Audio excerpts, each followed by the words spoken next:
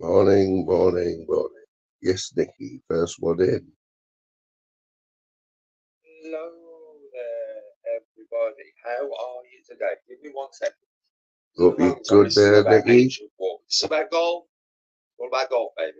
Right. So, I haven't done this yet on this channel. I'm not playing golf at the moment for those new subscribers or anybody who does subscribe because I've had a hand operation. Normal tape hanging off it. I've got a few more days. Jimbo. I have had. I had a bone. Not normally on this time of day, like, but I've just gone back onto just gone back onto me 12-hour shifts, haven't I, after 10 months. So instead of having weekends off, let's pause Danny for a little bit because we'll get back to Danny G in a bit. Yeah, so I've been working 8-hour shifts, haven't I, since I went back in October. 7 till 3 early shift and 3 till 11. This is after working like continental shifts all my life. Then last week, I knew it was coming. Last week, I got put back on 12-hour shifts, starting with two 12-hour night shifts over the weekend. Absolutely killed us, to be honest. Like, yes, Stevie. So I've just done me three day shifts there. 4 days off now. So I had a good sleep last night. Just woke up there at 8 o'clock. Had a little scout about on YouTube there. I mean, last night was crazy enough, wasn't it? Plenty to talk about, you know what I mean? But I don't normally do these morning ones. Here's up. You know what? Like, you know what though, Nicky? I know. I totally get what everyone's saying about him. Yeah, and I like his golf stuff. You know, his golf stuff's hilarious. But I've just found a video there this morning. I've just seen it now. My golf journey 2 days ago. This is on his golf, Danny G Viking Golf. And I've been threatening to do it for a while, you know, because he does these golf lives where he gets, most of the time he has his wife Tony videoing him while he has a round of golf, yeah. And it's absolutely hilarious, man. It's just 4 hours of total contradiction, you know. There's Big G. You up the Big G? What you up to, mate? Little morning coffee there for the Big G. Still working from home, like, bro. Oh, Stevie, have you been watching it? Anyone? I think it started it's only on episode 2. Called The Force. And it is behind the scenes look, basically police interceptors, but based in Middlesbrough. Yeah. It's a good watch. I think it is it has been filmed over the last few years, so but still relevant, you know what I mean? But the first two episodes, it's crazy, man, when you see what goes on in it. But we have got the highest. We've got Middlesbrough are always at the top.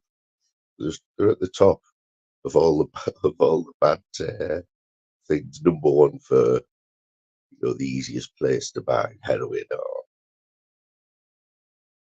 the cheapest place, the most stabbings.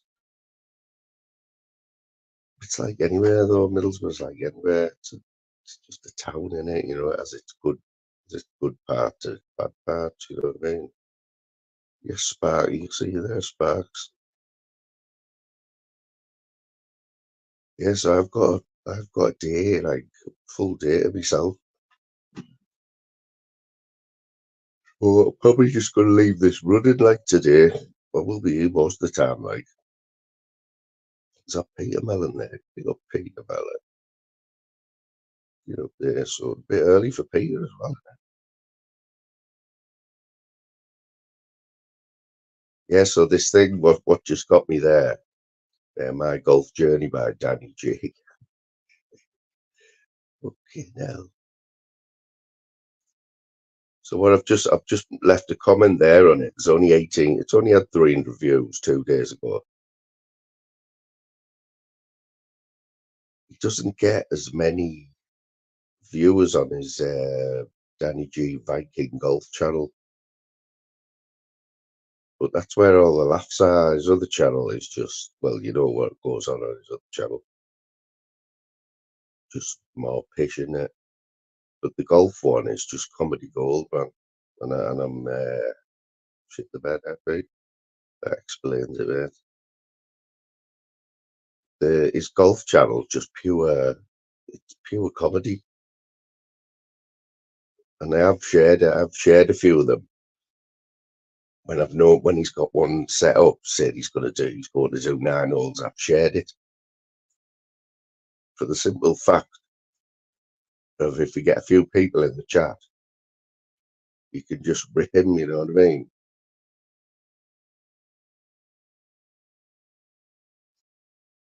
But one thing I did want to do is like a review where you share the screen and it just shows one of his golf lives right from the start, from when he's on, because he starts off when he's leaving the house, cleans his clubs and everything. And he's talking, he's a proper golfer, he's talking like before you on the morning of your game, you get it in your head that you're going to be the best golfer in the world, and you're going to rip the course up. And this is exactly what Daddy does, he has all his clubs all polished and everything. He's got all the gear. Then he'll have his camera on the drive to the golf course, explaining like his tactics and everything. It's absolutely hilarious, man.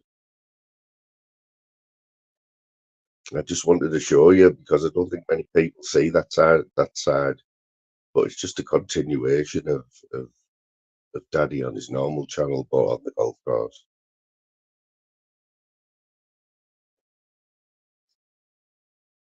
But what I've heard on here,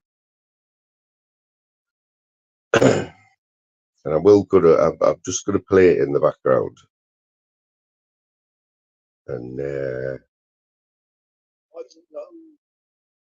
Great shot, bad shot, frustration, a terrible day. the funny thing about him is, whatever I can remember, because I've been playing golf for a long time. he So just we will start back in the day. when you watch his facial expressions when he's talking like to when the I was camera, about 10, my dad used to play golf. just I used to play golf. he really does believe everything that he says. Like, so I used to go. I used to push my dad's trolley round, and push his bag round, and he'd ask me what shot do you think I should play, even though I didn't have a clue at that age. I used to try and help him. He used to give me a five. Uncle Roy used to throw me a few quid.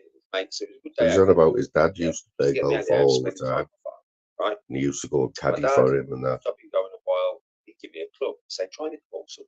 Do this, son. Muggles, pick up them Muggles. Say, Muggles, what are you jumping on here anyway? You know what I mean? Dad would get all excited. My uncle and his mates would get all excited. Oh, my buddy. I see you jumping on other paddles there. So he bought my set. Bought my first. You always said you were jumping on the end. You remember now? 11, something like that. By the time I was 13. Yes, Kaz, how are you doing? I was as good as I am now. I play off between an 8 and 10 handicap now. So I was as good as I am now. I didn't need the ball as long as. So he said he plays off 8 to 10 handicap, right? I've watched all his stuff, all his golf. He's nowhere near at 8 to 10 handicap. He's one of them.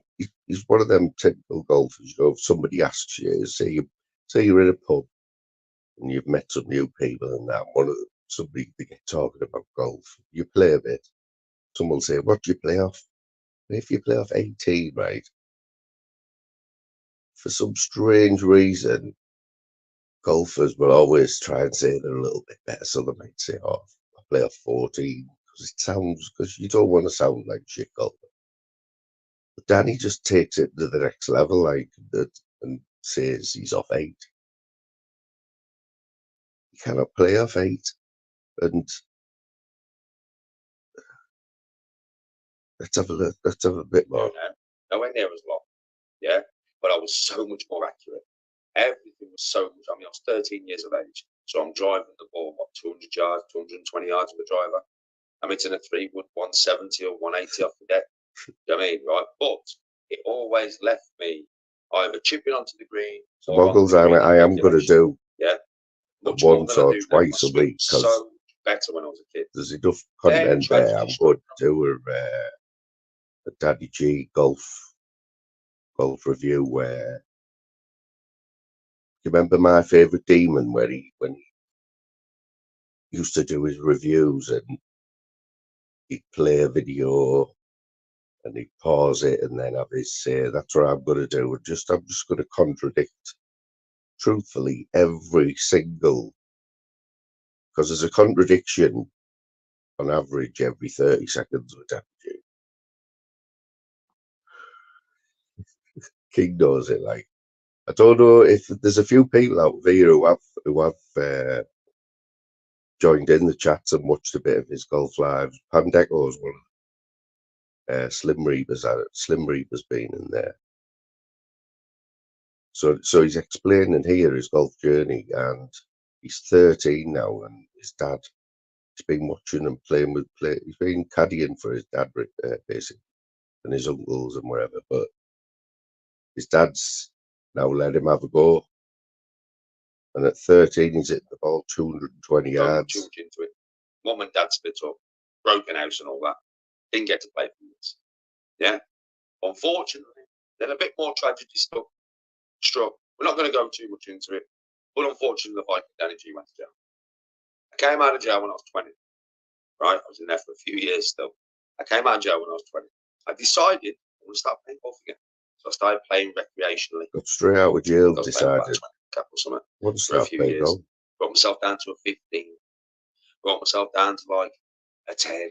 Brought myself down to an 8. Got to about 27 years of age. About 27 years of age. And I was like, right, I've been working for a couple of years. I'd saved some money. I had some decent savings in my bank. I didn't want to get to an older age, where I regret it, where I look back and I'm like, I didn't try. I should have tried. I can't believe I didn't try. So I've always had a feeling inside me that I have the potential to be a great golfer. I've always had this feeling, right?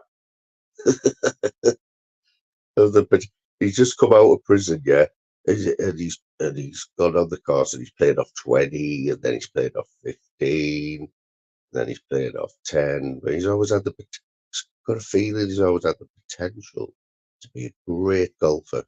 So, about 27, I didn't work for a year. I used to play twice a day. I used to walk to the golf clubs. I used to have a carry bag. So I used to walk to the golf club. Walk to the golf course with my clubs, play 18 holes in the morning, walk back home, have something to eat, walk to the golf course. The golf course was about a mile away from my house. Play another 9 holes, come back. By doing that, I got myself down to a 2. By myself. 2. He got himself down to a 2.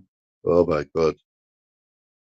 That's like 2 shots away from like a pro. I've never heard him say this before. I've watched a lot of Daddy. Never heard him say he's got down to a 2. Oh my days. Lessons.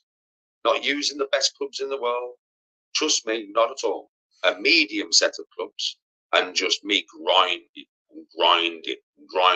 Like dropping off 100 balls when it's virtually getting dark and there's nobody on the course, and dropping off 100 balls 50 yards from the green, chipping 100 balls straight off, 100 chips onto the green, just trying to get into that 3-foot circle. Just trying to get into that 3-foot circle. Like what I used to do a lot of was, like, my putter's about 3 foot, and 3 foot is the killer distance in it, which is what I'm going to have to start doing now to get better. But I used to place balls in a circle, a 3-foot circle around the hole, and put them all out. Do you know what I mean? And get to the point where I could put, like, I'd set 10 up, yeah, and to get myself where I could put 10 in a row, 10 in a row. I used to do that all the time, and I got really good. I got back to a 2 by myself. Then marriage come to my beautiful, glorious wife, Tony G. And it was in Turkey, and it was £20,000, and I had to pay for it. So I had to work 2 jobs. So I quit golf. I didn't play golf for a while. Shame, ain't it? When I came back to golf, I think I was off about 12 or 13. Came back to golf when I was about 30 or something like that. Played off at 12 or 13. Worked, been driving most of the time. Didn't play all the time. I played once a week or once a fortnight for years. Got myself back down to an 8 handicap again, playing once a week or once a fortnight. Practicing when I could in the house, practicing my swing when I could. But so he was down to a 2, but now he just said he's got himself back down to an 8. So, but he is blaming his marriage to Tony. He's, you know, golf was going great, but then met Tony and he got married, and it cost him £20,000. So the golf went on the back burner, you know what I mean, for a little bit. But let's have another list. Peggy, how are you doing? Let's check the rest of this. when I could, because I was working all the time. COVID hit. I got a new job, working bare hours, man, like over 80 hours a week, never at home, 6 days a week, long distance driving, 2 day runs. So going out one day, stopping in the hotel, finishing the run, coming back, going out, stopping in the hotel, 6 days a week. Yeah, I had no time to play golf, so I didn't play golf for like 3 years. Now, here's where we come to some of my achievements in golf. Here we go. So I have had 4 hole-in-ones, and I have had. Did you hear that? Did we all hear that there? Let's just have a go to hear that bit again, yeah. Bearing in mind, some professional golfers, Tiger Woods didn't get a hole-in-one till it is late, till he'd been playing for a long time, right? Listen to this. So the hole-in-one is the holy grail of a golfer, yeah. I've never had one. Distance driving, 2 day runs. So going out one day, stopping in the hotel, finishing the run, coming back, going out, stopping in the hotel, 6 days a week. Yeah, I had no time to play golf, so I didn't play golf for like 3 years. Now, here's where we come to some of my achievements in golf. So I have had 4 hole-in-ones, and I have had 3 double eagles. Right, since I've been. Danny, what is a double eagle? A double eagle. That's the comment I've left. Isn't a double eagle an albatross, Danny? Who calls that a double eagle? But he's had 4 hole-in-ones. I'll put the link now around me. He's had 4 hole-in-ones. My first hole-in-one was about the age of 12. When he was 12, he had a hole-in-one. And it was like the last par 3 of the course. I think it's like the 7th hole. I haven't been there for years, but I think it's like the 7th hole. My next hole-in-one was at Hilltop. Yeah, again, par 3, right? But when the first time I had one, when I was at Imley Hall, right, that was a good shot, but with a lot of luck involved. The second, we've got a guest. Stick it on, mate. The camera on, off, whatever. Bring it on, brother. Yes, mate. Yes, brother. You good, mate? Yeah, man. I'm not don't normally come on this time of day. Neither do you. Anyway, do you? I'm just doing a bit of work. I just threw you on, mate, and fucking couldn't help but have my opinion on this fucking situation, mate. Fucking hell. Oh, yeah. I mean, he's a legend, isn't he? Fighting golfer. Fucking hell. Talk about compulsive, man. Fucking hell, what is it with these people? I think he's a bit of an attention seeker as well, though, isn't he? Honestly, mate, I think. Well, a fucking lot of an attention seeker, should I say. Well, you know what? I don't know the early days of Danny G. I know him from like the last year or whatever. And he's got thousands of subs, and he's been on Sean Atwood. And have you seen the Sean Atwood podcast? Yeah, in life these days, though, mate, that's how you seem to get yourself at places, by chatting shit, isn't it? Seems. So. Oh, and here it does. But you know what, right? He has got loads of followers. Like, if you go in any of his lives. Do you know what? Do you know what he's talking about? His golf game there, Moon. He's playing a 9-hole course, mate. How can you get your handicap down when you're playing a 9-hole course? Exactly, mate. I haven't got round to all this yet, right? But honestly, you watch one of his 4-hour golf lives, and every other comment is a contradiction. He's just he doesn't Mate, even I know. guarantee you, if he got on a proper 18-hole course and played off the white tees, he'd be shit. Yeah. You know He's what I mean? this course where he plays is a 9-hole. It's basically like a field with a few trees in. And he's like, this is the index one, this is hard hole, this one, yeah. Right down the middle. Oh, it's so funny, mate. Pissed myself laughing. That double eagle shout, he's probably just learned that word yesterday, mate. You know what I mean? He's buzzing with it like that. About two double eagles, fucking 360. He's had 4 hole-in-ones. He got his first hole-in-one when he was 12. Mate, I've had played golf for years, and I've had 1 hole-in-one, mate, on a 9-hole on about a 200-yard thing, and I hit it with the driver, mate, and it was lucky it just rolled in. You know what I mean? There's not a chance you're getting 4 hole-in-ones, mate. I don't give a fuck. You look at the odds, right, of anyone getting 4 hole-in-ones. It's astronomical, isn't it? It's like you got more chance of winning the lottery 4 times. You know what I mean? Yeah. But it's the way he says it, though, Dan. It's the way he says it. He just I know, with the confidence. You know what I mean? With the confidence. I don't know. Fuck, you know. Madness, mate. Yeah, he's got to be. I mean, he gets lit up on it, all this other shit, right, that he talks about. But he's even worse with the golf. It's even worse. Like, honestly, mate. Yeah, that thing with his daughter's mate was naughty as well. Let's just let that be known. You know what I mean? That was, yeah. Well, any normal person watching that can see what was going on there. But he still spins it that but he's got his followers to back him up to the hill. It's weird. If that was any of the lads' daughters, mate, they'd be down there and it'd be on, wouldn't it, mate? Do you know what I mean? Yeah. Don't know about where you live, mate, but if that was one of the lads' daughters and they seen that going on, mate, it'd be fucking no. The way he was talking about shagging and all that for 6 hours, weren't he, and all that in front of her, like he was getting off on it and all that. I was like, what the fuck am I watching here, man? You only had, I mean, I think that live that he did was a couple of hours long. You only had to watch, you could scroll to 5 minutes of any part of that few hours and it was wrong, everything. Yeah. It was wrong, like. But have you seen what's happening now, Dan, with this Jamie trolling, who he thinks that clip YouTube's is Jamie trolling? Yeah. He's been trolling him for years off the Xbox or something, has he? Because apparently that clip's channel's gone or something, he's saying, Danny. Has it, yeah? I don't know, I haven't had a look, like, but I hope it isn't him. It isn't him, is it? That clip YouTube isn't this. I haven't really seen that clip, much of that clip YouTube, to be fair. He's quite new on the scene, isn't he? Well, you know what, Dan? A few weeks ago, he popped up, and I thought, oh, he's all right, this fella. And he jumped on me paddle on a Sunday night, right? There was just me and him talking for about 2 hours. And then that week, he just blew up. He blew up. He got 1,500 subs in 2 weeks.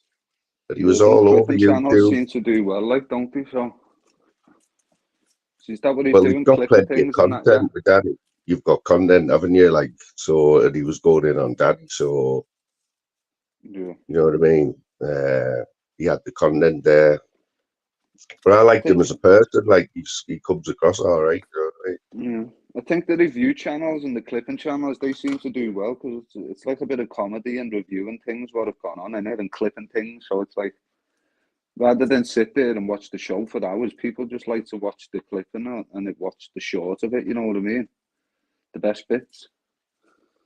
Yeah, we've got a clipper in here, the Northern King, and you know Northern King. He doesn't put much out these days. Like 1 or 2 videos a week or whatever. But there is loads of stuff out there, like for clippers. Yeah, it's too much, isn't it, mate? It's fucking got that many fucking people who you subscribe to, innit? It's fucking mental. So yesterday was a bit eventful, wasn't it? I've been at work the last 3 days, mate, like all day, so I haven't hardly seen out. But yesterday there was a lot going on, weren't there, yesterday? I was seeing, yeah.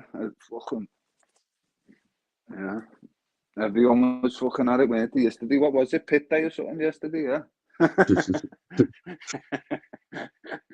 I've just woke up to a comment of Chris the Brick there. I I subscribed to his channel when I got in last night because someone said he was live. And I've been subbed to Big up Chris to Piss before, Demon. but he must have changed his channel or something. Yeah. And he left me a comment saying, "Can't believe you've just subbed to me." But you know, I don't mind Chris. He's like, he just does it. He gets bored easily, but he needs to come on and he needs a bit of stimulation. That's why he's like what he is. Who's You that? know what I Chris mean? the Brick. Yeah. Chris the Brick, yeah. He's a fucking bit mad, like, isn't he? Oh, he's fucking totally. He's off his head, man. But there's a lot of people who are off their heads on here and there. But yesterday was like eventful. Yeah. I think Shuffling's rubbed off on Chris the Brick a bit, though, and he's a bit of a Yeah, some of his comments, like. Yeah. Where are you then? What graft you doing, like, mate? I do. Sounds like you grafted your grinder or something there. Yeah, I'm just doing a quick joint. I've got to go and do a drop off now, mate, for some things for the funeral, mate, up by Anfield. Is there a match on tonight? Is the Champions League on tonight? Or Wednesday, innit? Yeah, it should be footy on, shouldn't it? Wednesday, yeah. Yeah, Borough played Norwich tonight at the Riverside. Fucking shite they are at the minute, like. Yeah, So Liverpool is going to do the quadruple, aren't you? Hopefully, mate, innit? Give Klopp a good send-off. It's looking like it, you know. Where I are you wouldn't put in it the past league, them. Moon? Oh, mate, we're mid-table. Like we've got no consistency, man. Yeah. No, we go and beat Leicester. We do the double over Leicester. Though, yeah. Yeah. I mean, we got the semi-final of the cup. That was our season. Just, I don't even think we'll make the playoffs this year. Like, yeah. Do you remember the fucking usually in the Premier League when fucking what was that striker he had fucking? oh mate, when we moved to the Riverside, when we went from Ayrton Park to Riverside, Jorginho and fucking that. What was the striker he had? We had Ravanelli. Well, Ravanelli on his debut scored on his debut at the Riverside. A hat-trick against Liverpool. It was scored a hat-trick on his debut. Is it Viduka or something as well? He's had up front. Oh yeah, Viduka played for us. Yeah, Viduka. We've had Hasselbank, Yakubu, Viduka. We've had loads of Paul Merson. Woodgate, innit? What happened with Woodgate? Yeah. He was injured, wasn't he? I mean, let's not forget, Woodgate went to Real Madrid, didn't he? What happened when he was managing you, I mean? Oh, he was shite. Was he? Just shite. I mean, he was never, because he's a Borough lad, and he's a bit of a scally, and everyone knows him in Borough for being a scally, you know what I mean? Yeah. One of the lads. But as his career went, he went to Real Madrid, didn't he? I think he got injured and sent off in his first game. And never really got any better for him. Like he was always injured, wasn't he? But he's back at the Borough now. He's assistant coach to Carrick. Is he? Yeah. It's his dream job, really. He's back at his home club. Carrick been mediocre, has he? Well, I think he didn't last long as a manager. I don't know if he went anywhere else after the Borough, but like I say, I think he's found his level now as assistant manager at his home club, you know. Just build his way up a bit. But Carrick, do you know what I like about Carrick? Like since Robbo, when Brian Robson came to Borough, he's the only reason why we got all them players, Ravanelli, Juninho, is because of Robson. You know, he had a lot of pulling power. Yeah. But also, he put a great team together. He put a great team together, mate. For a few seasons, we could beat anyone in the Premiership on our day. Your history helps you to sign players, don't it, mate? That's all it is. When you've got that bit of history, mate, it's looking the managers and stuff like that. It helps you get them players, don't it, like you said? Well, not a lot of people know who our top scorer of all time is, mate. Brian Clough. Brian Clough, yeah. It's got to be, hasn't it? about 250 goals, never be beaten. You know what I mean? Yeah, You class. you look anywhere in any league now, right? There's a top goal scorer. You're not going to get anyone that scores like 100, 150 goals because they never stay at a club long enough. I think Mo You Salah's know on what I mean? around that for us now. Is he? Yeah, he's flying. He's breaking all records at the minute. Every time he scores a goal, he broke this record, that record. It's fucking Because it flying in. is like, I mean, Liverpool, yeah, a decent side now, but that when they won the Champions League, I mean, there wasn't a team that could touch them, was there? You know, when they were all on fire, weren't they? When they beat Oh, Barcelona. I'm not just biased or not, but that AC Milan Athens final's got to go down as one of the fucking most unbelievable Champions League finals, isn't it, mate? 3-0 Where were you down for half that one? time. That team, that fucking Crespo and all that, mate, fucking unreal. Where were you watching that one, like, Dan? I was in the local pub in my area, right? The screen ended up getting fucking sliced with stools and everything. When we won at the end, it went fucking ballistic. But the time we played, who was it we played when we had that Kyrgios thing? The goalkeeper, remember, and he made the mistakes against Real Madrid a couple of years back in the final.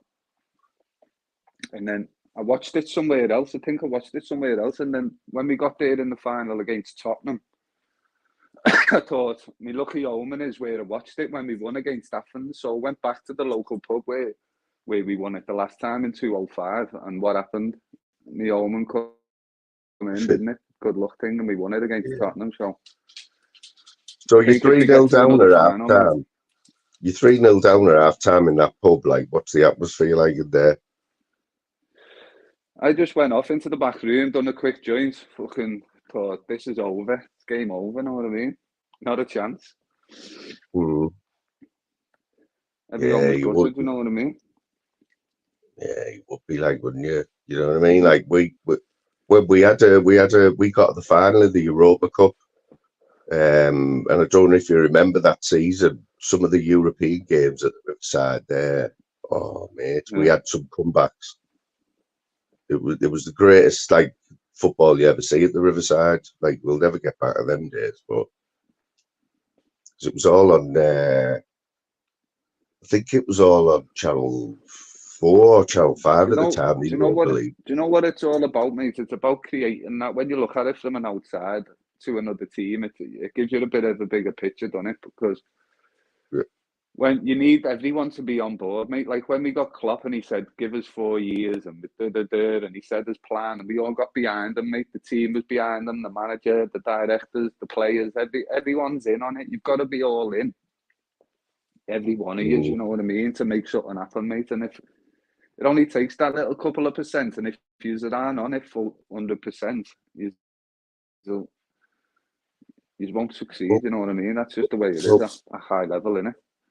Well, what about when Leicester won the Premiership, mate? I mean, they didn't have a brilliant team, but they just had the confidence, didn't they, as a team every time they went on the pitch. He had a good bond, mate, didn't he? Remember that Ravi? What's his name?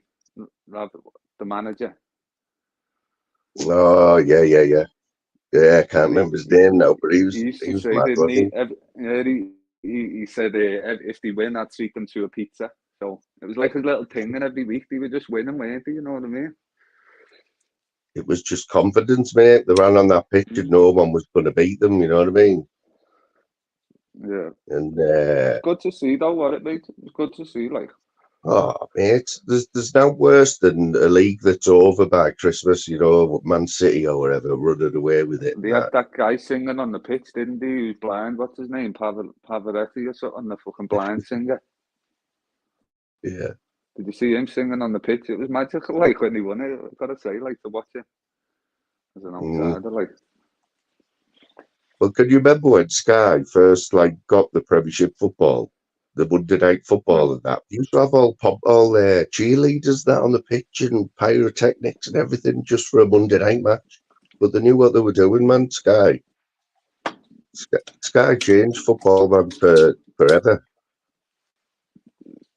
Yeah, it's gone fucking Sky woke though, can isn't it? change No? any sport. Uh, Sky can change any sport. The darts, look what they've done to darts, mate. Darts now, they're filling arenas now to watch darts. I don't know, mate. Fucking, I might start practicing myself.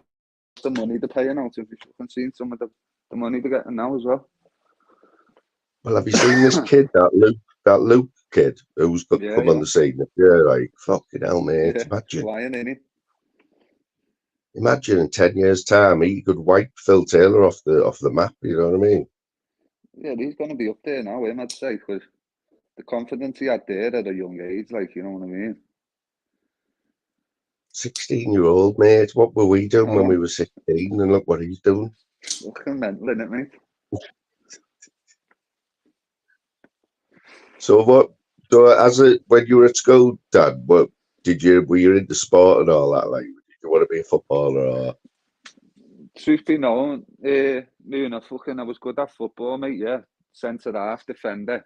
So for me age, people used to think I was cheating because I was in August born, in August. So people used to be like, he's too old to play and all that, but I wasn't. I was captain, centre half. Yeah. Used to be on free kicks and everything because I could play, you know what I mean? But I just got me centre half position off my cousin because when I went to play for my first team, the manager went, "Where'd you play?" And my cousin had took me up and he went, "Play centre half like me, lad." So I just played centre half, you know what I mean? And that's how I got my position. But I ended up fucking my career up, like me thing up, mate. I was in jail when I was 15, man. Well, yeah. Yeah, mate. That's Got stitched no up good. by a fucking up. I got proper stitched up. I could do a podcast on it or something, mate, or do something on it because I got proper stitched up as a 15-year-old kid by Manchester police, undercover operation, yeah. Yeah. And they were on our local estate, mate, and they were asking for bits and bobs and basically trying to incriminate us and it's fucking asking for bits and that, you know what I mean? Why were you on their radar? Like, were you on their radar? Like, were you a bit of Well, a? no, they set up a shop. They set up a shop on our local estate, right? And they sold like bits and bobs and like toiletries, just bits of shite, household bits and that. And then they had a flat above the shops. And they were drinking in the local boozer and all that and getting in, mingling with people. And they called me in the shop one time. They said, "Look at this boxing statue I've got, like a plastic dummy what lit up and you punch it." Yeah. And this plastic dummy's only had a camera in, getting a picture of all our faces. So fucking one day he's asked me, "Mate, can you get us an A for sniff? I've got this girl coming down on the weekend." So my mate fucking got him this A for sniff, yeah. He didn't even sell me, mate, or nothing, right? He got him this A for sniff. I'm outside in the car with him. He said, "Yeah, I'll run that thing up to him for us." So fucking run the thing up for him. There was no exchange of money or nothing, mate. He'd already give me, mate, the money. So I just ran it up to him and said, "Yeah, there's that thing up, what you've asked for, blah, blah, blah." Took it up. Thought nothing of it. So months later, right, this fella who's in the pub has got on one of them. He said, "You've nicked me in Manchester when you were on the doors. I know you." And his head fell off, his head went, you know what I mean? So he's fucked off and that. Next thing, a big Matrix police vans come, emptied the shop, emptied their flats. And then a couple of months later, mate, everyone's door, bang, bang, went in. My mum's door went in. I was staying in my mates. And my mum's come round to my mates and said, "Fucking police have been to ours, fucking possession, intent to supply fucking cocaine." I'm like, "What the fuck? Don't fucking sell," you know what I mean? So I went and handed myself in as a 15-year-old kid, mate. And he fucking nicked me for it. Went to court, got 8 months in jail, mate. Fucking hell. Eh? Unreal, isn't it? What? And did anyone else get done in the same? A few other people got nicked on it, mate. Yeah, a few other people got nicked with bits and bobs, and they were selling. They were buying knockoff fucking laptops and everything off people, mate. You know what I mean? Where's this in Liverpool? Yeah. Yeah, I didn't speak on my local estate, mate. Yeah. So are you a proper scouser then, DSL? You know when these are on about, the scousers on here. Are you like a true scouser or are you a wool? Like, you know what? You know this wool thing. Oh fuck! This wool thing No, is you're not a wool anyone when you're who's from not from Speak, mate. Liverpool, innit? That's a wool, innit? You're not a fucking wool when you're from Speak, mate. Trust me. I've watched a lot of this YouTube, and I know a lot of Scousers and that. No, But I well, still people don't. say when you're from. People say, Mum, Moon, when you're from over the water to Birkenhead, Yeah. Wallasey, Yeah. all them type of places, you're a Jedi and all that. You're a wool, you're this, you're that. Or if you're on the outskirts of Liverpool, you know what I mean. They'll say this and that, but that's what it is, isn't it? Hey Dan, you've been on YouTube for time, haven't you? I remember you when I first come on here. Like you, Yeah. Because you didn't you have a bit of a bad reputation, didn't you, mate? And I've always liked you, mate. We've always got on, haven't we? I just fucking say it how it is, man. And some people don't like the truth, do they? That's how it is, mate. You know what I mean? It is what it is, isn't it? Like, I'll just say my opinion. And people have tried to go in, attack me family, this, that, the other, as they do with fucking shithouse moves. You know what I mean? But it is what it is, isn't it, mate? You won't do fuck all. I've called it for what it is, mate. And if that's what makes them feel big and hard and so-called men, mate, then leave them to it, innit? I'll just keep embarrassing them, mate, you know what I mean? And putting it all over them. You know what I mean? Yeah. That's it. Well, you know what else though, mate? You're one of these where you don't live on YouTube, do you? You can tell you. No, I just float in and out, don't I, mate? Yeah. I'm busy, and I mate. I've got a fucking baby and the business and all that to run, mate. You know what I mean? So. Are you getting plenty of sleep then? Because I didn't get no sleep when I was a dad, like, you know what I mean? But my little baby never slept. No, I'm like a fucking 5-6 hours, you know what I mean? But that does me that, to be fair. Still good though, isn't it? You know what I mean? Yeah, I'm loving it, mate. Fucking blessed, man, you know what I mean? The fucking, my two mates, lad, yeah. One got stabbed in the back and died when he was 18, mate, right? And another one has just recently passed away of cancer, mate, at 38 years of age, lad. And they were my two close mates, so it's fucking a big eye-opener for me at the minute, mate. I've just had our baby come along. I've been married, got married a couple of years back, mate. Got her now settled. It's a bit of a fucking... It's like a big switch in my life, mate, you know what I mean? I'm in a fucking proper transition, mate. It's like fucking chapter 2 in my life this now, you know what I mean? So... Yeah, how old are you, Dad? 38, mate. 38, yeah. No, mate, we've always got on, mate. You know what I mean? I always stick up for you about in chats and stuff. Yeah, of course. I've always fucking respected yourself as well and your missus and that, you know what I mean? Yeah. Genuine people, kid, aren't you? You know what I mean? Fucking, That's I've been it, about mate. since That's all like you've got to fucking, be, yeah. I've been about since like since probably you, the fighting souls thing and all that, wasn't it? And fucking. So did you see any of the Cody Lackey stuff, or through the were you COVID just after that? Yeah, I seen a bit of him, when he got out of jail and all that, wasn't it? Yeah, with the Darren G thing and all that. I haven't watched any of his stuff. I know it's still out there. There's a few channels that have got all the early lives on, but I've never watched any of them, to be honest. But I hear people that's where it all started, wasn't it? It's just mad, isn't it? It's mad on you, because in life it's hard to find or trust people and loyal people and good people. So you come on here and it's like you're looking for the same thing, but you find the same thing that there's not much of it in life, is there, mate? And it's the same on here. You know what I mean? There's only a couple of % who are proper, mate. You know what I mean? Yeah. Well, most of them coming here as well. Like, you look like we've got there's 20 people in here, but they're all like YouTube legends. You know what I mean? That does me. Like, where do you stand on Tunesy, Dan? What do you think of Tunesy? He's fucking just nuts, isn't he, lad? He's fucking. Yeah, I still can't work the fuck around. What can you say, mate? What can you say about that one? Saying that, right, last night was probably his best show that he's had for a while, and that's because he didn't talk. He's all right when he doesn't talk. He had them arguing on his panel. If people can see the bad sides of them and make themselves a better person through being on here, then I suppose it's a good thing, innit? And it makes him a better man, lad, than being around his family and all that, then. So be it, Yeah. innit? As long as he learns his lesson, mate, you know what I mean? But he says some fucking mad shit, and he fucking... Oh, of course he does, yeah. But he says he's only learning, Dan. That's his narrative now. He says, "Oh, I'm only learning this YouTube. You know, I'm just learning." He's Mr. Monk here, the man of the moment. Monk. You know what, man? Like I've always got on with Monk.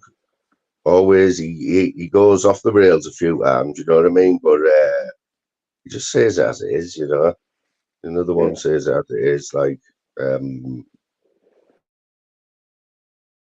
very similar. We're very similar, but I don't have me blowouts. I don't know. I'm just not comfortable with the blowout thing. You know.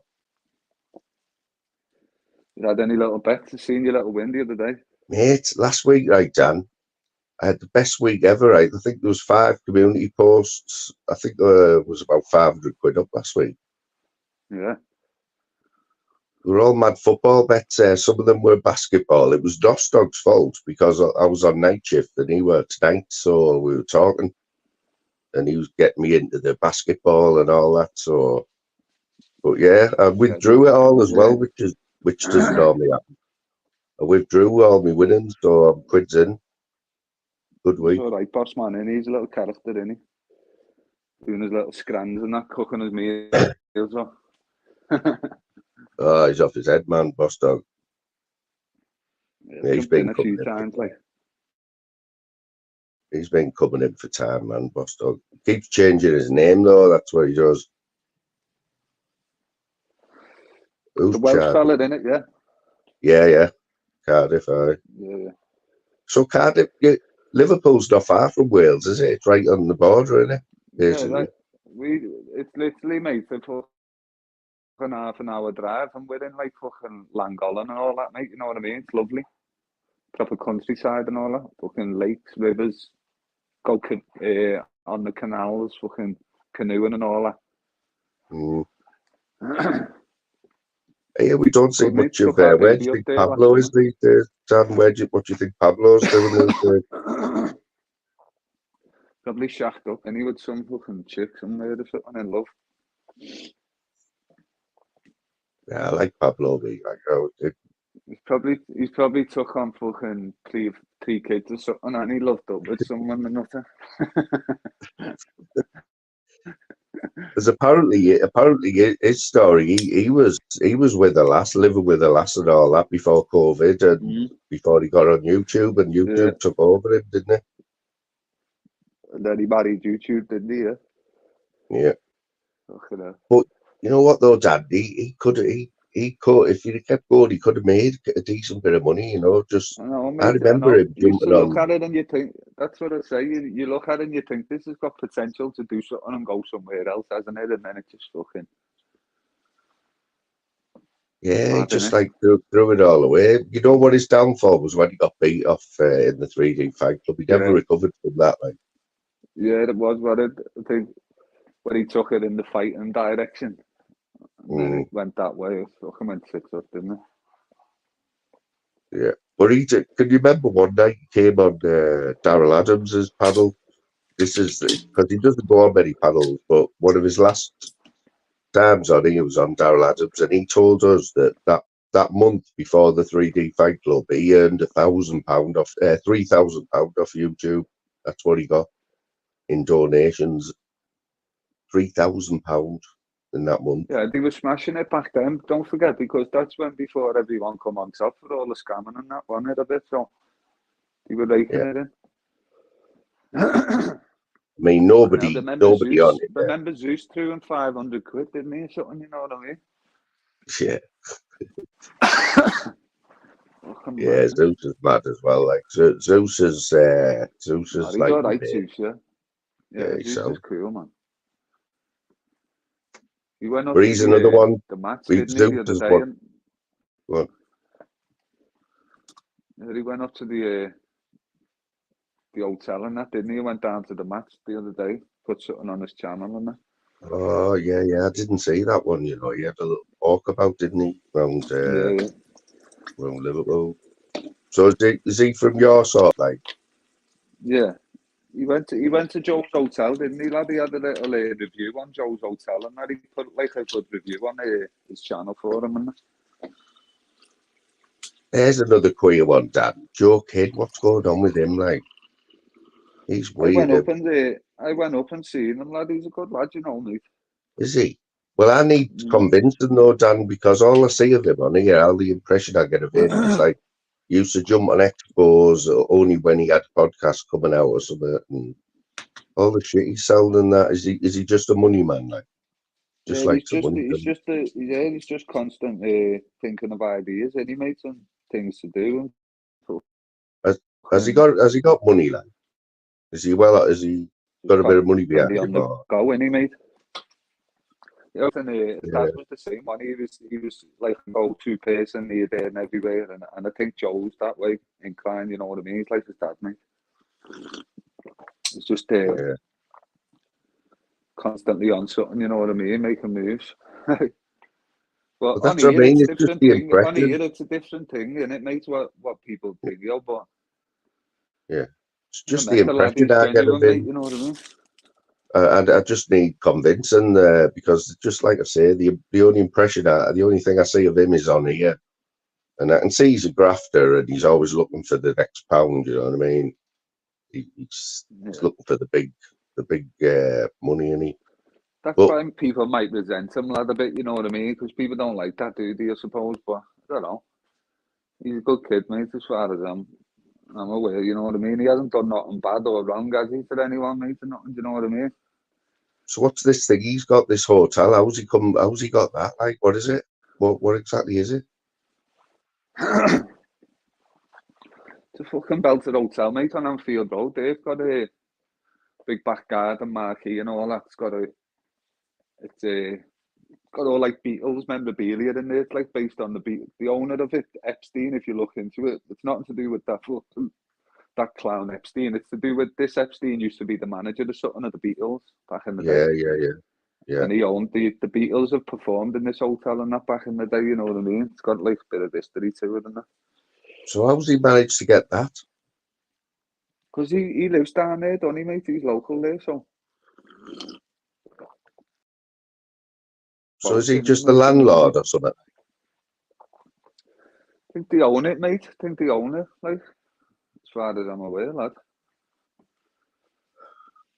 Yeah, it's a bit mad that, like. But the Epstein thing, it's just typical Joe, and it would have to be called the Epstein Hotel, you know what I mean? I think he's going to change the name or something. I gave him the idea, lad, and I said call it the History Hotel and have all like Liverpool themed history and local history, you know, themed around the hotel. Yeah. And he said that's a good shout, that, like, because it's a bit catchy, isn't it? The History Hotel.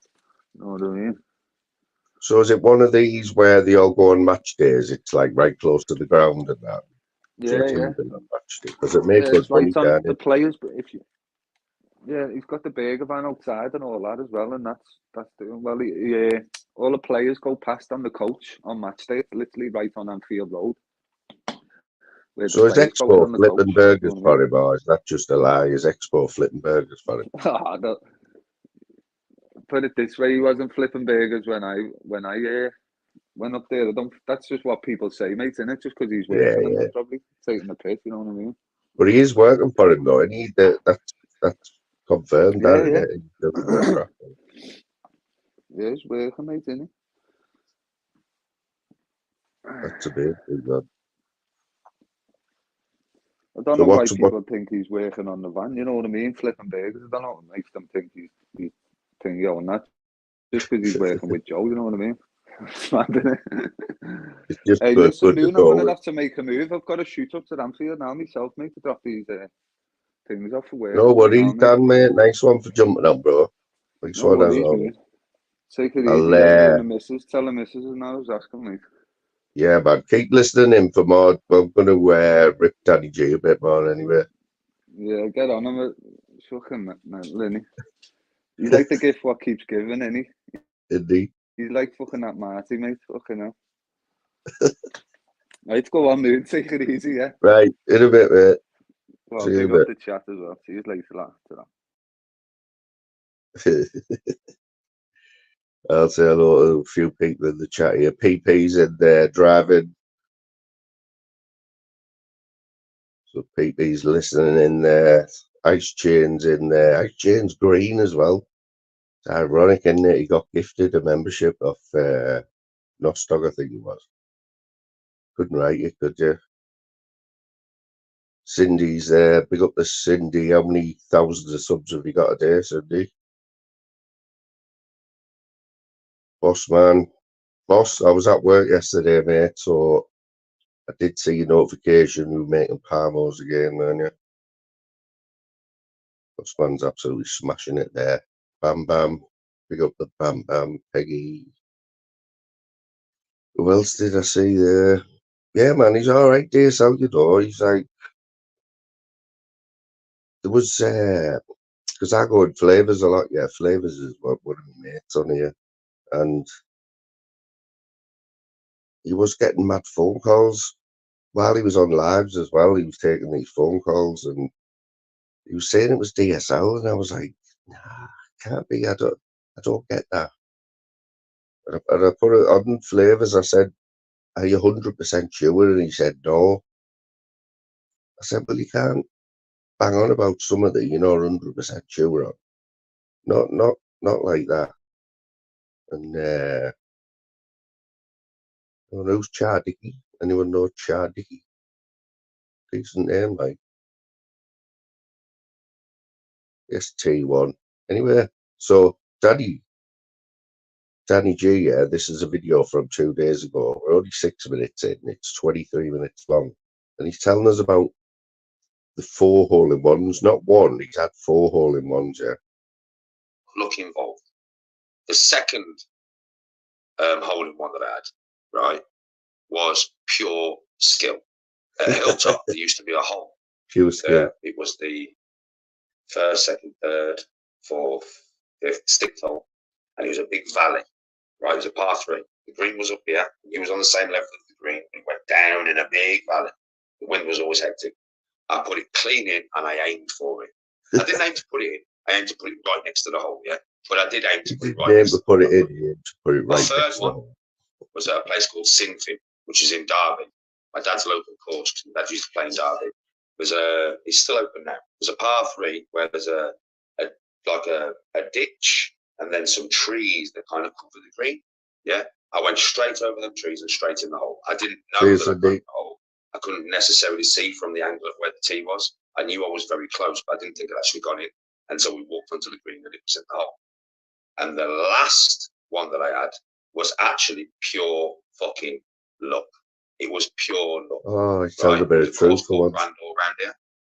And it was like don't get me wrong, it was a decent shot, but it was luck.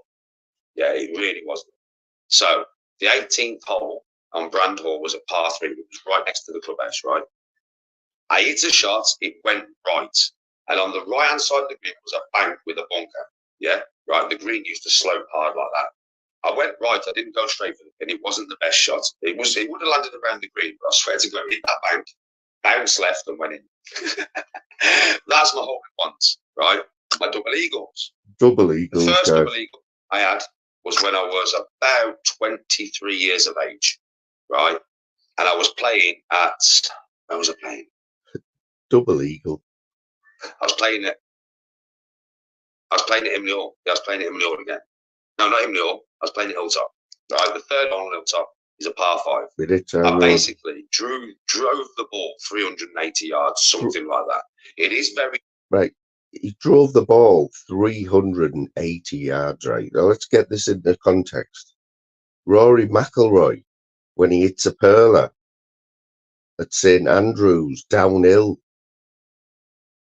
just about reaches 380 yards. The professional golfers on the tour today have got all the gear that they've won majors. They're not even hitting the ball 380 yards, right? So, come on, Danny. Downhill. the wind was behind me, but I caught that ball so hard, and I was really big back then, so I got a lot of power to weight ratio. Yeah, that ball went nearly 400 yards, right? And so now it's nearly 400. Yeah, it's gone from 380s, but he's pulled it up to nearly 400. Basically, I had about 100 yards off the green. Yeah, straight in, right? That is literally my first ever double eagle. My second double eagle was in a competition at a place called Little Lakes, which is in Bewdley. Yeah, I was in a I've never heard anyone who plays golf or who professes to like being good at golf and have a bit of golf knowledge. Never heard the expression double eagle in my life. It's an albatross he's on about, yeah? competition with my dad and my brother. And I can't remember what hole it is now, but this hole, when you play off the white tees, you shoot forward, yeah, for about 300 yards, and then it doglegs. It's 90 degrees to the left, and it goes proper uphill. You're talking steep like this. You can't see, you can see the green, but you can't see the flag. You can't even see the flag, right? And it's about 250 yards because it's so far up, it plays a lot longer, yeah. So I've cracked a wicked 300-yard drive straight down, left myself dead in the middle with a view at the green, right? Pulled out my 3-wood, and you had to hit it hard. Right, the only reason I knew it had gone in was there was a competition. So there was guys on the tee at the top teeing down the next hole. Yeah, right, and they was jumping up and down on the teammates. And I was like, what? It's like, it's in. It's in. I was like, fuck off. It was like, it's in. I hit that fucking ball with that 3-wood, mate. I knew it had gone on the green. I didn't know it had gone in. I went in. Yeah, I didn't get to see it, which is a bit of a bitch. I didn't get to see the ball go in the hole, which is a bit of a bitch. But still, it was still a double eagle. Yeah. And the last double eagle I had was playing Brandor. Yeah, there's a par 5 on Brandor, which is the 10th hole, I think. Yeah, Brandor's not there now. But if you look at Brandor, you should be able to find these holes. Or look at Hilltop. Hilltop's been closed down as well. So you'll be able to find the whole Hilltop golf course and stuff. Brandor, I think it was the 10th hole. It was a big par 5 that went round the trees. Yeah, again, massive drive, over 300 yards. Left myself literally dead in line with the pin. Boom, straight in. Right, so that's my history of amazing shots that I've played. Right, amazing shots. So what? This is a prelude, yeah. So I'm playing this because I have been on about it for a while. I am going to do reruns. I'm going to rerun the whole of his, a few of his 9-hole where he goes and plays 9 holes or 18 holes and takes his wife to. Takes his wife as the camera woman, yeah, and she has to listen to all this all day when he's playing golf, and it's 4 hours of contradictions, you know, and excuses, and you know, you'll hear the word perfect shot and great connection, and you know, there's so much you can do with it, and I'm going to do it because just need now when you get a double eagle or a hole in one, you haven't necessarily aimed. You're not like, oh, I'm going in this. I've done. This is going to be a hole in one. I don't know if anybody has ever called that. I'd love to know if anybody said, I'm going to get an hole in one now, and I'll bet you 100 quid. I'm going to get an hole in one. I just know it, and then hit the hole in one. I'd love to know. It's not like that. You are aiming to put it as close to the hole as possible. But I think when it hits the green and stuff, you know what I mean? There's some luck involved. I mean, with the one hole in one, when it hit the bank and bounced left and went in, obviously that's luck in it. There's some bare luck involved with that hole in one. Do you get what I mean? So there is some luck involved and some skill involved. Yeah. Now, my journey since I've come back, so I didn't play for 3 years. Now, I've been playing again about 8 months. Now, when I started playing again, I was playing again with my old clubs, which are like 14 years of age, which I got down to a 2 with before, but they are old clubs, man. Got down to a 2. Did you hear that? He got down to a 2 handicap with his old ancient golf clubs. So a bit more. Very old technology and stuff. So I was like I played with them, and I think when I first came back, I played for about 26 or something. I hadn't played for 3 years. My swing was all over the place, right? And I did have an injured hand, like my bone was broke here. So I had to change my grip. And it was all up against him, wasn't it? He had an injured hand. He had the oldest golf clubs in the world. He hadn't played for 3 years, and the man got down to a 2 handicap from 26. my swing to cope with the injury, right? Which I have managed to do. Right, got myself back down to an 8 again with them clubs, and then I was like, I want some new clubs. I've always wanted Titleist, right? So me being me, yeah, I looked for the most prettiest clubs I could find, Titleist, right? And for me, Titleist MB blades, right? They were just beautiful. They were just shiny and beautiful, man. So I bought them. I didn't know what these things did. It was just Titleist, so I knew they were good clubs, right? But I'd never used them. And then once I bought them, man, with my cavity back to my old clubs, 8 handicap, went to the golf course with these fucking blades, man. I could not hit them. I was dead left. I mean, dead right, dead left, across the floor, really high in the air, whacking the floor, reverberated up into my hand. Yeah, I could not control the club. Couldn't get to go straight. I couldn't get to go long. I couldn't get to go short. I had no control, like zero control. I was like, what the fuck is going on? Do you know what I mean? Last week, I was playing to an 8 handicap. This week, I'm playing to a 26. What the fuck is going on? So I researched the clubs in it, other RTUs. Like Rick Shields, which is my YouTube goat. Like Rick Shields is my YouTube goat. It's who I watch all the time. I watched him like test these clubs. And he said, unless you are an elite player, right, you don't use these clubs. They're that fucking hard to use, right? Me, I've got the clubs now. I haven't got the hop set. Like I haven't got the money for the hop set. So I still need a new bag. I do need a new bag. I still need a new. He needs a new bag. T1 golf, right? A lot of people will say, you will hear a lot of people saying, "Oh, what a waste of time! How boring is it?" Right? But for anyone who's on the fence, right, with golf, there's a tournament coming up. The golf season's just about starting now, in Europe, and we've got the first major of the year, the Masters, is on in a few weeks, and it's played in Augusta. You know, in the deep south in America, mate. It's one of the best spectacles you'll ever see, sporting spectacles. And I think Sky, BBC Two get the highlights. They'll have a few. It's played on the Thursday, Friday, Saturday, Sunday, and I think Sky have the whole 4 rounds live all day. It's usually brilliant weather. The course is unbelievable. It's just a spectacle. But if you haven't got Sky, BBC Two show some good highlights, a few hours highlights over the weekend. But if you're unsure about golf, you watch that, you might change your mind. Titleist driver. I still need a new Titleist 3 wood, and I still need a Vokey wedge. But I've got the 5 wood, and I've got the irons, right? So these irons, the 5 wood, I've had no problem. The 5 wood's brilliant.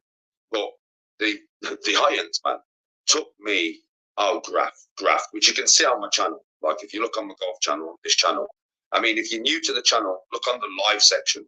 I play golf live all the time. Every shot, every mistake, every fuck up, right, is live, yeah, for you all to see. So I suppose it's quite fun to watch if you're a golfer, right? Oh, so I got these irons and I couldn't hit them, man. Back up to like a 26 handicap. Stress, strain, stress. And it's took me, since I've had them, 5 months, right? Probably I'd say 5 months to go from that 26 back down to an 8. Yeah? Now the wounding thing is, now, I've watched all these lives that he's on about, all the good shots, the bad shots, the fuck ups, and it's just a roller coaster. I mean, golf should be. It's a sport. It's a gentleman's sport. You know, you've got to have etiquette and that. And but for Danny, it's a roller coaster of he goes through every emotion on that course. And basically, it's a field.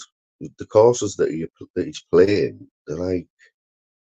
It's a 9-hole course, and he plays it twice. You know, and says he's played 18 holes, and it's a roller coaster. That's what I like about them. They're a bit long, but you just see Danny.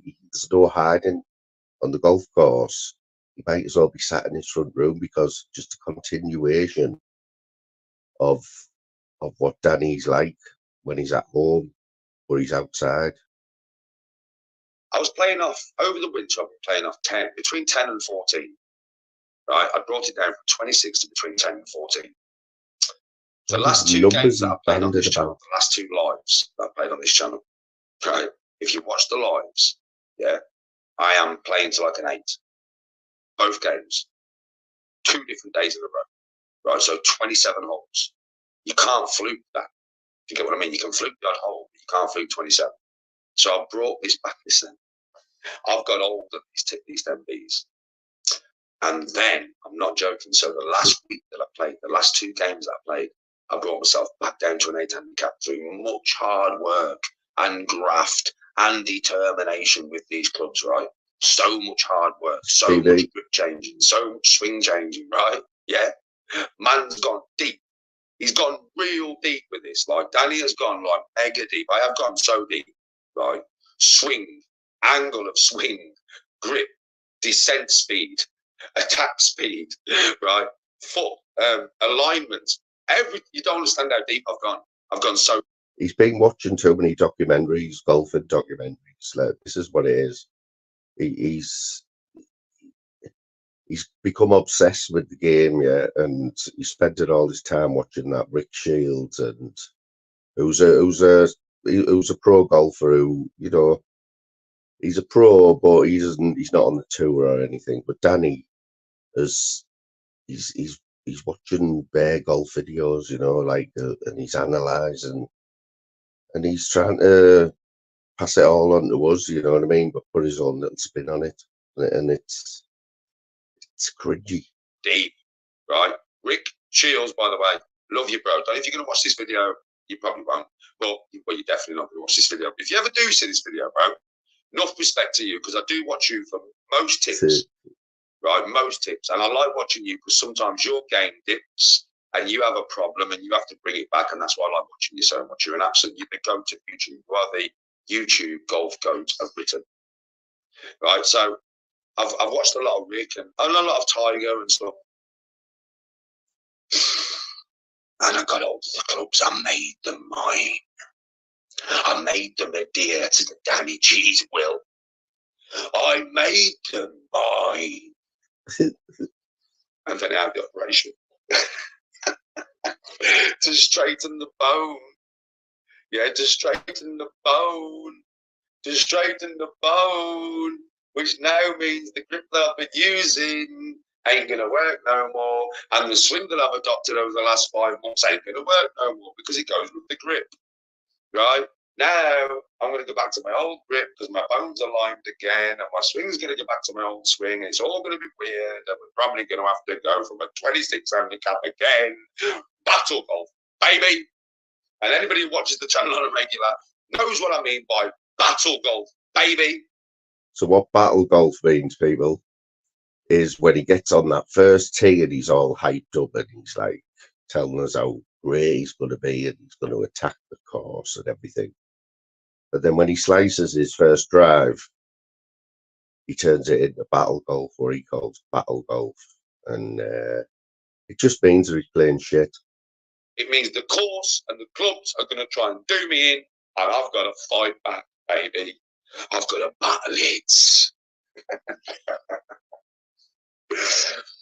And just to let you know the ups and downs of golf, I played a round 3 weeks ago. This is why I love the game. It's so hard. Played a round 3 weeks ago. This is when I was having TV problems with these clubs. I was just getting to the point where I could, you know what I mean? Listen, if you watch the lives, you'll understand. I explained it during the lives. I know exactly what I was doing wrong and what I was doing right and everything. Could be on the cards, that one. When it comes to what to do, it's just doing it, right? So, 3 weeks ago, 48 first nine, 39 back nine. The game after, 46 first nine, 39 back nine. Chalk and cheese. I am going to tell you now, sometimes you will see me go in a boosh. And when I say a boosh, oh, man, I'll tell you now, mate, in the outback, we go all okay down there in the bushes, mate. We got all them kangaroos and dingoes, and them down goes and them always. Sometimes I'm in a boosh from the boosh. Sometimes I'm that much underneath the tree. I have to basically, you know, like get the Ant-Man's costume, put the Ant-Man's costume on and miniaturize myself. So I can get underneath there and play some kind of funky shot. Sometimes you see me playing shots right with my hands, basically where the club head is. I'm swinging with just the club head. Don't know what the shot that is. It's an invented shot by Danny. Sometimes you see me doing a bunker and I come out first time and go right by the pin. Well, sometimes you see me go in a bunker and oh my God. Oh my God. Oh, hit the bunker back to me. Hit the bunker back to me. Hit the bunker back to me. What's going on? What is going on? Sometimes you'll see me play 3 perfect drives off the tee, dead straight down the middle. The next drive, for some reason, will go. So that's golf, baby. You don't see me get angry on the course. Sometimes when shit's going wrong, and it's just going wrong, right? I will get determined. I get a little bit determined. I'm like, ah. What he does when it goes wrong for him, he forgets his wife is pulling his golf clubs, yeah? He forgets his wife. Yeah, man. He forgets his wife, Tony, is like pulling his golf clubs for him in his trolley and being his camera woman, and he just storms off. And what I'm going to do after this is only another 5 minutes long. I have got a recording of one of his rounds, and I'm going to play it in the background. I've got picture. I'm going to play the live. Like, this is just audio. Sometimes it's better just audio with Danny because you don't want to look at that mush, dear. You don't want to look at that much. Dave must be on a break here. I'm not having any mush. Nah, I'm not having any mush. Nice one, kid. You see on camera, I'll just turn to the camera on the line. And I'm like, right then, folks, it's time for battle golf. I'm not having it. And off my steam, I start marching down the fairway there.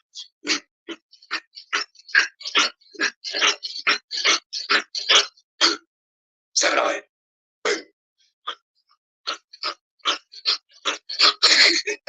Exactly, Steve. Oh God! And she has to listen to this. Of golf, playing on greens with big holes in them. I can hold like this, mate. If I can take your foot on them holes, and the ball goes forward, drops in the hole, bounces up, drops in the next one, bounces up, drops in the next one, bounces up, drops in the next one. Oh, good luck putting on that surface, mate. Little pause on there. You've got someone here. Yeah, boy. Yeah, boy. What's happening here, like? Break. Yeah, I'm on my dinner break, mate. Hey, it's looking nice there, mate, isn't it? The weather's been all right, hasn't it? Last few days been lovely. I'm not on a normal round today. I'm on collecting lay-by bins. Oh, check this. Yeah. Check this review. Oh, you might not be able to see because it's a bit. Oh yeah, sweet. Buzzing there, mate. It's lovely, mate. Nice and quiet. The life of a binman. Isn't it? How long? So, what time did you start? 7:30. And is this your first break, or you only get one break, mate? Half hour. Yeah. So yeah, what? That's like 11 o'clock. So do you take a bait? Do you take bait with you that day, or not? Do I take what, mate? Do you take any bait with you, like any food around? Yeah, take some pack up, mate, and just have that. We don't have break at a certain time. It's just when you want it, like. What about if you want a tab or whatever? Can you just have a tab when you want, or is it on your break? Just on your break, mate. Yeah. I don't mind that, to be fair. Don't smoke as much. Yeah. So where's all the other lads? Are they just chilling? I've only got one, the driver and me today, mate. That's it. Yeah. So I'm going to be doing that lay-by thing. Have you done it before, like, or is that the first one? Nah, I've done it quite a few times. I was meant to have a telephone, an hours-long telephone fucking meeting with HR about something, but they've cancelled it. So they put me on this round so I could take the call because we're not as busy doing this. And then they've fucking cancelled it at the last minute. So what's that about then? What do you think that's about? Do you know when you do a fit to work form when you start, and I fucking filled it out wrong, so they just needed me to update it, kind of thing. Oh, yeah. Because you're on the books now, aren't you? You're not with the agency anymore, are you? No. Yeah. You not at work today? Mate, I've just done my first 3 12-hour day shifts. Saturday, Sunday, Monday, Tuesday, 7 till 7. But Got 4 off now then, or 3 off. yeah. So this is like, you think that, yeah. But I forgot to tell you yesterday, I was on your paddle the other day, yesterday, wasn't it? Yeah. Mate, I only slept in for work yesterday morning. Guess what time I woke up? I'm normally up at 5:30. Guess what time I woke up? Go on. 9 o'clock.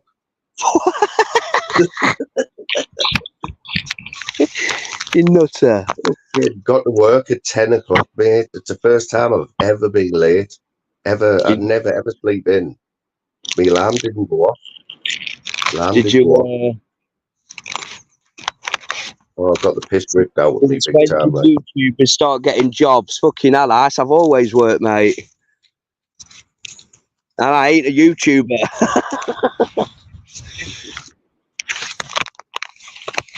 Pimping. So what time will you finish? Like, will you get it up another fly at a day? Like, No, we'll be done by fucking 1:30. yeah. Be an early day, mate. Quick 5-6 hours, get paid for 8. I mean, you're a morning person anyway, aren't you, Dave? Like, because I work shifts, I like a lie in me. I've always liked a bit of a lie in, you know what I mean? But if you're a morning person, that type of job suits you, doesn't it? Yeah, I get up at 5, mate. I take the dog out. Yeah. Do me pack up and that, have a shower, and then get picked up at 6:30. Start at 7:30. Yeah, perfect for you, mate, innit? You know what I mean? It is, mate. I mean, like I said the other day on my live, mate, I'm really enjoying it. Really am. Yeah. And when I asked you before, I asked you the other day, Dave, I said, were you worried, or do you think you're enjoying it more than you thought you would? What I was getting at was like the change of scenery, when you've been doing a job for so long. I would worry about just, was it going to be any good at it? Like, am I going to get on with people, all that shit? But I don't think you were that fussed with it. Just got on with it. Just got on with it. Job's a job, mate, at the end of the day. And to be fair, there's some good lads who work here, some really good lads. So, yeah, it worked out well, mate. Next one, bro. 24 kids to feed. Nah, not that many, T1. 4, mate. 4. Did you see any of the carry on yesterday, mate? It was crazy on here yesterday, wasn't it? Do you know, no word of a lie, mate, right? I got in last night. I must have fell asleep on the settee at about 8 o'clock. Didn't wake up till fucking 5 this morning. Yeah. I was absolutely shattered. Yesterday was our longest round on vehicle 11. Mm. So it fucking took it out of me, mate, if I'm honest. You missed everything then. It was all kickoffs all night last night. I fell asleep about 12 o'clock. But it kicked off on the afternoon and it just went right through. Who was kicking off? Monk, Jim Smith, Tunes, usual, all the people who we watched. They were all in dramas yesterday, like. Wow. Stevie boy. Nutter. See Nutter at JJ's the other day with Torbs. I think I did I? Yeah, they were doing they stayed in London for a couple of nights, I think. Done a bit of auditing, and then they went to see JJ on the way home. He's been a few times, Torbs and JJ are good mates. I think he's seen him a few times, and yeah, I like JJ. Yeah, JJ's a bit of a gadget, isn't he? He's been he's on the block. He's had a life like any, but he's a good bloke. Like, did you hear Lucas on early on? Were you listening? Who? dad DSL? No, mate. No, I missed that. Can't. We're not allowed to go on a phone. Fucking working like so. You can only go on your phone. Can you have your earphones in or out then? No. No. That's what I mean. I don't really see much until I get home, and then that's if I can be fucking bothered to have a look. Which most of the time I don't. He gave you. He gave him a 3-foot sword. Fucking hell, I bet that was a bit dodgy. Travelling back from London with that one, eh? Where did you have it, Nutter? Down your waist? No, you get locked up for that, man. You get pulled up, fucking hell. You gotta have a reason, haven't you? Why you carrying a blade in your car these days, even a screwdriver. Yeah, penknife, anything. I think it's over a 2-inch blade. I think so. Have you watched this show that started, Dave? What we were on about earlier, the Force or something, Channel 5, on a Monday night, 9 o'clock. It's about Middlesbrough police. No, I've got it on. I've got it on one to watch. I'm going to watch that the weekend. Catch up on it. Yeah, there's it's a bit of an eye opener. Like it's been filmed over a few years, so a lot of the stuff like I'd forgot about, but just gives you an insight into what it's like in the borough. Yeah, they did one in Lincoln, and there was some. I was out in town one night. I managed to get on the fucking telly in the background while some lad was being nicked. Well, waving your arms, jumping about in the back. Hey. Yeah. Hey. Hey up, Diane. What's your plans for today, mate? Not a lot. You know what, mate? I'm gonna. What is it now? 11 o'clock. I just fired this up because I've been awake since 8 o'clock. Just going to have a shower and that, and then I've got nothing now to do really. I've got to cancel my car insurance. That's one thing because it's getting renewed in a few days, and they've ripped me off, so I need to cancel that and then find some more insurance. Try to charge me £1,000, Dave. Do you know? I see a video about that the other day. Some guy was on about that. His car insurance doubled within the year. Ridiculous. How can it double when you haven't had to claim? You know what I mean? And he still had a year's no claims a year's no claims as well. Yet they still tried doubling it. It's fucking ridiculous, man. £1,000. See, I'm paid for a little bump that I had 5 years ago, right? Because whenever you ask for a new quote, right, you'll get to the point where it says on the quote, "Have you had a claim in the last 5 years?" Right?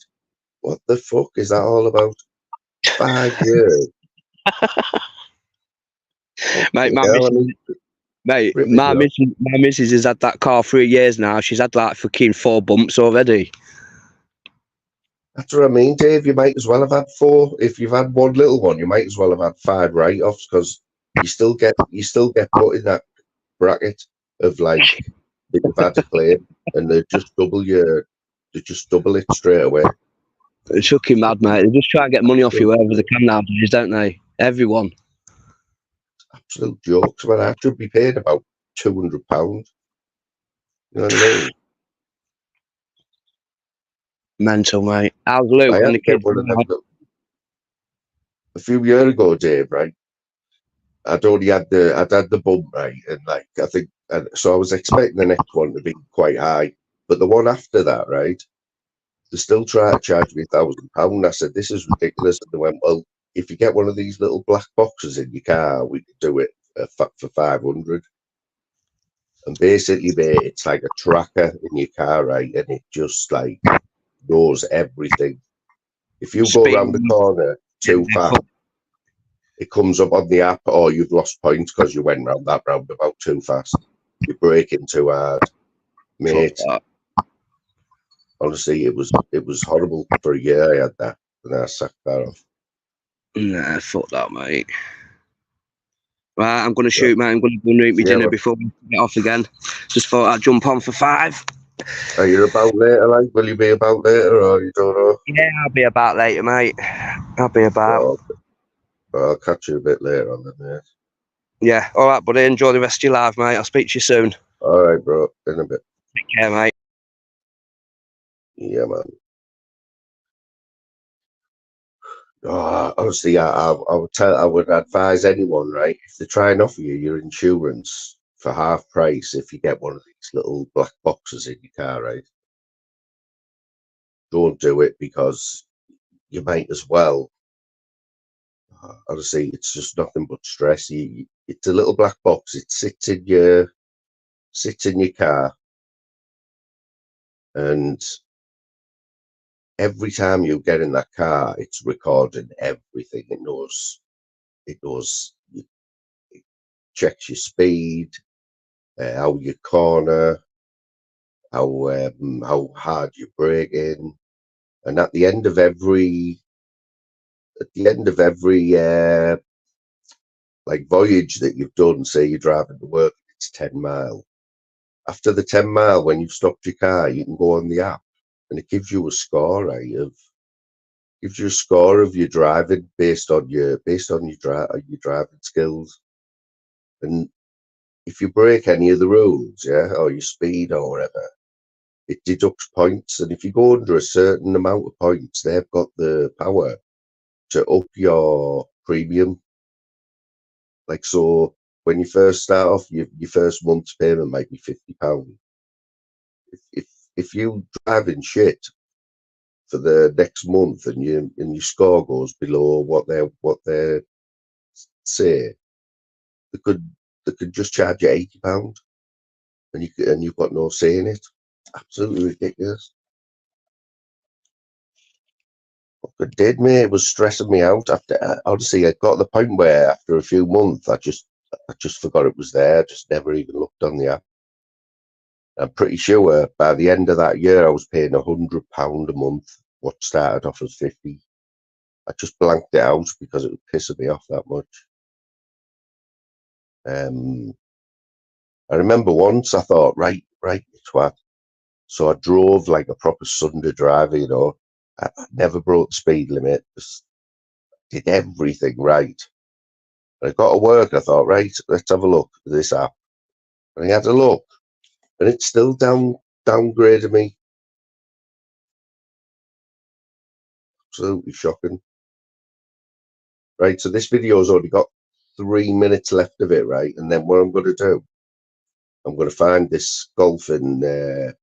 I've got a few with this Danny G, and I'll show you what he's like on the course. So, like, I've got the actual, like, I'm going to share the screen and that, so we can watch, and just to see what he's like, you know, just to prove what he's like. But he's the last 3 minutes. Sticks and stones will break my bones and also make the place shake. What you want there, Danny boy? I'm on a root. You on a root? I am on a root of a tree. Where's your ball, Danny boy? It's on the rough. Can you not see it? No, I can't. Oh, neither can I. How the fuck am I going to hit it? The trials and tribulations of the golf course. So yes, so that's my journey with golf so far. So just to summarise, right now, a few weeks ago, before I had this done last Friday, I did get myself back down to an 8 handicap. All jokes aside now, I did get myself back down to an 8 handicap with my blades, with my Titleist, yeah. Obviously, I'm going to have to wait until I've got some money, because I've been out of work for a while, till I can get my full set to proper accelerate, I would imagine, you know, to accelerate my game. But still, I can get my game back with my irons. So now it's going to be battle golf. Once this is healed and I'm back on the golf course, it's going to be getting it back down to below 10. Yeah, which might be a hassle, but, you know, I'm up for the challenge, and I love the challenge, and I just love the challenge. Golf is my baby. I love the challenge. And once I get my new driver and my new 3-wood and stuff, I mean, let's see how far I can hit these bad boys. Because you all know I can clear 300 yards of my driver. I mean, so I wonder what I'll be able to do with some new technology behind me. We will see. Yeah. So just look at, I mean, you'll see as my set grows. As my set grows, you know, I'll show you when I get my new clubs and all that. You know what I mean? You know, you always see my clubs on camera. So as my set grows, you guys will get to see as it grows. And then when my set's complete, then I can attack. Yeah, I can try and get my aim is to get down to 2 again. If I can get down to 0, all power to it. My aim also is good. Like the good golfers, I love them all. I love watching Good. I love watching Rick Shields, right? I love watching Jimmy Bullard. I watch all these are what I watch golf wise for entertainment and to get some tips and tricks, and they're all very good. Good's very good at golf, right? Rick Shields is very good at golf, right? Yeah, and so is Jimmy Bullard. I have a lot of respect for all of them. I may never get to play with them ever, but that is my goal where my channel's concerned, to get to play with Good, or to get to play with Rick, or to get to play with Jimmy. Around with Rick Shields and Danny G. Fuck me, I would pay for that. This is my goal with this channel. I may not get there, but I will have fun trying, and I will have fun building it, and I will have fun playing all the numerous courses that I'm going to play. All right. I hope you enjoyed the video. I've been meaning to do this for a while. A few people have asked me to do this, and this was Tough Luck's idea for me to do a story of golf where I'm concerned. And yes, it is my passion, and I love golf. So follow the journey, subscribe, hit the like, and I'll see you all out on the golf course as soon as I can get there. Peace out, man. Have a lovely day. Big love there, Danny. How you doing, Big man? love, Danny. Yeah, so what we got? So basically, he's having to have a little break from golf because he's had some sort of operation on his right hand, yeah. And I'm not going to lie, this is why he's been off work. This is why he's been on the sick for the last year or whatever. Even though it's keeping him off work, and I believe he's a delivery driver. He drives all over the country delivering stuff. Beds, I think it is. So this injury has kept him out of work, but the same injury hasn't stopped him doing press-ups for donations, hasn't stopped him going to the gym, training, playing golf. But I don't know what the operation was, but looking at the bandage work on his hand, it's on a par with Paul Annan's bandaging. I will show some pictures of it, but basically his hand's bandaged up for 4 weeks, I think he said. But he's obviously, because he had a few good rounds last week before his operation, he was devastated that he wasn't going to be able to play for the next 4 weeks. You know? Well, what have you heard? I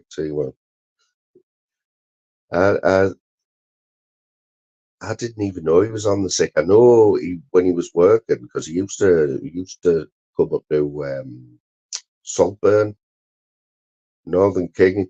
You'll know Saltburn. It's like it's a nice little seaside town in there. You know, it's got a bit of history and that, a nice little bit of coast. They do a bit of. It's quite well known for windsurfing. Now, Danny, it's windsurfing's another one of his passions. Yeah. So you'd often see him. Sure, he's got a few videos of him windsurfing in Saltburn. But yeah, as far as I know, this injury that's why he's on the sick. But I could be wrong. Let me see if I can sort this out. I'm going to play it while I'm getting ready.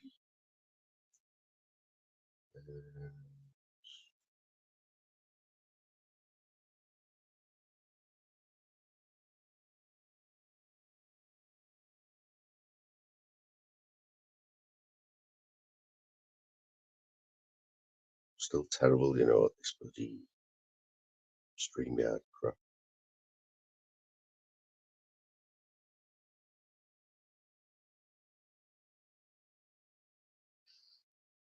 Still don't know how to share the screen even.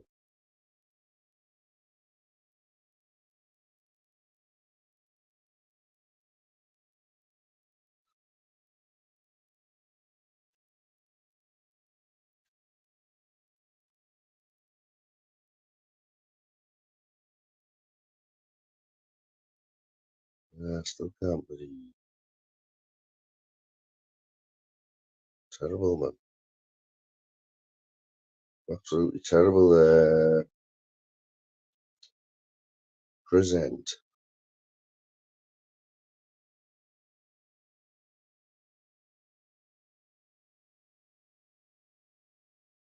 Oh, screen sharing is not supported on this device. How come? What's all that about?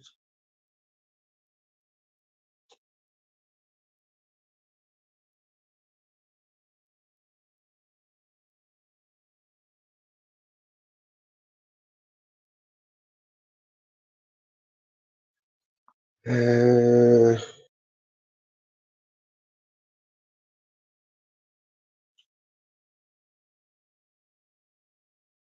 hell is that? What I've recorded there?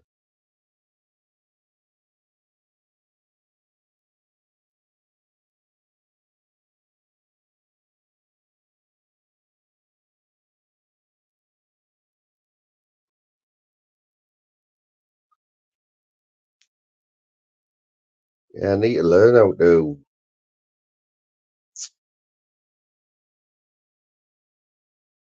screen share. Play like alive. Share the screen. Basic stuff in it, really.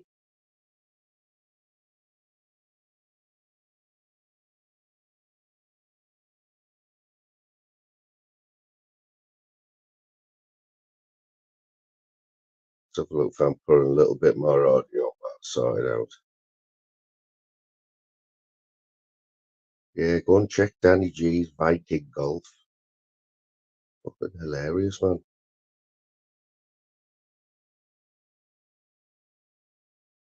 Yeah. Do you know what? Do you know, I'll come back online. I'm going to come to do a quick one. Just a little quick one live before I go on Xbox, yeah? Right. Man's playing again tomorrow, you know. Because, right, the weather's alright. It's only alright till about Well, while I'm playing this, I'm just going to be mooching about and get myself ready and that. But I will be still there. I'll let you all know. Yeah, you'll all know. It'll be before 12 o'clock. I'm going to have to book there, though, so I have to book myself on it so if I can. Right. But yeah, I know you're all going to laugh at this, right? Tony says I came to live there, and Pat was laughing, you know, because I said in live, yeah, I told you it wouldn't be the last game he played the other day, and he'll probably play again, and you know, if it's nice weather, she knows, man. Telling you, get me an operation on Friday, mate. I'll play every fucking day if I can. I'll play every day if I can. My body's aching. I've played too much golf. I've done too much training. My whole body's aching much. Well, I don't care. Mark, I'm playing tomorrow. I don't care. I'm not playing that course. I could play Imley though, you know. That's a course you've never seen. Ooh. The golf channel. Ooh. Ooh. Ooh. What do you think? I think I should go and play Imley. Never seen Imley. So Imley is where I learned to play. Mark's like, fuck's sake, I can't help it, bro. I can't, bro. I'm so uniquely aware that my operation is on Friday. I'm so uniquely aware I'm not going to be able to play for weeks. I'm solely uniquely aware I'm going to be pissed off. Tony says, Mark says hello, Tony. So I don't know, I might try and ring in the morning to see if I can get myself on Imley. I don't feel sorry for Tony, because Imley's a long 9-hole course, and Imley is where I learned to play golf. Can't be good having to listen to this show you a hole that I've had one on. Literally, I can show you the hole that I've had a hole in one on. I can say, this is the hole that I've had my first ever hole in one on. So shall I do that? Yeah. Shall I try and book Imley? He will slip up, you know, because we all know that he said he's had 4 hole-in-ones, yeah. But I can ring Imley and try and book Imley. So he'll contradict himself. Do you not think I should play? Because you've never seen it before. Hamsley and Mark just in chat so far. There's only Danny G that could have 4 hole-in-ones.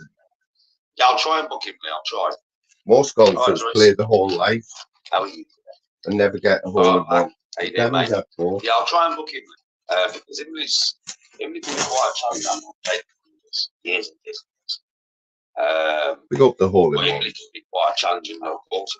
I learned to play there, and when I was a kid, yeah, that's literally the course my dad learned to play on. That's the first ever golf course I ever played on. Yes, bad respect. I don't know what the condition of the course will be like. It can be boggy in places, it's wet. So you come and say hello to everybody. this course where he plays Park will be going back tomorrow.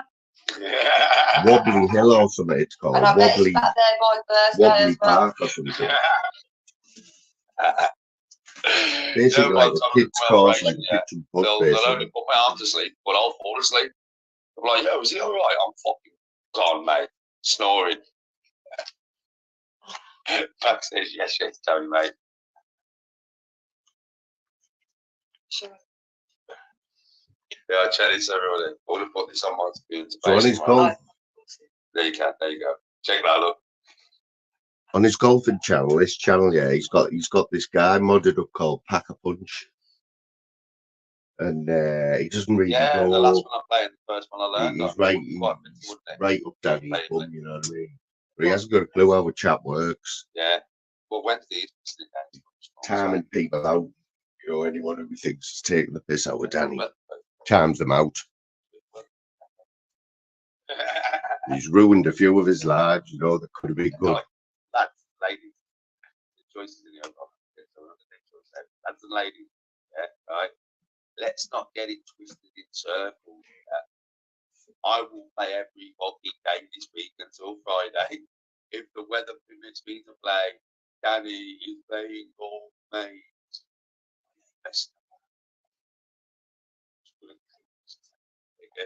I'll be twitching. In 2 weeks. Well, you up there with it anyway, Northern King. You don't jump on panels anymore, do you, fella? We've been on here a few times. I can't stop twitching and stuff. So always have good banter, like the King. You know this man, God,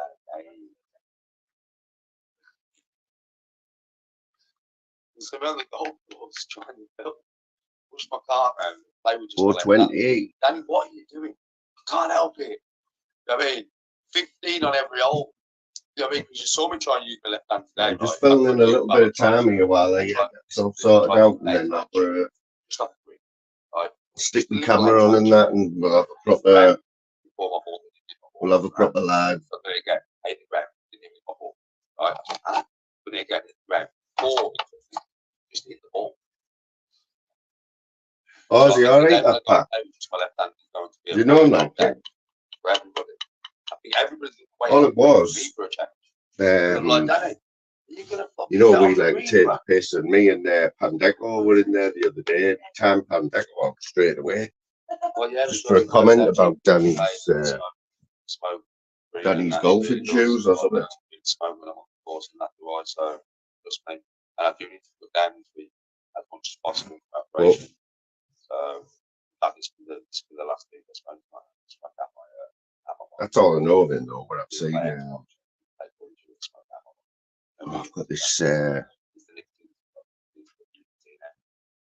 the more I'm playing, gonna have a puff of this THC vape, like, before I have a shower.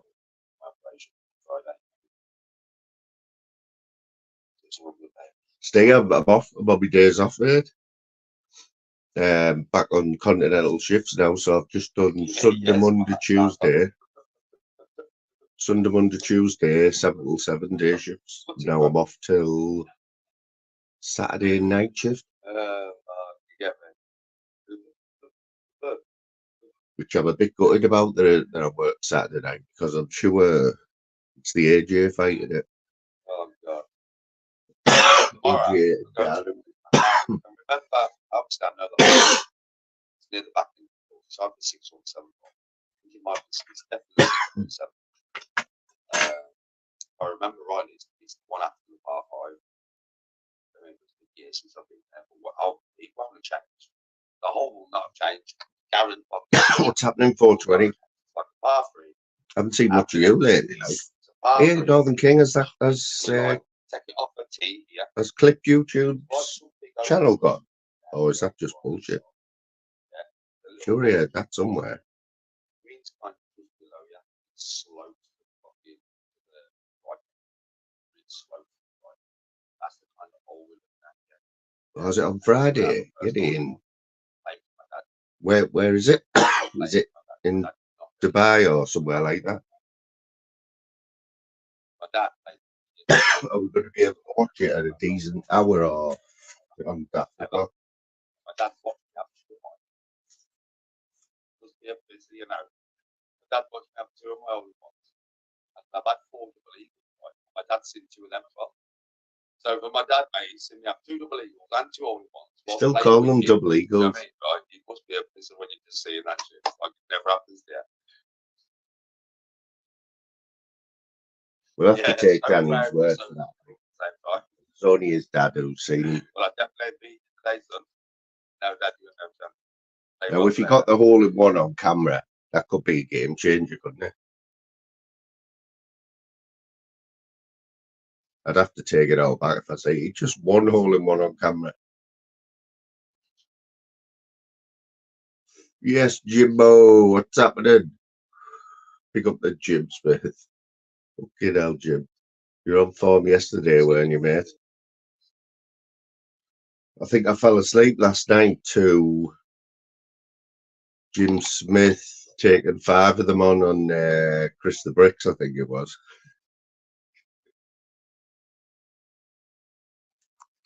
Taking 5 of them on there. So yeah, we'll see how it plays tomorrow. What a man. What a man. You can. Bit early for you, isn't it, Jim? Or is it? I don't know.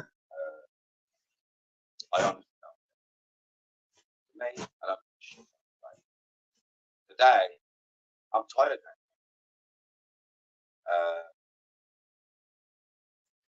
now. We're just listening to a bit of SGG.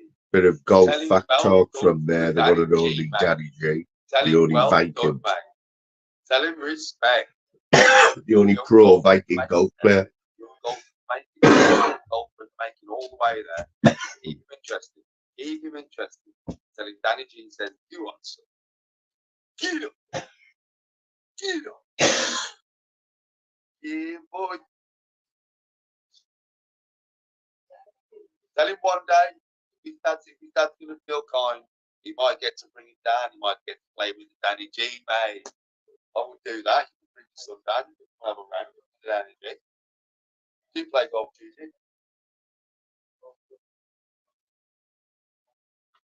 Do you play golf, Gigi? Huh? If you're going to be having fun, come to Isn't it, Jim? Is he on your radar, Jim, or what? Or you just know like what we've been talking about him, or you've been watching that How are you, mate? Good. clip YouTube? I just couldn't believe yesterday, and I hope it isn't that clip YouTube. It's not that Jamie Troller, is he? You definitely not him. But Danny G will absolutely convinced himself. And it got even worse yesterday because who's Beezy? Do you know this Beezy Northern King? Is he a clipper? Beezy. Apparently he's put something on a community post yesterday of this Jamie trolling being like a bit of a weirdo to women and that, and Danny jumped straight on it. And it's just, yeah, that's all I wanted to know. Imagine if it was and he'd fooled us all.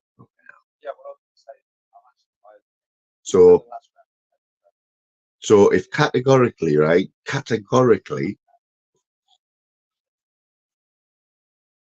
that is not, clipped YouTube is nothing to do with Jamie trolling, right?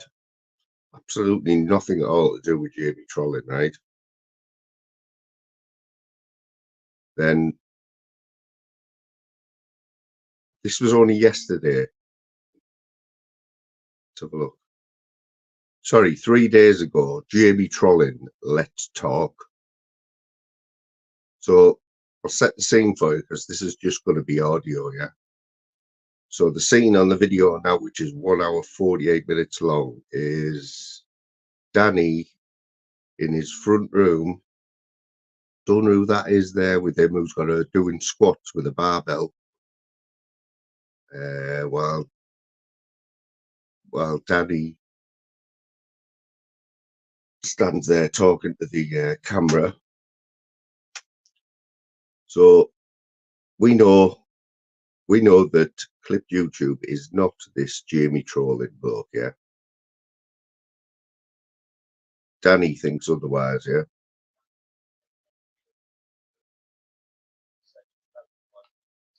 So this is after he said he's not going to talk about this Danny trolling, and yeah, this Clipped YouTube. A little So clip. just have a listen to this. It's on my community space. Go to my community space, check it out. Go over to Peter's channel, check it out. And that's Jamie trolling. That's Jamie trolling from years ago. Now, I had loads of people come from Clip YouTube's channel because Jamie trolling, now listen, Jamie trolling has not been on YouTube. That's what In a bit, Jim. In a bit. He's not been on YouTube for over 10 years, right? As soon as Clip comes back onto YouTube, and I say that Clip YouTube is Jamie trolling, all of a sudden I start getting Jamie trolling in my comments. Jamie trolling has been in Clip Lives, yeah, saying that what I said was bullshit all them years ago. Well, do you know something? Go to BT's community page, that is Jamie trolling, speaking to a woman about her children and her boobies and disgusting, talking to a woman he doesn't even know. This is somebody's mother off Xbox. And people were coming to my chat saying that I was chatting shit, and he said that about Annika to get a rise out of me. He said I was chatting shit. Go to Beezy's, go to my community space, go to Beezy's page and listen to Jamie trolling in action. Listen to Jamie trolling in action. Now, Jamie trolling, or should I say Clipped YouTube, right, has not been on YouTube for over 10 years. And then as soon as Clipped YouTube comes back onto YouTube, Jamie trolling's back. Oh yeah, is that a coincidence or what? Is that a coincidence or what? Or what? Now, Clipped YouTube, because of what he said about my daughter, I should say Jamie trolling, all those years ago, won't show his face on camera. But isn't it funny how as soon as Beezy, yeah, clipped him, and you saw his hands and his dog, he's quit his channel. His channel's gone, right? He's got rid of his channel. Oh, he'll be back with another one.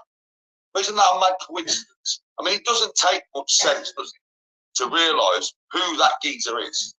He's a troll from back in the day who said some nasty shit about my daughter to get a rise out of me, then came back on YouTube to try and get another rise out of me. Yeah, by saying some more nasty, well, clipping bare nasty shit. You know what I mean? Making up bare fucking lies and rumours and shit about me. Basically. Why? Because I got him took off YouTube years ago for being a fucking troll. Because everybody went against him as soon as I told them what he'd said about my fucking daughter. Which so many people on YouTube said, you're lying, Jamie never said that. Well, do you know something? Beezy has got a video of him right now. It's on my community space. Go and check it out. That's Jamie trolling. Listen to what he's saying to this fucking little lad's mother. That's Jamie trolling. Yeah? That's the geezer who trolled me. The exact same geezer. Do you know what I mean, right? And you're all saying that I'm lying. Oh, because Jamie trolling's been in Clipped YouTube's fucking, in your Clipped YouTube's lives, I think. Don't you mean it's Clipped YouTube typing in Jamie trolling? Are you all daft to see what is actually going on here? Even the troll channels, even you on the Clip channels, you must be fucking thick as fuck. You must be thick as fuck. You have been working with and following a geezer that asked me if my 6-year-old daughter was a whore or a prostitute. And that's what Jamie trolling asked me. So this is all he's totally convinced, absolutely convinced himself that it is Clipped YouTube, yeah. We all know that it isn't. Any sane person who's listened to Clipped YouTube knows that that is not this Jamie trolling. But Danny being Danny, you know, you can't tell him any different. He's convinced just from a voice. But basically all going on the voice, yeah. But I know voices are unique. You know, we've got a few people on here who've got unique voices, yeah. But this is 10 years ago. Danny's convinced from he's put two and two together, and basically he's got 100. And a few people have backed him up on it, and ran with it, and they're just as daft. They're just as daft, but this is Danny G for you. To get me to go mad, and then started filming, You're and off, filmed Steve. whatever he fucking felt like. See you later, bro. And now, if you go onto my community space and go to BT's channel, you've got Jamie trolling again with another different lad, a little lad, a geezer who probably sounds about fucking 10, yeah? Asking his mum if he should get your tits out, get your tits out, get your tits out, to a 10-year-old son. And you lot can't figure out what is going on here. Oh, I know what's going on. I've known what's going on from the start. Nobody listened to me the other day. Nobody listened to me. Is it not much of a coincidence, though? Jamie Trolling's not been online for over 10 years. As soon as Clip comes back on YouTube, I start getting messages from Jamie Trolling. He's in Clip's chat. He's in Clip's fucking lives. Saying that shit never happened. I've never said nothing about nobody's family. Blah, blah, blah, blah, blah. Well, do you know something? Clip now, like I said, you're fucked, bro. Because BZ has got another conversation, not just my conversation, another conversation. So go over and check out that fucking clip. It's on my community space. Go and check it out. And then you're going to realise what you have been duped by. How you have been duped. You've been duped by a fucking troll that will say and do anything to get clout and views. He's always been like that. And it is Jamie fucking Trolling. It is Jamie fucking Trolling. You have to be stupid. The geezer's balls have dropped a little bit, but it's the same fucking voice, man. It's exactly the same voice. Imagine make it a little bit deeper, because his balls have dropped. It's the same voice. Pathetic. YouTube is pathetic. It is pathetic. It is solely pathetic. That's what you've been following. That's what you've been fucking following the narration of. Honestly. Honestly, come on. And you're going to follow that. You're going to go against me. Well, you know something? Anybody who was backclipped, yeah? You need to either unback him now, because you must realise what he is, or you're wrong in your fucking self. And it's that simple. Do you know what I mean? You're wrong in your fucking self. You back that geezer, you are wrong in yourself. Like I said, I never lied. Jamie Trolling asked me if my daughter was a fucking whore or a prosy at age 6. Now he's asking a 10-year-old boy, if get your mum, I want to see her tits. Get your mum, I want to see her tits. To a 10-year-old boy on fucking Call of Duty, mate. Now, Beezy's got that on his channel. That's Jamie Trolling. That's Jamie Trolling. Or should I say, Clip's fucking YouTube. And why has Clip YouTube gone now? Why? Because Beezy, yeah, took some clips of his hand, his house, and his dog. Right? And just in case I happen to see a geezer with them tattoos on his hand, walking that dog in London, he's quit his channel. Because he doesn't want to have to face me. Jamie Trolling don't want to face me, mate. Because he knows I'll cave his fucking neck. After all them years ago, after what he said to me, he knows I'll punch his skull off. So he don't want to face me. So basically, Beezy only clipped his hands, his tattoos on his hands, and his dog. And from that, he's got rid of his channel. What? He's a just bare fucking poop, mate. I had to make this live. I watched Beezy's thing this morning. I'm like, Jesus fucking Christ.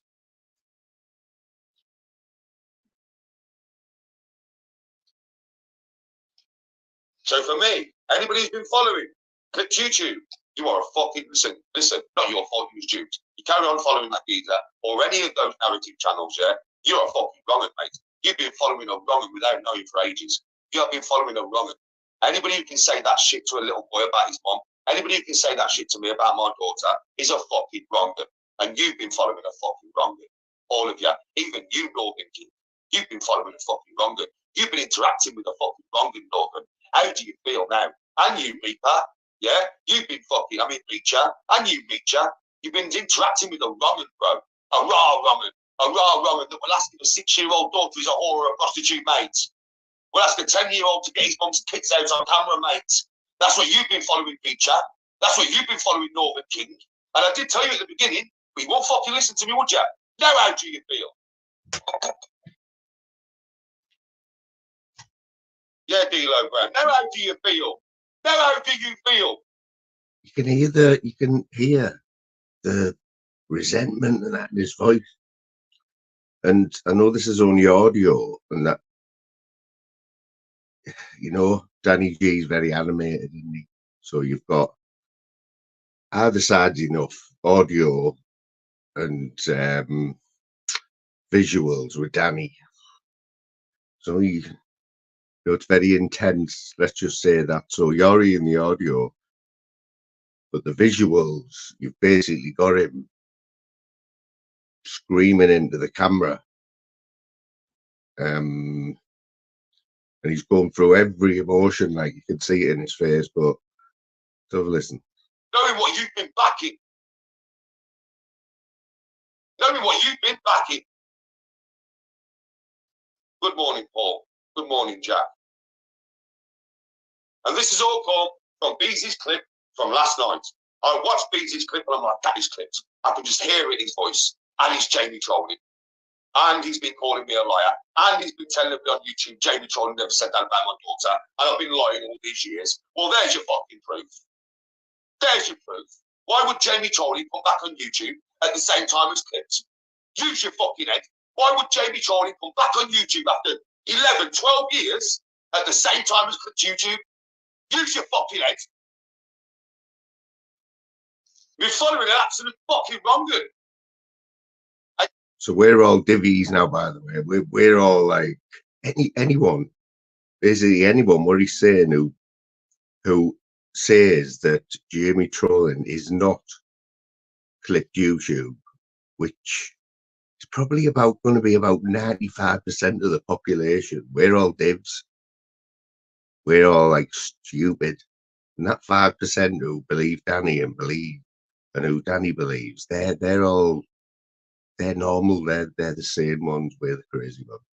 Dissing me, a man who has been here for you for fucking years with real content, had conversations with you all, been there when you've been down, been there when you've been upset, been there with been advice that you needed. And you've been following a fucking clip channel. There's a troll that will say and do anything to get a clip and a view, and that's what you've all been following over me. An honest man. Well done. Well done for being Jews. Well done for being fucking. This is the man he's on like about 5 platforms. A normal day for Danny G, yeah, is about 6 hours on YouTube. About 3, that's live. That's live on YouTube, by the way, 6 hours a day. At least 3 videos on motivational sort of speeches on all subjects, because he's an expert on everything. Yeah. So you're going to get 3 educational videos, and that's without all the stuff he's doing on TikTok, gaming on Twitch.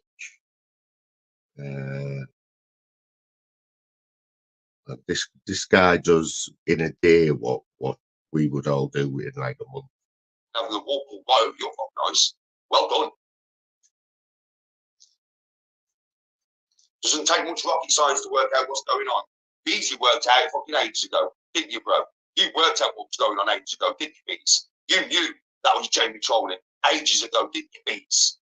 Everybody figured out what was going on, apart from the thick people, the people with not 2 brain cells to rub together. So there's only actually Bees, right? He's calling him Bees now because he's his best mate now. Because he's backed Danny up. Like he's come out and backed Danny up, yeah, publicly. But he's the only one. I don't see any of his chat, yeah, even the ones that like him, saying in one of his chats, like saying in this live chat, yes, Danny, that Jamie trolling is clipped.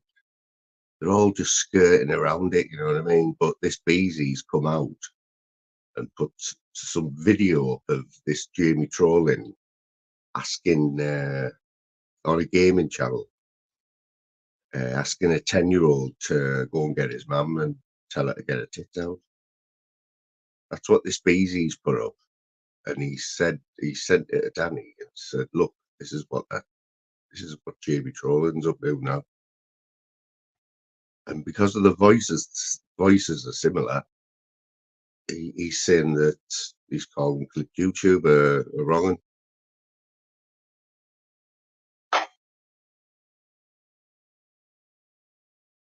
We knew this, didn't we, Bees? Everybody with a rational brain and any sense knew this.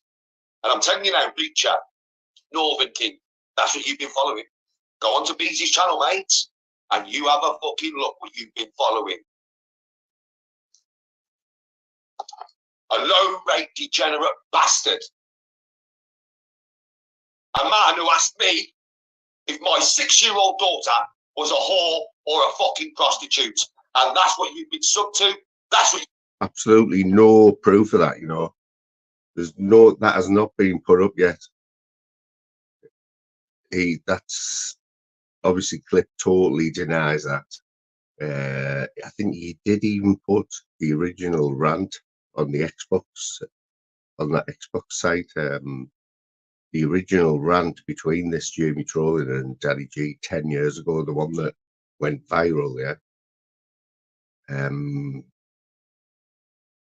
not once was there a mention of any 6-year-old or them words, what he used there. It's nowhere. It's total speculation. Hold tight. Hold tight. Following, that's what you've been interacting with. Fucking dickhead written on your foreheads or what? Wait till you listen. If you haven't checked out Beezy's content, you can check out Beezy's content. It is clipped YouTube. Beezy. I don't care what he says. Beezy's use your ears and let the balls drop. So all you got to do. Imagine the geezer. His balls have dropped over the last 11 years. His voice has got a tiny bit deeper, but it's the same fucking geezer.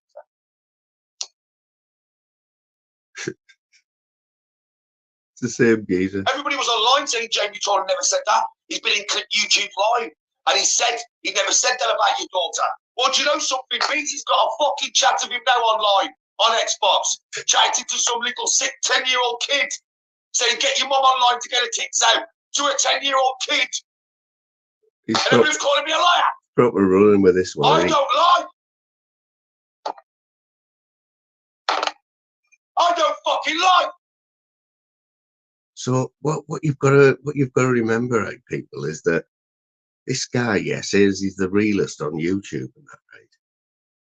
Now, like I said about the audio and the visuals, if you could see it, this is just an audio, but it's enough in it to get. But you should see his face on here. He's bouncing up and down to the camera, proper shouting, you know. So he's really believing it. So he is actually saying that we all should have dickheads tattooed on our foreheads, yeah.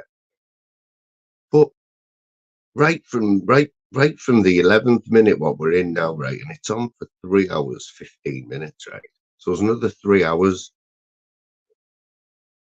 This is just going to be 3 hours of him just proving what an absolute weapon he is, isn't it? I mean, you don't need a DNA test, right? You don't need to have a DNA test. Just ask Danny what he thinks. Yeah, it's definitely your son. Yep, that'll do me. I'm Dad. We don't need a DNA test because Danny G said it's your son. You know what I mean? This is what it's like. Absolute fruitcake.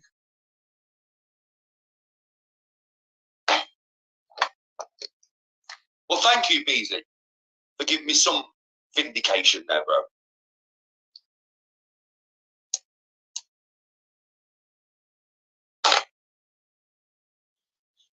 And all these clip channels that have gone against me for that fucking wronging. Dickheads. Well, do you know something? Everybody watches this live, and I'll have a few thousand watch this live. No joke, right? I'm going to know now that everybody that's associated with that is a piece of shit. So well done to all you people who have been associated with Clips, Northern and Reacher and all that, because now you're going to get a backlash. Because surely you all knew, right? You're famous. Surely you all knew, though, right? You all knew, though, right? You all knew it was Jamie Trolling, yeah? And you still stayed with him, yeah? Yeah? Look your backlash. Look your fucking backlash. So he went in on our Northern King, right? Well, we're not going to say he went in, right? But there was a bit of beef. There was a bit of beef a couple of weeks ago, yeah? Now, I've been watching Danny, so I knew the people who went in his chat, yeah? And I knew Northern King had a few videos of him, yeah? So for some reason, Danny brought Northern King into like one of his lives, like a chat. Started disrespecting him and that. So anyway, about half an hour later on the same live, it might not have even been half an hour, right? His old chat had been took over by like Northern King and all those lot. Everyone just like piled over and just took over and just shut him down, right? Said, you can't be disrespecting the Northern King, you know what I mean? Remember that one? Remember that one, King? Well, funny, right? And that's the first time I've heard him mention you since. So you, basically, yeah, if a man will say that about a 6-year-old girl, oh, it's a lot worse than me saying anything to any fucking 18-year-old girl. It's a lot worse. So at the end of the day, read what you fucking sow. And all these channels who have backed him must have knew what he was. They all knew he was Jamie trolling. Trust me, they knew. They fucking knew. Read what you sow.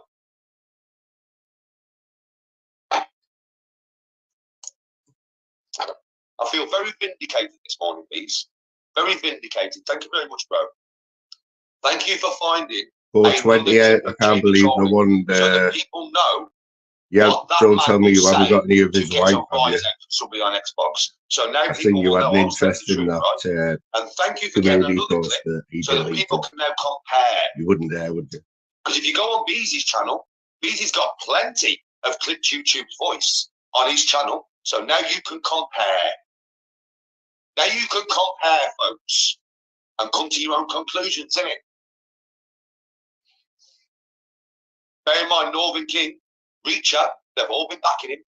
They've all been backing him. They've all been in lives with him. They've all been interacting with him. They've all been having a good time with him. You're having a good time with him, like King. Clippity. Dickheads. Calling you a dickhead there, King. I can't believe people were duped by that. This was only 3 days ago, Pete. Oh, Bobby. Listen. One of them ones, bro. One of them ones. I've had to say my piece this morning because Beezy put that video up. Yeah. And well done. Well done. So Beezy is to thank for making Danny well just fucking done. Look even more stupid, you know what I mean? Check out what I'm on about. Well done, Beezy. Go to my community space, click on Beezy's link, and go check it out. There's quite a lot of stuff on Beezy's channel for you all to check out, to be fair. And tell me that Beezy. For the people who followed that dickhead, tell me you haven't been duped. And that's all I'm going to say on the matter. That's it. You know what I mean? Say my piece, and that's it. Easy. Respect for putting up, bro. I watched it this morning. I felt very vindicated, bro. Seriously. So, Northern King, correct me if I'm wrong, right? But is this the same live, right? Where this Beezy, who God knows who Beezy is, right? I've never seen him in. He's got a spanner. He's got a spanner in Danny's chat, right? But I've never seen it. So, because he's put this video out and he's backed Danny up, I'm pretty sure that not much further in this chat here, he does actually invite Beezy to come and stay with him and Tony in his spare room in a game of golf.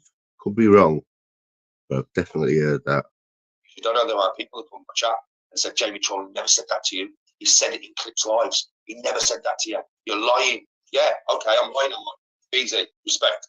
Thank you, bro. Thank you for putting that on your channel, buddy. Respect.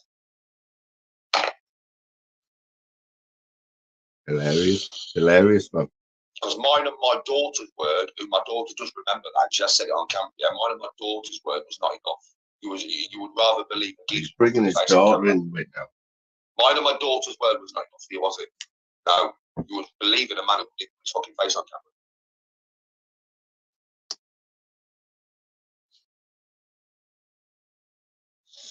Another witch hunt to bring down a good man, or to try and bring down a good man, but unfortunately for them fuckers, it ain't worked.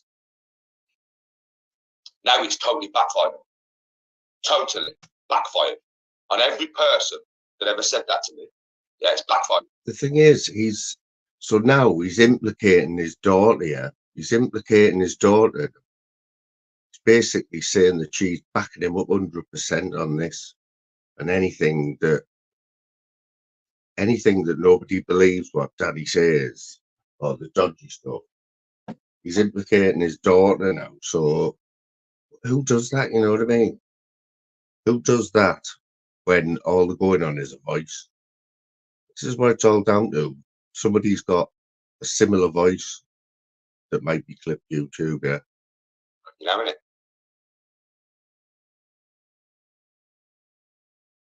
Oh, Brandon, that's what he did. That is clipped YouTube. It's one and the same person. Wait till you go to Beezy's channel and you check it out. Like I said, go to my community space, go to Beezy's channel and check out the footage Beezy's got. And you'll... One sec, people. Wow, I thought you still had weeks to go, you know, Mel. Wow, 10 puppies, man. No wonder you had all the gear out last week. So this is Mel, Mrs. Todd's, you know, Torbinator. Proper borough people, you know what I mean? And I only found out last week that Bella was going to have puppies. And then I've been telling everyone all week that people who've spoken at work as well, I've been saying that someone I know is having the Belgian Mali, is it? They call them, don't they? Is having a first litter. 10 puppies, Jesus. And they're all right as well. That is mad. I'm sure there'll be some photos anyway, won't there? So nice one though. Nice one, Mel. And I will you know what, I'd love one, mate, but it's for a later date. But nice one, Tom. Nice one, Mel. Let's get back to this muppet. No, it's one in the same person. You'll all know it's one in the same person. And then you're going to be like, nah, man, this geezer's tried to do Danny twice. Oh, mate, throw the hate where it's deserved, though. Because like I said, Northern Kingdom, Reacher and everybody, they've all backed him. They're all his mates. They're all his mates. They're all his boys and that. So throw the hate where it's fucking deserved, folks. Throw the hate where it's deserved, yeah? I haven't thought 20 bucks. Have you got it up, back? They've been backing a wrong. A proper wrong. A proper wrong.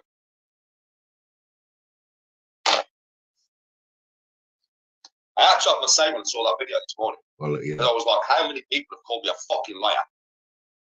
How many have called me a fucking liar? Right, but I think you'll realise now that you're a fucking dick. And you should have never called me a liar. And you should have never gone with them dickheads.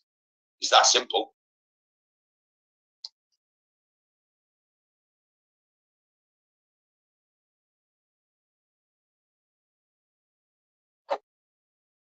Everybody can see the video now, can't they? Enjoy your hate, boys.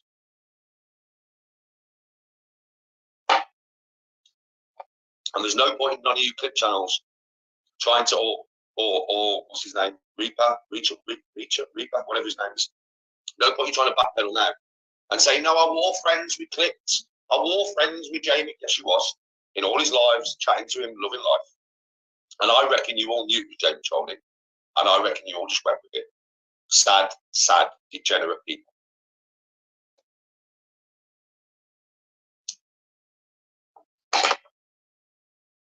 Anybody who follows them channels now, you need your fucking head testing.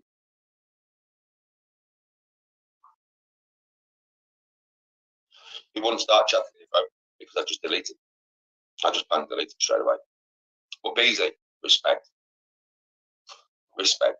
Thank you very much, Beezy. I watched it, but as soon as I got up this morning, I watched it. I was on the channel, Beezy. I was going there, so you've done. It's not always about, obviously, any controversial shit. I'd go on there to watch you Tyson Fury video, but I knew you were going to release that video last night, so I told you I'd get up this morning and I'd watch it straight away. And I watched it and I was like, fucking disgusting little bastard, Jamie Troll. You horrible little bastard.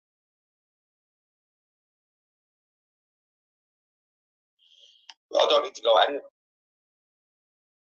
I don't need to go any of them. This is damning enough. I don't need to do anything. YouTube will take care of it now. Enjoy your hate, boys.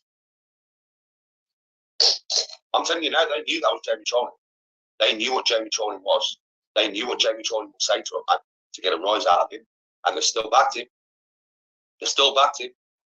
Well, enjoy your hate now, boys. Don't worry, I'm not going to make you off with you. I've said my piece in this life. And that's what Danny does. My life, the real Danny G, my life. So I say what I want, when I want in my life. I've said my piece now. Now we'll talk about fucking something else. Yeah, now we'll talk about something else. Yeah, I've said my piece. That's it. Done. Would you make me come, please?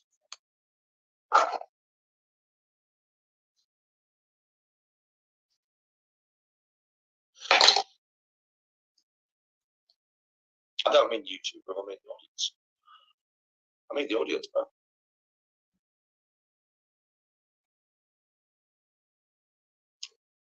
I knew you would be, Bobby. I knew you would be, bro. I knew you would be. You was pissed last night, yeah. And I know I was thinking a little bit passionate, and I wasn't angry, I was passionate. So I've been vindicated by beating. Yes, gamer. Out of respect to you, my brother. Out of respect to you. Deadleg says, morning, Tone.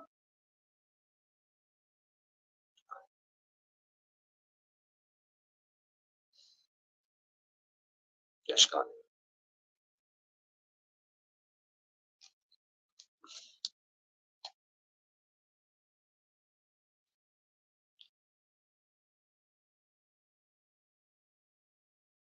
Oh, loads of them, Joe. Loads of them. But at the end of the day, that's just because I'm trying to bring a man down. It's much better than they'll ever be. Much better than they'll ever be. They'll never be.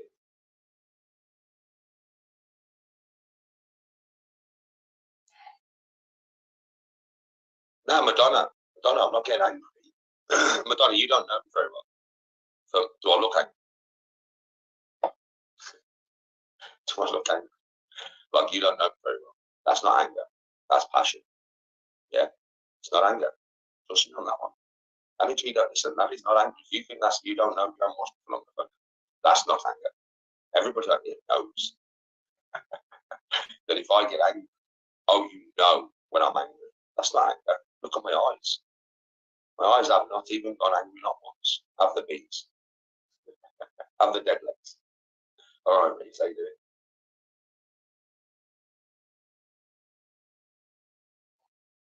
So yeah, I'm not angry. Reese knows this.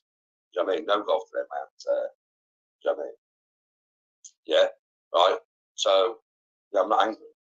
If I was angry, you'd know. Trust me, you'd know. You'd have to put something in your ears. Like, I can't take this, is too much. You have to put something in your ears if I was angry. I'm not angry. I'm passionate at this point because I've been vindicated. Oh, yeah, Bobby, you know I'm angry. That's all. Yeah, you know when I'm angry. Don't worry about that. You definitely know when I'm angry. My whole voice changes. My whole eyes change. My whole demeanor changes. My whole face changes. As everybody knows. Everybody knows when I'm angry. As soon as I turn the camera on, they're like, fuck me, Danny's in Viking mode. He's in Viking mode today. I am doing good for today. Of the villa, yeah, the one in the late last night. I got told this morning by one of my mates yesterday. I got told by one of my mates this morning, fair play to him.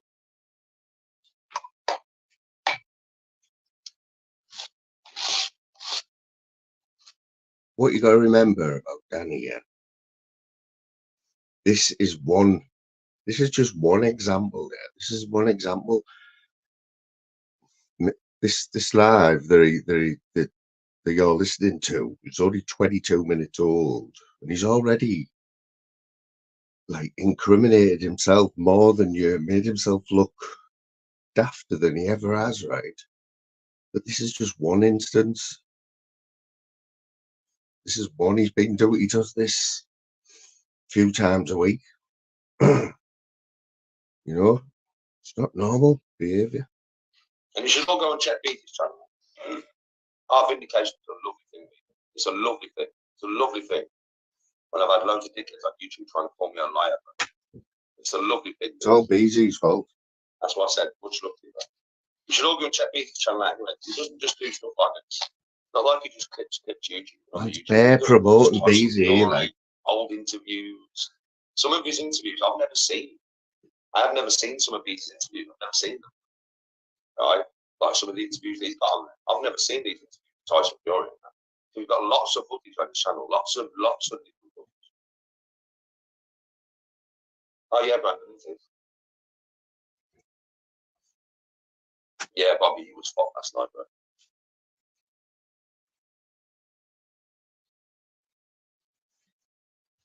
Yeah, Joseph, it is. It is. You are correct. To involve family, bro, it should never be done. And do you know what these people have tried to do? It makes me laugh because these people have tried to cause a wedge between me and my wife. That's what they've tried to do. They haven't. At all. They could never manage that. But that's what they've tried to do. They've tried to cause a wedge between me and Tony. For what reason? Why would you want to split a man and his wife up? What? Why would you want to split a happy relationship up? He's not painting a very good picture of anyone who doesn't like agree with anything he says, is he? Like, basically, we're all marriage breakers. We all should have dickhead tattoos on our foreheads. You know what I mean? And all because somebody's voice sounds like somebody else. Just want to say as well, this I don't normally go live at this time. It was just like a one-off, but so I'm not expecting massive numbers or anything. And I know that I haven't even had a look on who else is on, like, live. So so don't feel bad about like having a look elsewhere. You know what I mean? I'll still be here. I'm just what it is, or what it's turned into now is just my opinion on Danny G as somebody who's watched quite a lot of him and knows, you know, just from a normal man's perspective. I know I've skirted around it for a long time. But shot his name out there and told people to watch his golf videos and that. But let's have a bit more. Tony's, we've got a good relationship. What the fuck? What kind of men? Do you know what I mean? What kind of fucking men are you? You know what I mean? You never talk about a man's relationship. You never talk about his kids. You never talk about his missus. You never talk about his family. Not unless it's in a positive light. You know what I mean? I would talk about like Marty's missus. Like in one of my lives, I said Marty's missus is a pretty woman. He's a lucky lad, and she looks like, you know, she looks after the house and she does. One sec, guys. Ash, did you see the live the other week where I was on about? I think it got confirmed as well that Borough Aston Villa live from Ayson Park, right, was the first televised championship or first division match, second division match, I think. It was on ITV, I think, and we beat Villa 2-1. Tony Mowbray scored a diving header in the last 10 minutes of the game, I think. We all ran on the pitch and that. Tony Mowbray scored the winner, mate. I think you had the likes of Tony Daly. I think Tony Daly was on. Was it Tony Daly you had? Really black fella. He was getting tortured. So back in the day where, you know, you could get away with saying anything on the terraces. And there was still a lot of racism going about. And I remember the game well.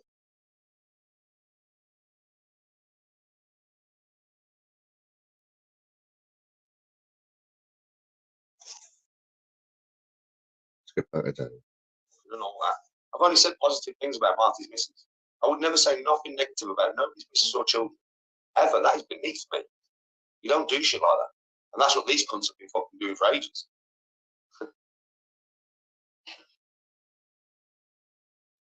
He's on about us all here, by the way. Every one of us. So for me, yeah, it's like, they're not men. They're not men. You're not a man, 420. Yes, Joseph, much love to your family as well, bro. I will always protect my family, bro. Always. These men could not protect themselves, let alone family.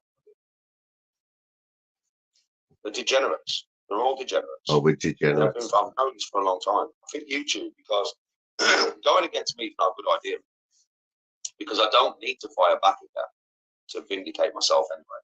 What happens is people come over and watch me, and then they realise this man is not what we are being led to believe. Some dickheads are in a very negative. He doesn't need to fight back, but he's doing a 3-hour live. If you got wrong in here, you think like a wrong. Based on a voice. Then yes, I can understand why you would follow their shit. You know what I mean? But any realistic people who don't think like that, who watch me, no, Danny is not like that. That's about 3% of the Then you population. go against me, and then what happens is some people on YouTube think, no, I'm not having this. A bit like BT. Yeah, they're like, I'm not having this. Just And then easy. they start clicking, and they start finding stuff, and then eventually it always gets turned around on you. Because I am a good man. So when you go against a good man, you're not a good man. You will get found out eventually. It will turn back on you. It will backfire on you.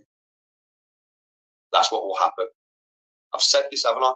I've said, if you breed negativity, negativity will come back your way. Have I not said that? It's a classic saying, isn't it? And now negativity is going to be fired back their way. Especially if Clip decides to come back on YouTube. Big mistake. Because now he'll get so much negativity fired at him. His own fault. His own fault. Like I said, nobody watches his channel to say that Jamie Troller's not in his chat. Jamie Troller's not been online for over 10 years. So somebody's decided. Somebody, yeah, who like, and there's millions of them who've got the sense of humour to create an account and call him Jamie Trolling, yeah. Just come in and cause a bit of shit. And he's fell for it. Back on. Jamie Trolling back on. I had Jamie Trolling contact me. I had Jamie Trolling comment to me. I just banned him straight away. Banned and deleted him. I was like, I cannot believe this. Think about it. It doesn't take rocket science. It really doesn't take much brains to work it out. So now I'll just let the internet decide.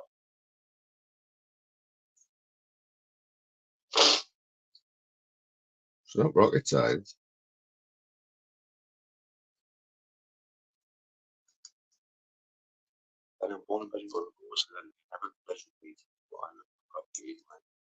Respect to you, buddy.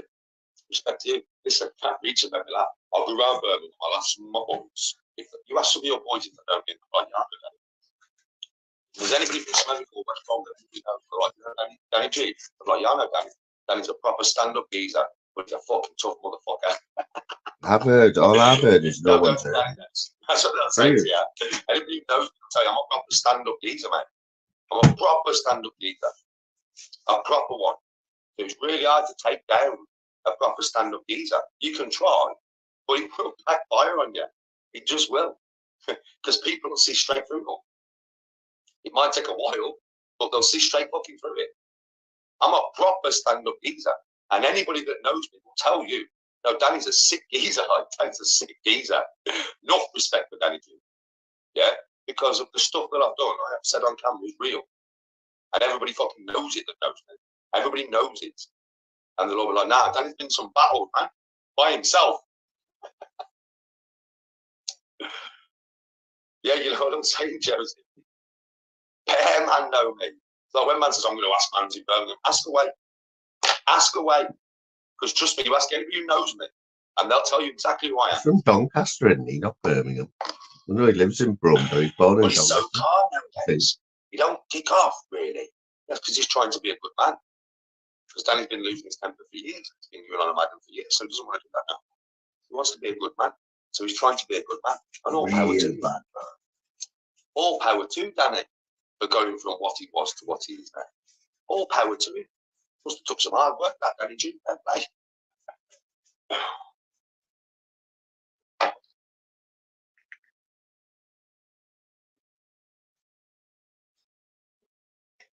Well, he goes to the golf course, Danny. Darren goes to the golf course.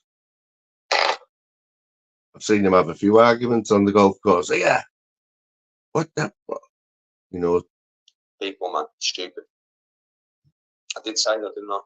Breed negativity. That's what you get back. That's what you get back. A classic old saying. I said to Tony a few weeks ago, not that. I said, I don't need to do anything. The universe will come on. Is that not what I said? I said, I don't need to do anything to these people now. They're in a very negative headspace and firing out negative comments and lies. So when you fire out negative comments and lies, the universe will take offense, yeah, and the universe will fire back. Trust me. That's exactly what's happened. That's crazy. Clint went too far.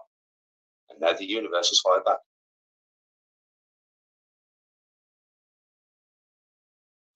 No, I don't think I ever seen I'm a nice guy. all the I want the best lives. for everybody, and it is a real emotion with me. All the lives that Clip YouTube did. Can anyone find me any footage of where he raised his voice, like once, Clip YouTube, or he sounded just once where he sounded like he could be Jamie trolling, you know what I mean? It just isn't him. Nothing adds up. I believe that all the timings don't add up as well, and you know, Clip was, I'm sure he said he was in Afghanistan when all this Jamie trolling thing kicked off 10 years ago. But I mean, he must be Clip YouTube must be tempted to just put some mad proof out that it isn't him, you know. But I don't even think Danny would accept the DNA test telling him that it wasn't. He just got it in his head that it is, and he's not shifting on that. Know this, folks. I want the best for every single one of you and all of your families, and I fucking mean it. That's the difference. I absolutely fucking mean it. I want you all to be successful. I want you all to be happy. I want you all to be prosperous. I want all your families to live a very long time. I mean, we've all got to die someday, but I hope we all have to bury our loved ones at the appointed time. I want that for all of you. You know I do. And I mean it from here, right? I absolutely love you and your families, and I don't even know you. I love you because I'm very humane, and I want the best for everybody. Somebody comes on here and says, Danny, I'm a millionaire. I'm not going to get jealous. Oh, you fucking know. Well done. What the hell is this, by the way? What's he trying to prove here? This day side. Buzzing for you, bro. I'm buzzing for you, bro. Any success you guys have, I'm buzzing for you, bro. I'm so happy for you, bro. I love people's success. I want you to be successful. That's the difference between me and most YouTubers. It's a genuine emotion. So my vibe is always correct. It's always correct, my vibe is.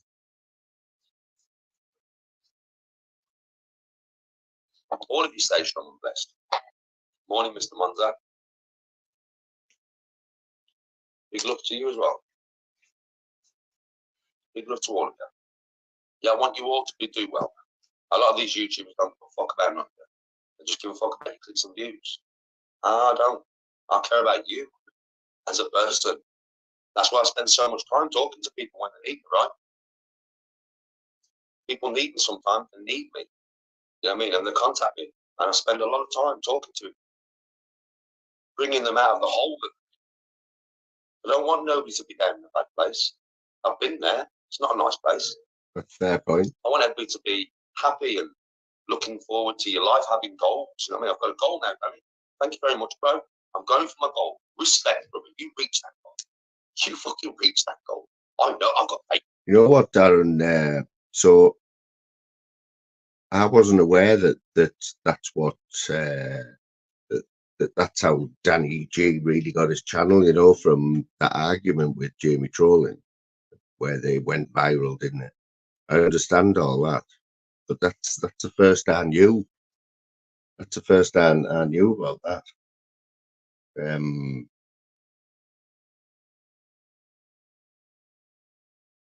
But yeah, it's getting to the point now with Danny where I don't know, it's getting strange. You, bro. I believe in you, bro. You can reach that goal. I had somebody in my chat the other day, yeah, and it was Dylan. Dylan, I put in the chat, somebody put, yeah, I've watched you play golf, yeah? You want to play with good, and Rick Shields, you got fucking no chance. You only play with professionals or people who are close to blah, blah, blah, blah, blah. I just put, mate, that is my goal. Yeah, if I get there, fair play to me. But if not, I'll enjoy the journey. I'll play on bare different golf courses with bare different people. So I'll still enjoy it. And Dylan put in the same comments, he put, listen, mate, just because you have no ambition, yeah, Danny, continue with your ambition, bro. You don't know where it'll take you. Something like that, anyway. Fair play to fucking fella. Do you know what I mean? Fair play. So I had a geezer just come in to try and just like negative for no reason. He could have said something like, "I'm not being bad, Danny. I don't know if you'd be good enough to play with Rick Shields. Good luck, bro." You see how that can go? Like, a conversation can go two ways, right? He could have said it two different ways. He said it a way to try and hurt my feelings. It didn't hurt my feelings. But he tried to hurt my feelings and tried to be negative when he could have. Just before I forget, yeah, so in the whole of it, like this community, we call it a community, right? Like, we all know what I mean, all the channels that we all watch, yeah, there's quite a few 100 people, isn't there? But you know what? I can only think of one. I can only think of one that stands up and backs Danny G, and that's Lindsay. I think we all know Lindsay, don't we? I don't really know Lindsay. I know he's from Monkstown. Monk knows him and says he's a bit of a loose cannon and that. But I have no beef with him. I see him having beef in chats, but you know what I mean. But he's the only one who will stand up and stick up for Danny. Even on the video thing, that, you know, the infamous one with his daughter and his daughter's friend and Tony, and they get drunk. He even backs him on that one openly, like, and takes the shit. So that's just to get it into perspective, that that's the only person I know who comes on our side of YouTube who backs Danny and sticks up for him. Just said, if he doesn't believe that I'll ever play with Rick Shields or good or whatever, fine. But it's the wording. Danny, I don't think you're ever going to be good enough to play with them boys, but good luck, bro. See the wording difference.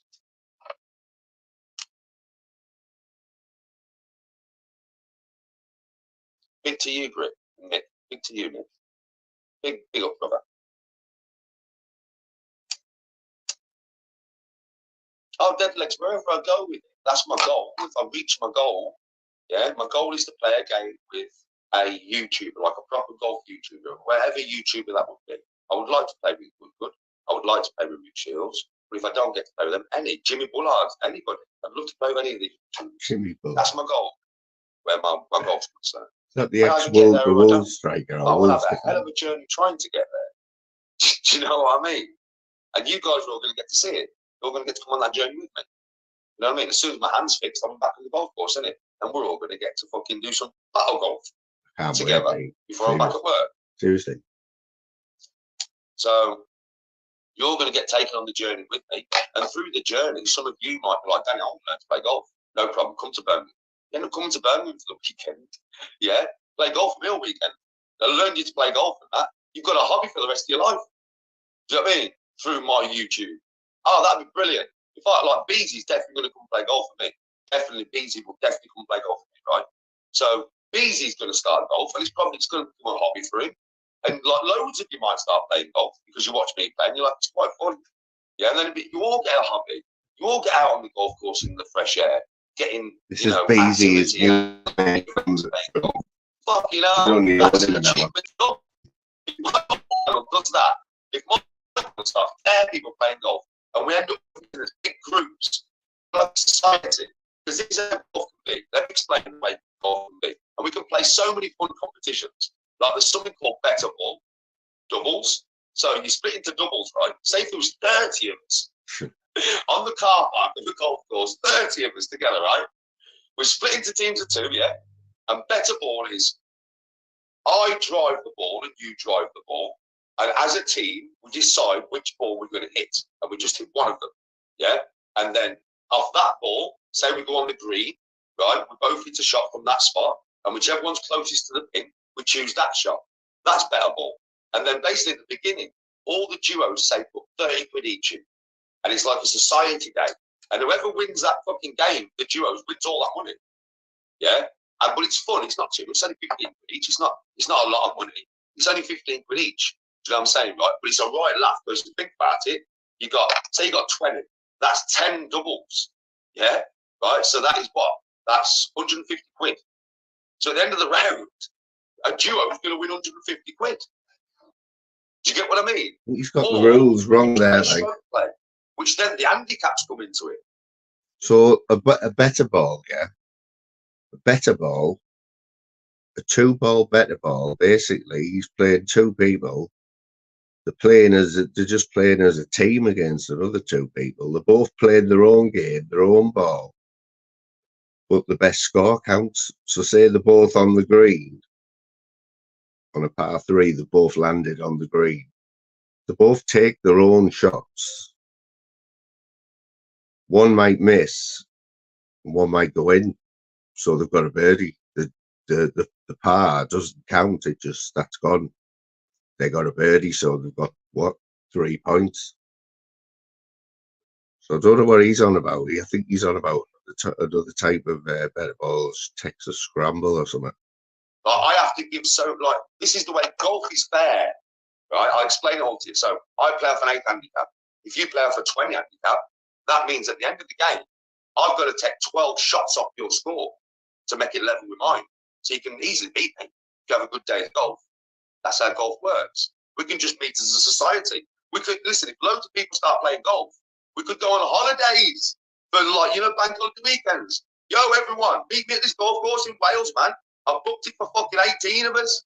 And we could stop in a hotel, have a drink together, go out and have loads of... He's lost the plot here, hasn't he? Food and that. Do you know what I mean? On camera with the Tony G and the Danny G, mush. Think about it. Think about it. It's not even that. People don't want to play golf, play basketball. I play basketball, man. I want to learn to bodyboard, Danny. Okay, get yourself to Newquay. Get yourself to Cornwall. I'll teach you. You know what I mean? These are the opportunities that my channel provides for all of you, right? My golf channel, mine and Tony's channel. Obviously, couples out there. Danny, can me and my missus come out for a drink with you and Tony? Of course you can. Fair, though. Of course you can. I'm in a town near you. Danny, can we come out with you and Tony? Of course you can. Meet us in this pub. Do you get me? There's not many YouTube channels that offer that kind of shit, but I do. I mean, because I like to interact with you and I do care about you. I want you to be happy and have a laugh and have a good life. Not many channels that offer what? Offer what? To go and as if it's it's like royalty, isn't it? Mr. Jesus, that's how it goes, bro. Mr. Jesus. Spray and play. We could do it on it's a weekend. Yeah, Bobby would be fun as fuck.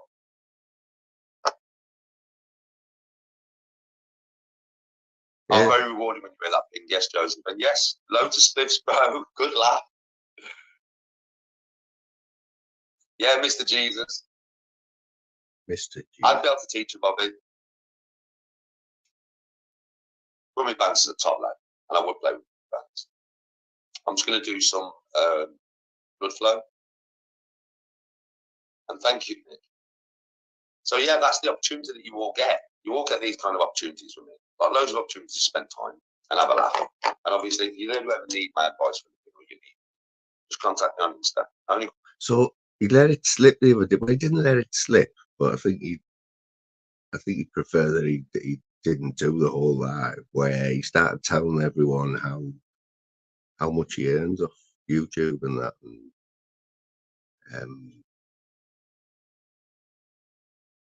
And he said that on top of all the TikTok and all that, he does birthday shout outs and that, people whose birthdays. Will you pay him a tenner? He'll do you a personalised happy birthday or celebration of something. And he said, and I think sure he said he gets paid £10 and he does a few of them a week. Can you imagine what one of them's like? I think I might have to get one. Say it's someone's birthday and just see, can you imagine what one of them's like? Someone rings him up and says, Danny, it's my brother's birthday, Jono. It's my brother's birthday.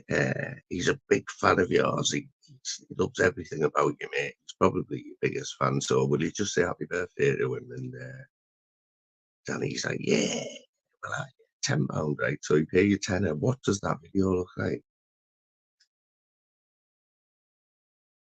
Could you imagine?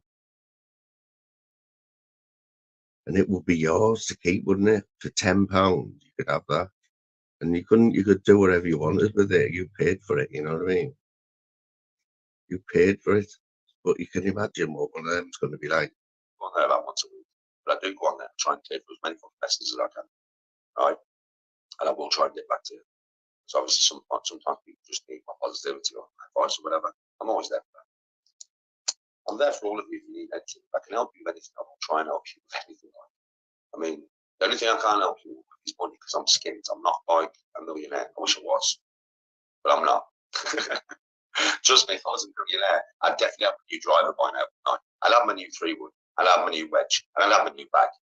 Yeah, I haven't got my driver. I haven't got my new 3-wood or my wedge or my bag because I just can't afford that shit. I ain't got the money much. I gotta wait. I gotta wait. Holidays and shit have to be paid first. Holidays and shit have to be paid first. Man's gotta wait. I just get bits at a time. By Christmas of this year, I will have everything I want, everything I need in my set. Because for my birthday, Tony will buy me something to do with golf. I know for a fact I ain't got a clue she's going to buy me, but I know she'll buy me something I need for golf. And then once I'm back at work, I will treat myself and I'll buy my driver. And then Christmas, I know Tony will buy me. She'll say, "What do you want?" I like the way that Danny's like, his demeanour changes when he's talking serious and his voice goes into a serious voice, doesn't he? But he goes from that character to the one before the cringy one. It's a mixture of mad emotions, isn't it? It's like every time he goes on camera, it's like, you know, within a few minutes, you're going to be like, I want my 3-wood and I want my wedge, please. And she'll get my 3-wood and my wedge. And then I'll have my full set.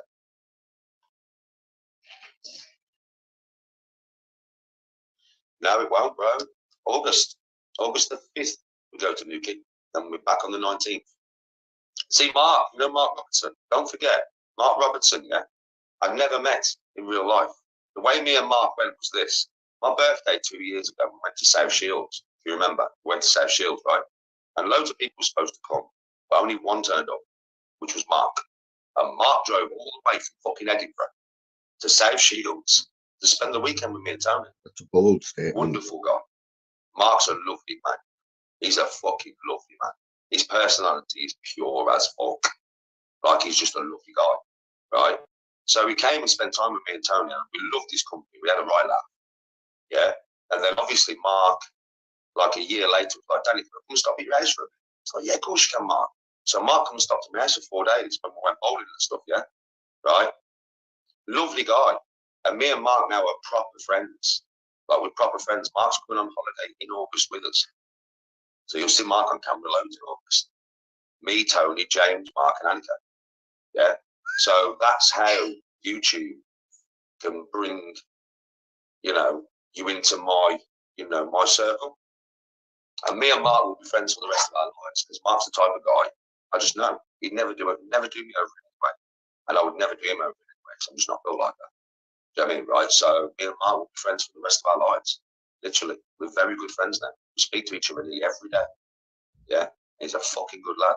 I can't wait to come do it in August. I can't wait to see it. It's gonna be good. Like, he probably means once a fortnight or something there, but not once every other day. So yeah, you'll all. I mean, Beezy's gonna get to me in the summer. Beezy's gonna definitely play golf. Right. I need to put a cringe warning out on the next 10 minutes. Cringe warning. Cringe warning.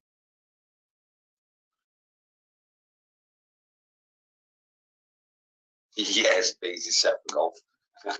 He's fucking set. Whereabouts are you from, Beezy? Where are you actually from? I've never asked you. That's how well he knows Beezy, his new best mate.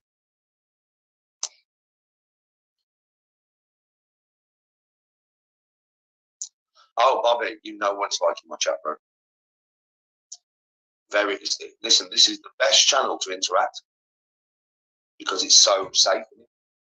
We don't allow no shit. North London. You're probably only about 100 miles from me, Bees. Literally, probably about 100 miles from me. Or even Beezy, it's Bees now. Bees. But when you come, Bees, it's up to you. Yeah. But I'm a very welcoming dude, bro.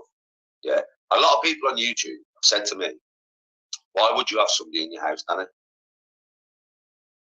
Like, I'm not talking about you, I'm just talking about anybody. Yeah, I think you get the sense from me that if I had somebody in my house and they did anything wrong, like that I considered wrong, I'm not talking about you, I'm talking about anybody. Oh, I'll punch a fucking head in. You're in my house, innit? So I can look after my family no matter who's in my house. I do know people who will never have in my house, like Decker and that. Yeah, I'll never have them in my house because they'll definitely end up jumping on his head. He'd definitely do something wrong, right? So people like that know. But Mark came to my house and Mark stopped at my house. Yeah. So when you come, if you're driving from London, right? If you want to come play golf for the day and stop at my house for the day, you can stop at my house for the day if you want. I'll make you some Viking. So you can stop at my house. Don't think my house is a palace, it's not. It's a nice house.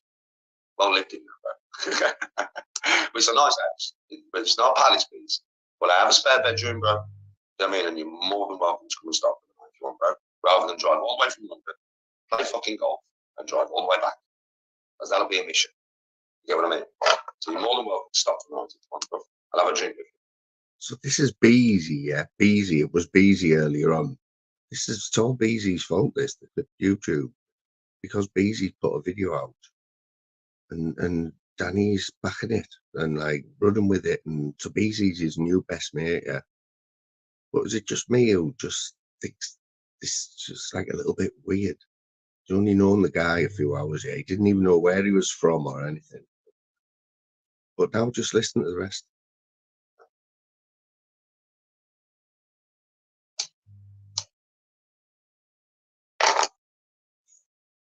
Yes, in respect.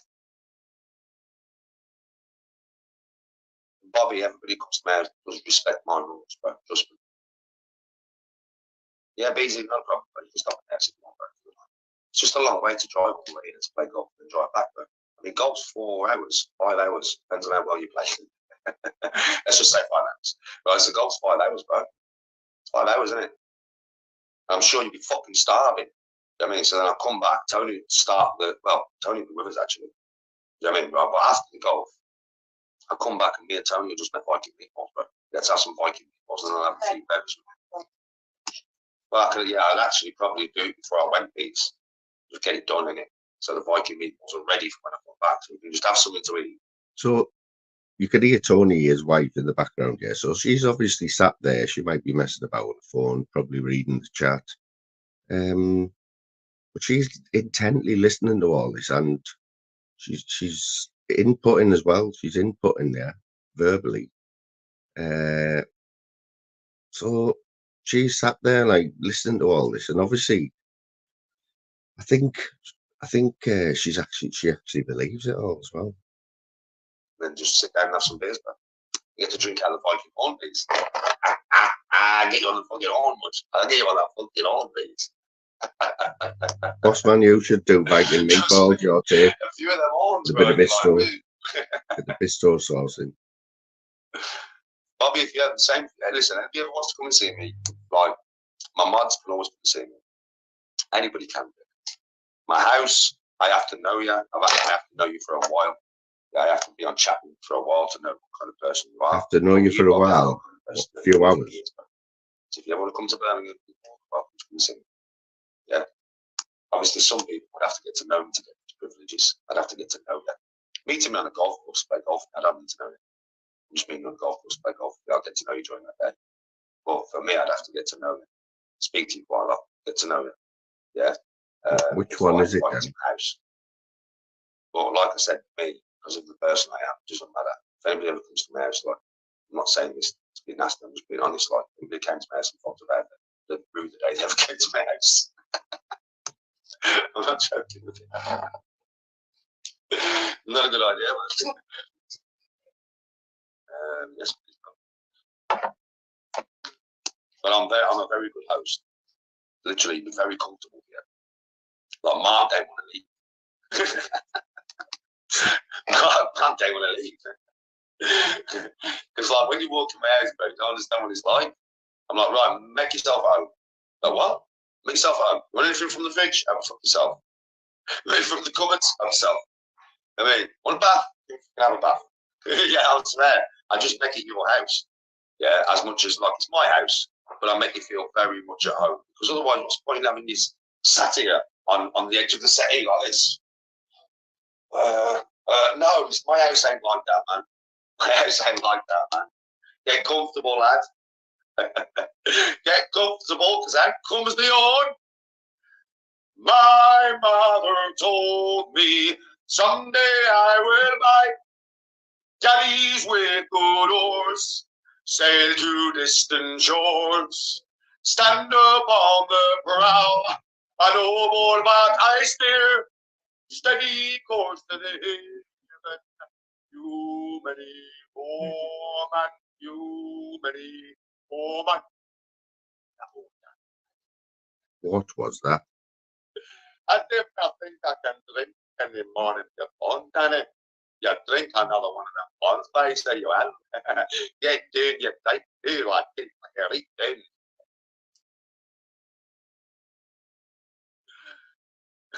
And I'll come on, jump on the train with the golf clubs. Yeah, bro. When anybody says anything to you, yeah, say I'm Casey out the Ninja Turtles, bro.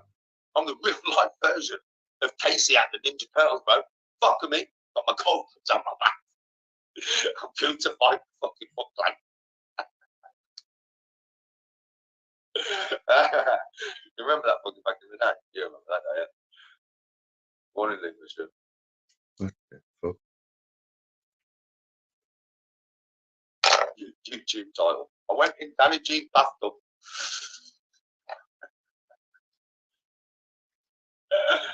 Yeah, I went in Danny G bathtub, man. It was an experience.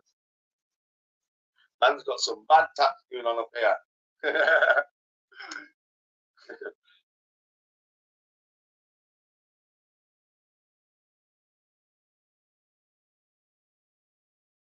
Oh, man.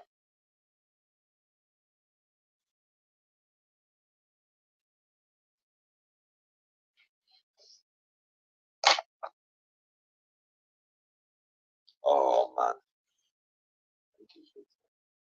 So Tony just brought him a cup of tea there. The boom slacker. The boom slacker up to do some blood flow shortly. The boom slacker up. Coffee's going to give me the boom slacker. You know about the boom slacker? Do you know about the boom slacker? I know about the boom slacker. The what? Boom schlacker.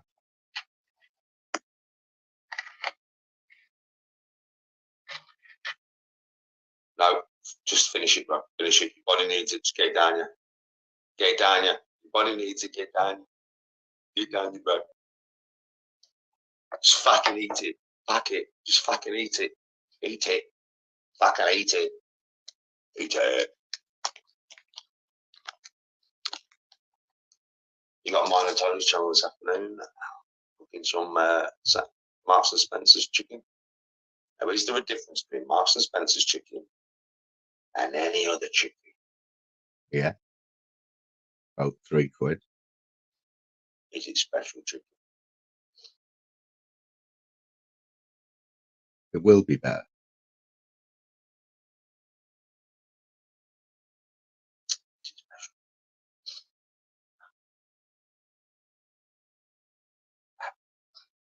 I wish you could see the screen now.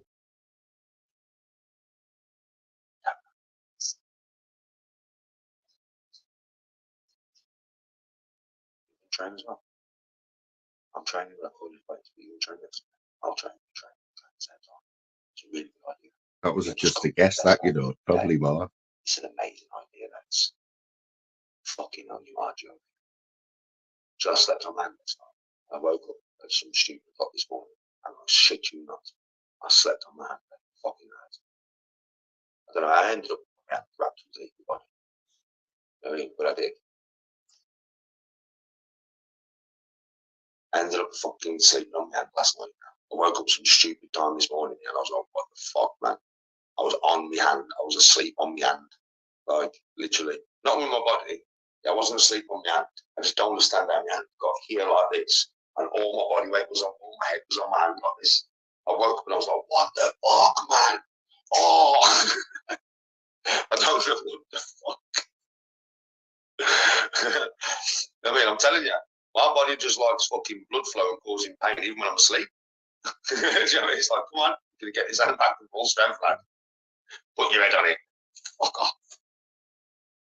It was so. What's my opinion? Katsu. I had it. I had katsu chicken curry when I had the Japanese box. Lovely. What's my opinion on short guys? No opinion. Not for sure. Don't make any kind of difference on what kind of person you are, does it? Literally, height doesn't distinguish on whether you're a top bloke or not.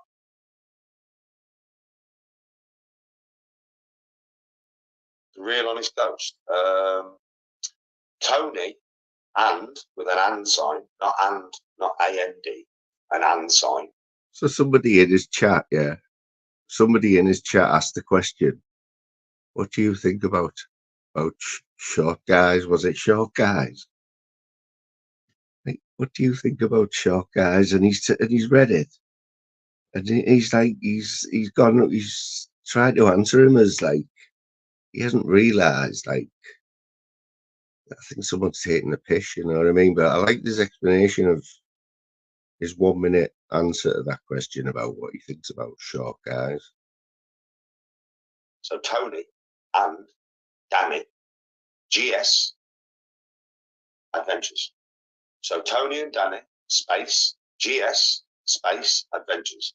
Tony and Danny G's Adventures. Tony and Danny G's Adventures. Those are Tony's names first on that. Genius. She's the main host, I'm the co-host. Leaving the main host. Keep saying, no, you're the host. No. Read the name, folks. She can't get away with it much. Because you know something, I put that title of that channel past her before I even made it. You just know that channel's going to be a hit already, don't you? What did I say to you? How does this sound? Tony and Danny G's Adventures. Did I not say that to him? He was like, yeah, that sounds good. Yeah, put it at that. Put it as that, Danny. I was like, okay, babe. He says, Tony and Danny G's Adventures, not Danny and Tony's. Oh, she's the main host, I'm the co-host, and we will get it to the point where she is the main host, and I am just the co-host. Oh, so nice, isn't he? Tony's the boss, bro. No worries, the real honest ghost. No worries about that. Literally, yeah, Tony's the boss. Right, I think we need to move to cringe level number 2-1, and this is a cringe level number 2-1. Tony's the boss. Do you know the real honest ghost? Do you know you share a name with a channel? Yeah, that I was very disappointed in. I was, right, and it's a shame because I don't have nothing against him to this day. I don't have nothing against Bobby, from the real honest truth to this day. I don't watch him no more because he went against me for no reason, and he went with a narrative that he should have really had intelligence to see through because he's 60 years old or something. But you share a name close to his channel, and his channel is called The Real Honest Truth. And it's a shame, really, because I went into one of Craig's, hedgehog man's lives specifically to speak to Bobby. Yeah, because obviously I've watched Bobby a little bit. He's from Yorkshire, and I know quite a lot of people, like my mom's friends, that are like Bobby. Yeah, so he reminded me of a couple of, older people that have been in my life and stuff. And I was listen, when he done that shit with Clipped, it was just like the ultimate betrayal to me. So what I just want to reiterate, yeah, is that he's now on about Bobby, the Real Honest Truth, yeah, who I was talking to Clipped. Clipped was the first panel he's ever been on, was mine, right, the other Sunday, Clipped, because I'd invited him. I'd seen him in a chat early on in the day, so I'd invited him and he came on, right, but that was the first time. And he was on for about 2 hours, right? And we only talked about Danny G for about half an hour. And so it was all light-hearted. We were having a laugh. And, I just wanted to get him on just to see what angle he was coming from and that, yeah. But as the days went on and the more Danny G stuff and he was getting more subs, I think it was the Friday, there was a premiere up of that Bobby saying, because I think they'd heard of Danny G, but they didn't know about this video, with his daughter and the drink. They didn't know about it.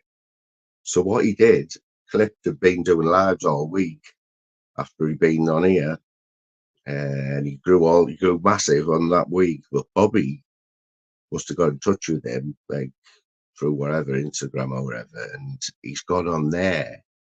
But Bobby's done it really like an interview, you know, like a podcast, taking it really seriously. Whereas when he come on mine, we only talked about Danny for half an hour.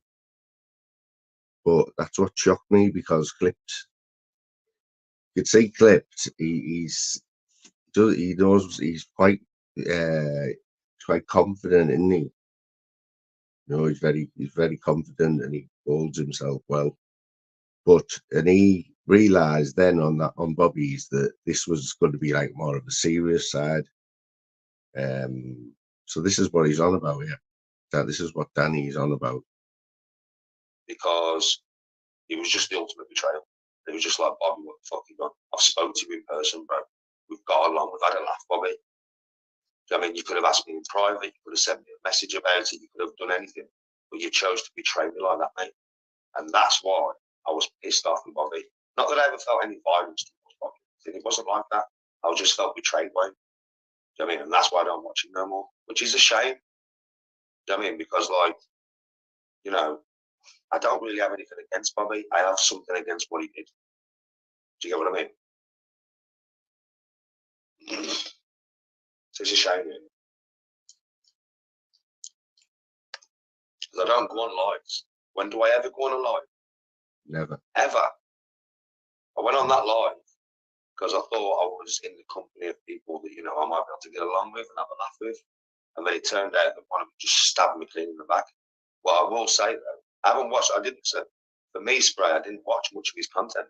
But, you know, since my content clipped, the content that I've seen flash up, which I haven't watched, but I've seen it flash up on the community space when you scroll up and down, it is looking like proper bullying content, bro, to be fair, which has surprised me. I didn't expect that. I really didn't expect It wasn't bullying. It One was thing I just will say, though, two people with their opinion. Craig has not gone against me. And Danny didn't like it. Fucking fair play to him. Neither was Brummy, neither was JDP, neither was Beezy, neither was Danny Christie, neither was, I mean, me and Paul don't really, you know, Paul's a bit pissed off for me because of what I said about Brett and him, but that's on Paul. But he still hasn't gone against me. Fucking fair play to him. I mean, right, so none of them have gone against me. It's just the obviously little dickhead clip channels that have gone against me. Defo I think scared the real of channel realise probably what's going on. Especially Danny Christie, because Danny Christie's been through it himself. So Danny will definitely understand what's going on. Well, name dropping there, Dan. Oh, Blizzy, we know anyway. Like I said, Beezy's, you want to Beezy's channel and look at what he's fucking put up there this morning, bro. Like, it doesn't take much rocket science anyway, because obviously I've had Jamie trolling since Clipters come around. I've had Jamie trolling in my comments, and I've banned and deleted it. Right? I'm not joking with you. Right? And like he's been on Clips Live, I've been told. Right? And Jamie trolling said that, nah, Danny's lying. I never said that about his daughter. Right? So I had loads of people come over here and say I was lying about the original Xbox Rage. Well, you know something, Beezy, right, has now got. So what he's saying there is, he's saying that this Jamie trolling is clip YouTube, yeah? But is he not saying there, is he not banging on here, saying that Jamie trolling has been in Clips Live? So what he's saying is that the two, he's saying that Clip YouTube, he's doing it, he was doing a live stream, yeah, and in his chat is an account called Jamie Trolling, who he's saying is Jamie Trolling. So how could he be on the chat? So he's saying that Jamie Trolling's in the chat and he's running the live. He hasn't clicked onto that bit, has he? And no one's like pulled him up on it, you know what I mean? This is why he doesn't do StreamYard, right? He couldn't share a panel. Imagine him getting a guest on. Imagine. That's why he never does StreamYard. It's all YouTube, where he gets to say what he wants. He's the boss. Another clip of Jamie trolling on his channel, and Jamie trolling is asking a 10-year-old to get his mum's tits out, bro. And it's on Beezy's channel right now. He uploaded it this morning.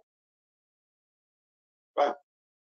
It doesn't take rocket science to work out who Clipped is.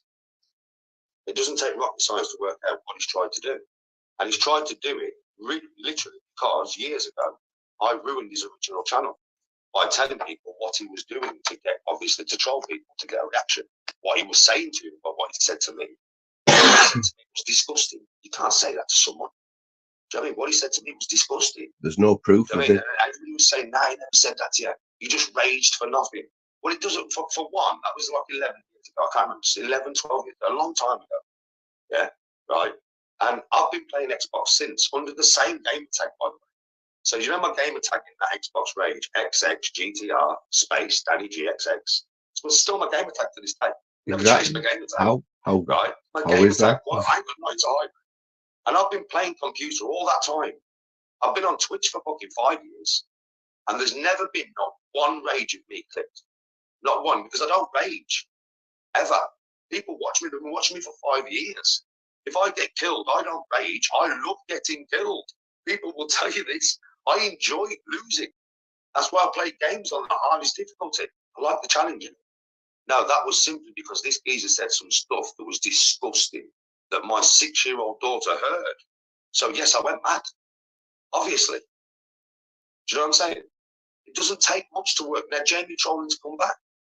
11 years. He hasn't been on YouTube for 11 years or some shit. Right? Yeah? And what was his 6-year-old daughter doing in the room, though? To arrive, Jamie If Trolling's back. he's getting trolled. What? It doesn't take rocket science, like, it doesn't take much rocket science. It doesn't take much sense to figure out, obviously, does it? Because I ruined his trolling career years ago, he's come back to troll me again under a different fucking moniker, not realising that some of my fans would listen to his voice and be like, hold on a minute, ain't that the same geezer from the Xbox Rage though, Danny? And then I've listened to the voice and I'm like, yeah, it is. It is. His balls have just dropped. His voice has got a little bit lower, only a little bit.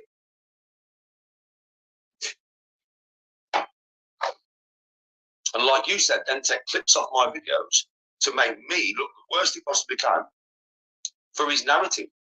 Never no context behind the clips. Never the full live on. Never more than what? A minute, 2 minutes each. The worst possible, you know what I mean? I could, like, I saw something, yeah. Who was it? Northern King. I didn't watch it, so I'd seen it before. I just saw it. I was scrolling through YouTube and I saw it. It was like, you need to explain this. And it was a clip that some lads took years ago of me saying, this is what I said, something like this anyway. All I want to do is eat young uns. I just want to eat little uns until the day I die. And they took that, yeah, and then that, so that's trying to make me look like a monger, right? But the context of that video was me talking like I was one of the elite. Do you know, like Joe Biden, the elite? That video was about the elite. Yeah. So I went into the elite mode and I went angry and I was like, yeah, what I want to do is kill everybody. That's great clipping, by the way, by Northern King. Triggered there. Take all the money, murder all the kids. Do you know what I mean? That's what I went into their mode. That was the context of that video. I saw Northern King the other day, and yeah, you need to explain this. I don't need to explain fuck all, because what they've done, like what your clip channels do, is took a clip of me to make me look bad. But the context of that video was nothing like that. The context of that video was me trying to bring the fucking elite down by making everybody aware of what the elite are and what they do in Hollywood and what they do in government, especially in America. Oh yeah, it'll get clipped again, but I don't give a fuck. Do you know what I mean, right? So that's what the context of that video was. And people took that little clip to make me look like a fucking monger. Sad, sad. Very fucking sad. And Northern King's a trap because most people have watched that video. They're my fans. Well, people are always on my channel. My boys, my YouTube fucking family. Most of them have all watched that video. So when the geezer made the first clip, it's some ginger geezer be like, fucking up here, Jen. Right? I went into that video, it was a couple of years ago. And literally, my boys on YouTube have gone, listen, you took that totally out of fucking context. We watched this video. This video was about the government. It wasn't even like that. Danny was talking like he was the government. I mean, and loads of people went to that comment section and said that to them people. Yeah, right? That's how you can make it look to your own narrative. Respect to Scotland. Yeah, I've heard of him, obviously. His narrative was stupid.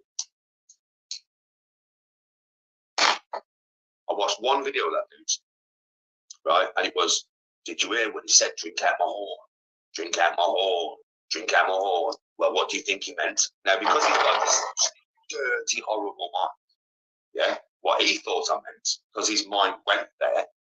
Think about this. His mind went there straight away. So what's he thinking about? What's on his mind? He thought I meant my private parts. Yeah?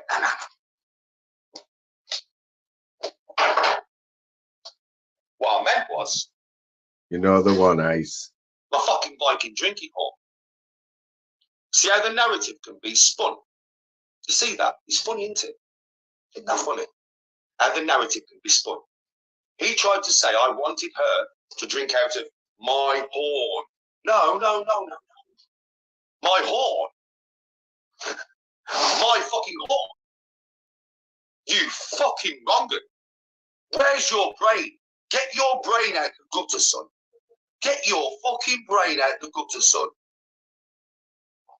I drink out of this nearly every drinking life. This is mainly what I drink out of, is it not, folks? How often am I drinking out of my Viking drinking horn, folks?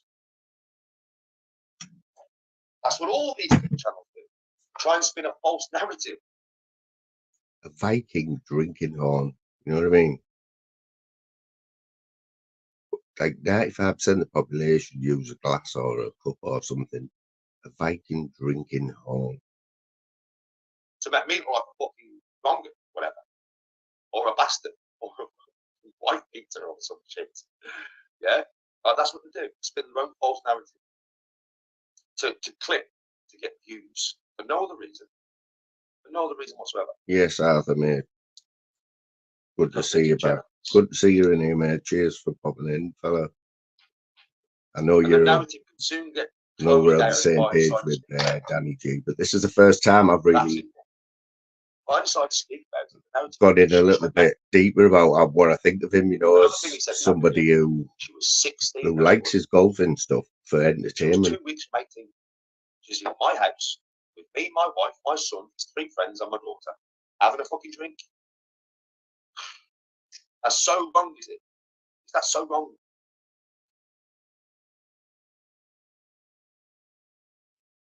So he made a video with 2 statements. One, she was 16. No, she wasn't. Daughter was. He wasn't. You know what I mean? Just because my daughter's 16, don't think of friends of the same age. I'm friends around older people. And who is now hanging about a fucking 30-year-old woman. And who always hangs about people. She always has. She always will. Yeah, because people her age she finds childish. So Demi's old, Annika. Demi's the same age as Ethan. Demi used to go out with Ethan when he was at school. This is it, Darren, right? You're just listening to the audio, and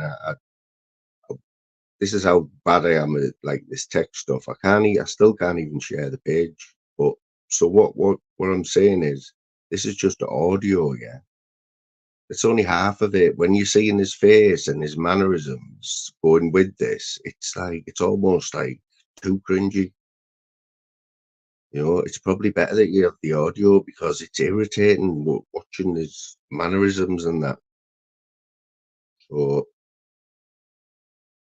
I think audio's good. I've known Demi and her family for years. They've been around here for years. Ethan was in the kitchen. Her ex-boyfriend was in the kitchen with his voice. And I don't consider, a bird who's 2 weeks from 18 having a drink in my house as being a fucking problem. It's that simple. Oh, but they'll make it out to me, right? And they'll tell you that she was 16. She wasn't 16 at all.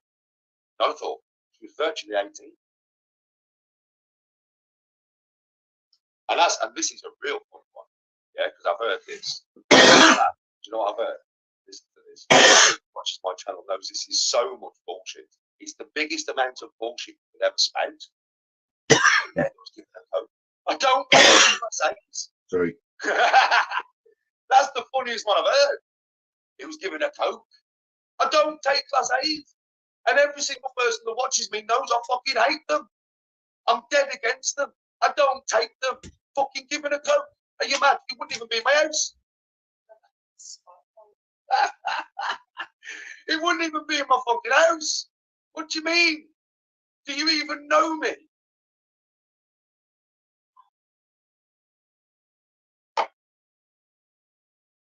Fucking hell. Giving a sniff. He was giving. No, I wasn't. I would never give anybody sniff in my fucking house. I would never give anybody sniff period because I don't touch sniff. I fucking hate it. I fucking despise it. The only 2 drugs that I take is magic mushrooms because they grow like that. Yeah? And fucking weed. That's it. I don't touch nothing else. And every fucker knows that. Everybody that watches me knows Danny don't take nothing. He fucking hates it. I know, bro. That's the narrative that tried to spin on YouTube. That was giving a sniff. What? What are you on about? Maybe because during the night, yeah? I don't know. I can't even remember being drunk that night. I don't know what Tony was drinking, yeah? But maybe during the night I've gone, yo, give me the Coke. And what I meant was Coca-Cola. You know what you drink? Fucking hell, man. Try and spin that narrative, though, eh? Not in my opinion, love. Not in my opinion. Mushrooms are not class A in my opinion. Not in my opinion. I don't mean that kind of class A. I mean pills, whiz, coke, crack, fucking ket, MDMA. That's what I mean class A. I don't take none of that shit. Nice one, Dave. None of that shit. None of it. I drink alcohol occasionally. I smoke weed much. I take mushrooms about once a year. That's the thing. Take the coke. When I heard that, I burst out laughing. Did he say Same as when I speed heard there? that fucking Reacher. When I heard that fucking Reacher talking about the horn situation, I was laughing at the screen. You know that? I was actually laughing. I didn't realise that what I was commenting on to begin with was Shadowboxer's channel. Shadowboxer, like, I just got a recommendation to look at this video, so I clicked on it. I watched the video, but it was on Shadowboxer's channel, which I didn't realise. And I ended up fucking commenting on it. I can't believe it. I can't believe I commented on Shadowboxer's channel. I can't believe that I did. I didn't realise Shadowboxer kind of shared it. So if you look at the comments on Shadowboxer's channel, I'm underneath it. I just put laughing faces. You do realise that I mean, you can see by the laughing faces that I think I'm talking to Reacher. Yeah? And I'm like, you do realise that I'm not talking like about my dick. I'm talking about my wife drinking. You do realise, if you ever watch one of my lives, I drink out of my horn every fucking life, but I'm like a real life animal horn.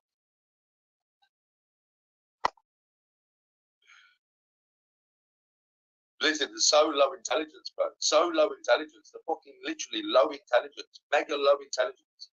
Mega low. Stupid. Like daft. Thick as talk. I swear, bro. He's on about all of us there, isn't he? I've had it for... Who bought that? My brother bought that. I've had it for years. 4 or 5 years. About 4 or 5 years. Like that. My brother bought it for Christmas with a big bottle of it. You know what I mean? So yeah, my brother bought it.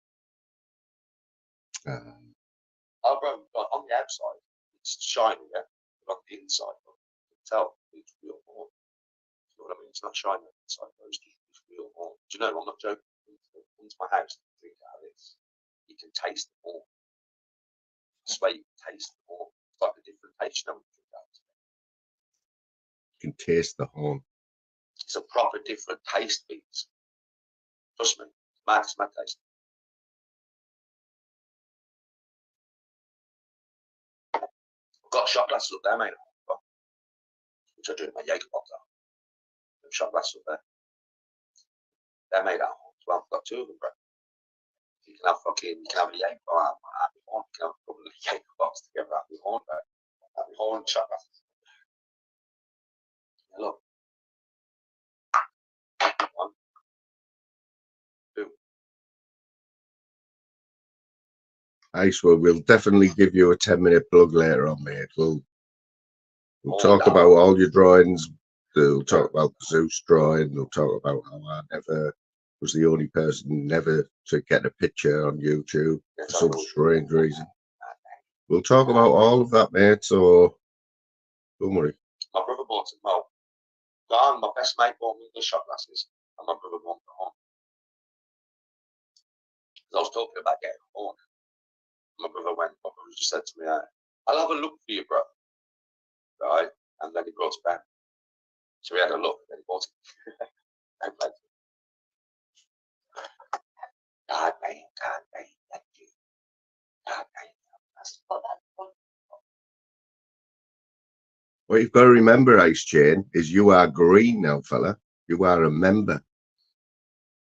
So when people come in here, they'll see Ice Chain Pure Water is a member of Moon's channel. Just think about that. I have got mead from Lindisfarne. I have got mead here from Lindisfarne. If you watch Vikings, you know what Lindisfarne is, right? I've got mead here from Lindisfarne. I won't drink it. My brother bought that as a present. Yeah, but I have mead here from Lindisfarne. I just won't drink it. No joke. My brother went to Uhtred's fucking castle, mate. Not long ago, about 6 months ago. He went to Uhtred's castle. He went to Lindisfarne. Yeah, and he brought me a bottle of mead back, actually from Lindisfarne mead, bro. I mean, I just won't drink it. It's only a little bottle. I won't fucking drink it, man. I will not drink it because it's a present and it's special. Got it for a few weeks yet, Ice. So we'll get it out there. Put it out there that Ice Chain Pure Water is a member of Flammy the Moon's channel. So, I'll show you something. Big up for the support, Ice Chain. But basically, a replica ornamental sword. A replica ornamental sword is attached here. Right, that's a replica ornamental sword. It's attached here. You get a sword off your board, you'll find out that the blade only goes a little bit into the handle. So it only goes a little bit, right? Yeah, probably this much. And it's like glued and then usually attached here. So you can't hit nothing with it. It'll snap. With a proper battle ready sword, the blade goes all the way through to the top, right? And it's pinned here and here. So basically, the blade goes all the way through, all the way to the top, and here it'll have a hole. You've got to spin it, haven't you? You know, you've got to spin the Ice as a member. And then down here, it also has Big a up hole the in members. And the down. I'll have to remember to tell everyone. Like, So that is the I have difference. to just go on loads of paddles this week. A battle ready sword. Tell everyone he's a And the member. quality of the mate, obviously the quality of house. But Probably the first membership he's ever had, you know. Can you imagine Ice paying? Imagine Ice paying to lap back someone on YouTube. So, like this couldn't think of one person. On Impact, you understand what I mean? None of my swords. They're all battle ready. None of them. Apart from me. This is not obviously my most expensive sword. I've got one over there.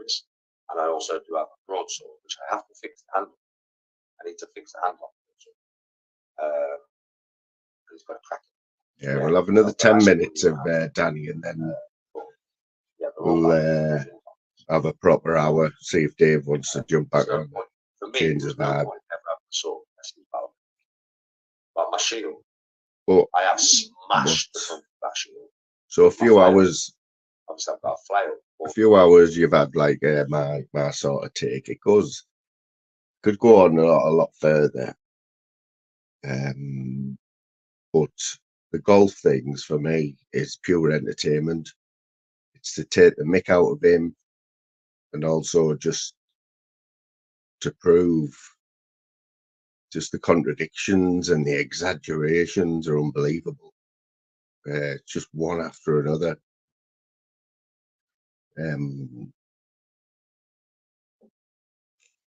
But the Jamie trolling thing, like I say, he's got it.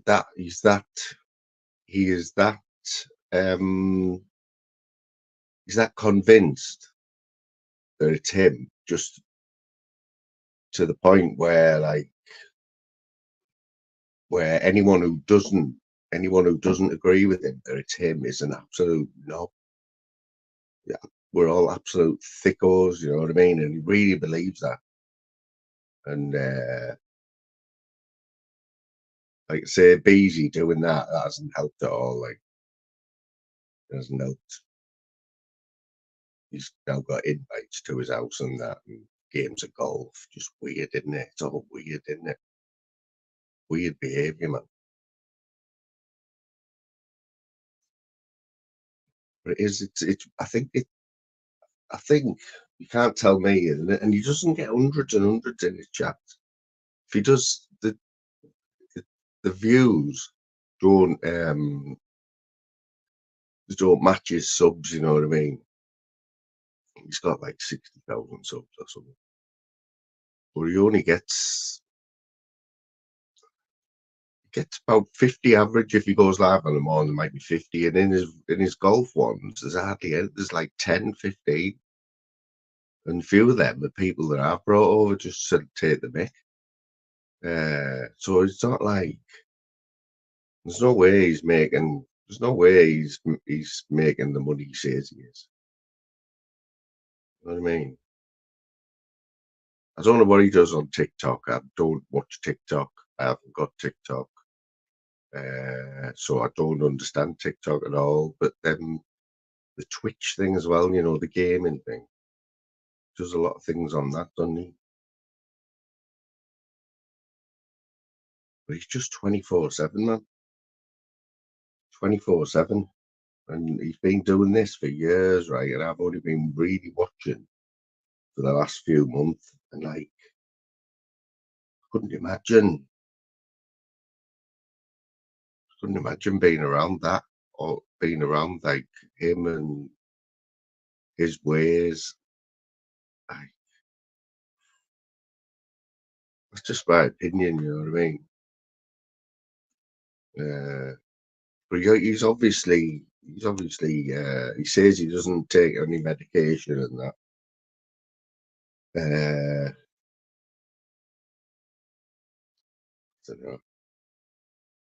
don't know. A Viking, a man who thinks he's a Viking who plays golf, basically, and could have been a pro golfer, a Viking. He'd be the only Viking pro on the tour, like.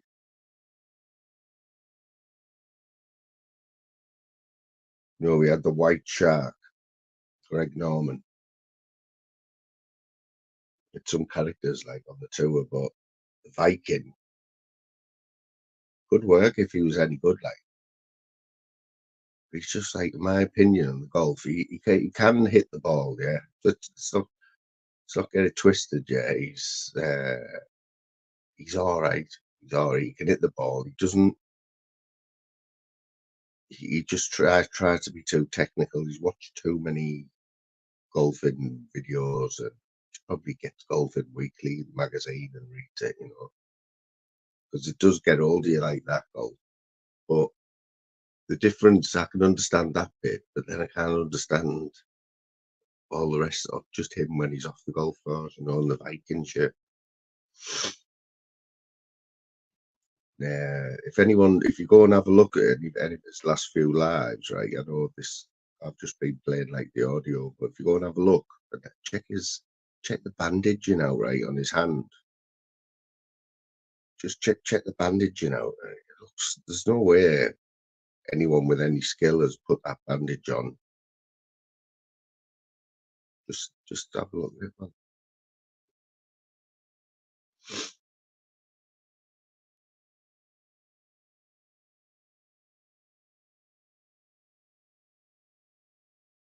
He's still banging on about that.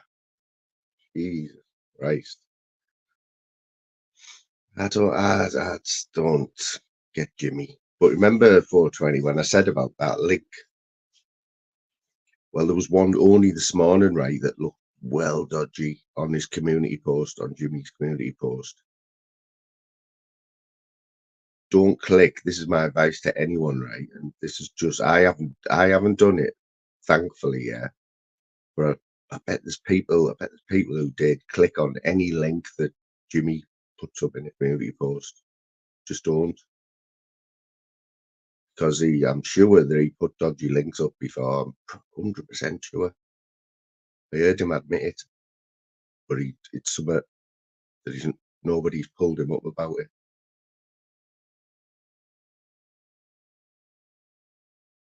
And I think that's worse than anything.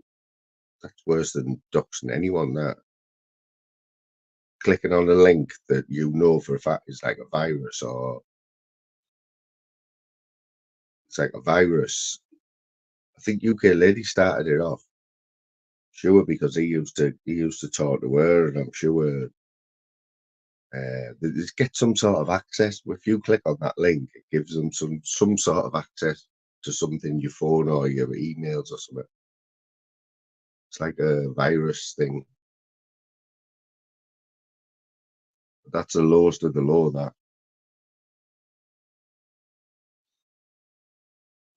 Just have to mention it at PP, and PP will pull him up about it. PP was on form again yesterday, like, you know, was he? He was right in the thick of it, all of it, like, because it was a bit crazy day, wasn't it, yesterday? Let's have a look who else is on live.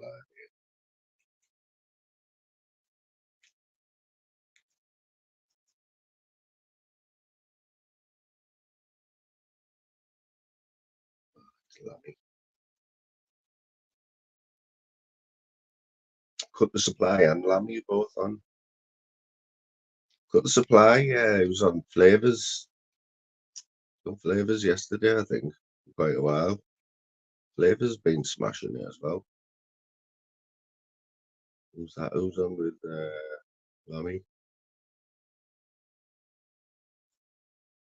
Yeah, I like Lammy. I think it's fighting Irish. Yeah, Lammy's cool. Like, I always remember Lammy as like Richard Lamb, innit? He used to just come in chats, like, I think he had a Scottish flag, or what was it he had? I just remember it was always Richard Lamb before Lammy. But he's probably chilled, isn't he?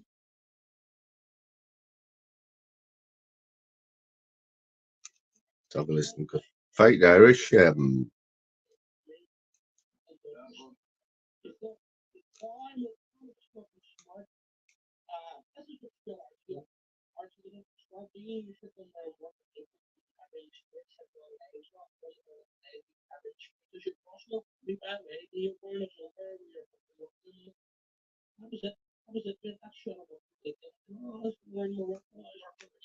Just show you. You think you're fucking brilliant, sitting on your pieces and slapping the people all night.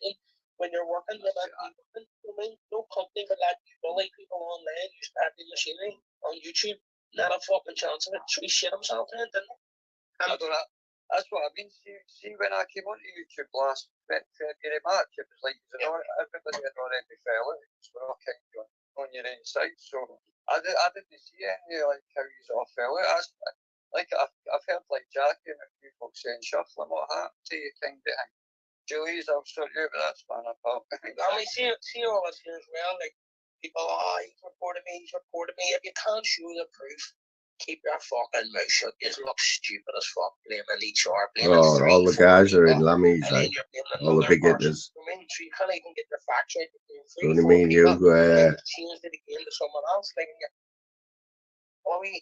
back against other people when you can't even get your shit together.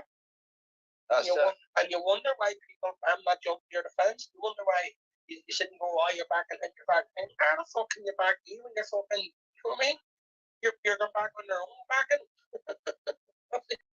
You're leaving backing yourself up. So, but see the one thing I will say, and I'm not defending anything like, but I've seen how YouTube can turn somebody that's an alright happy-go-lucky person into a fucking like twisted, like, you know what I mean? Because it can do that to you, mate. Like you say, with people that can. Sure, Lammy won't mind just listening in, like, will he? Folk without any proof or nothing like that, and like folk getting on staff, and like I just think it's going on too long. Got Tunes in the chat there. Was it you that says it in the Facebook? Tunes won't come in here. It's Just out of principle. When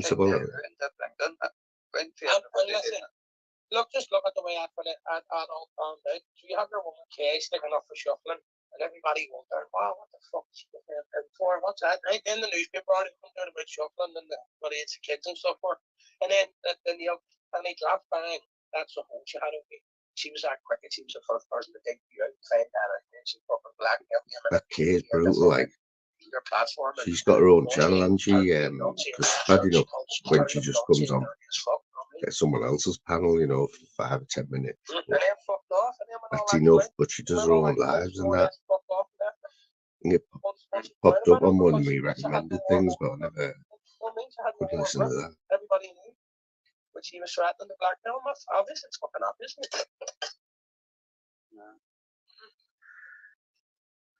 That's what I think, anyway. It's Fighting Irish doesn't. He was in Dave Smithers' chat yesterday, I think, and Dave pointed out he's one of the people who sort of listening to like me and Dave and whatever, but don't comment because they don't want to bring any trouble. But doesn't bother me, Irish, mate. If you just jump on whenever you want, man. Been on before. If you just knew the whole situation was fake, but not the way I found out. Humble him, apologize, sort of give. Not sure what they're going on about. You know what I mean? The best of what's going to happen. So even the worst people on here are trying to spice the beef. Why these other small handfuls pushed out in the corner. And I don't think they should ever be allowed back in.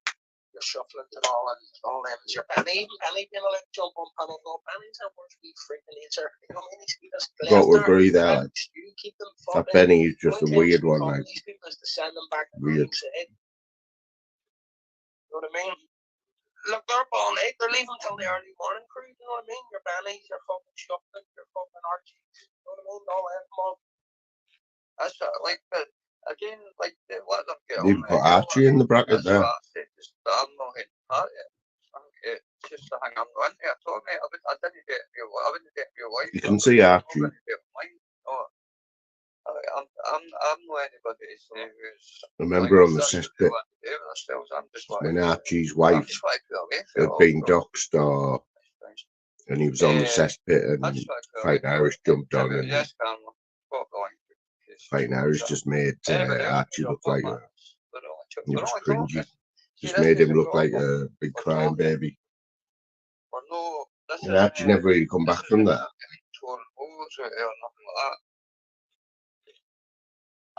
I'm genuinely just thinking. I still don't know how everybody got it, how it came to this. Because, like I say, when I came on YouTube, it had already started. But like I say, going forward, this is what I'm in here. It's been a lot. Yes, Tunes. Yeah, buddy. I thought I'd come on yesterday. So what was your opinion on hosting the Looney Tunes show? I got fed up with it all, like, you know, and I just sat back and let you deal with it. Jimmy going, no, go on, let him on. Yeah, my synopsis. You want my PP synopsis? I noticed you've been quiet, and I'm thinking, yeah. I've had them two. I've had CM and Lawrence and argue for ages, and you just ain't got to get anywhere. Aye. I thought you had a good. See, to be honest with you, I thought you had a good live last night. Yeah, it was. It's because I had It was one of his better ones, and that was because he didn't really say much. I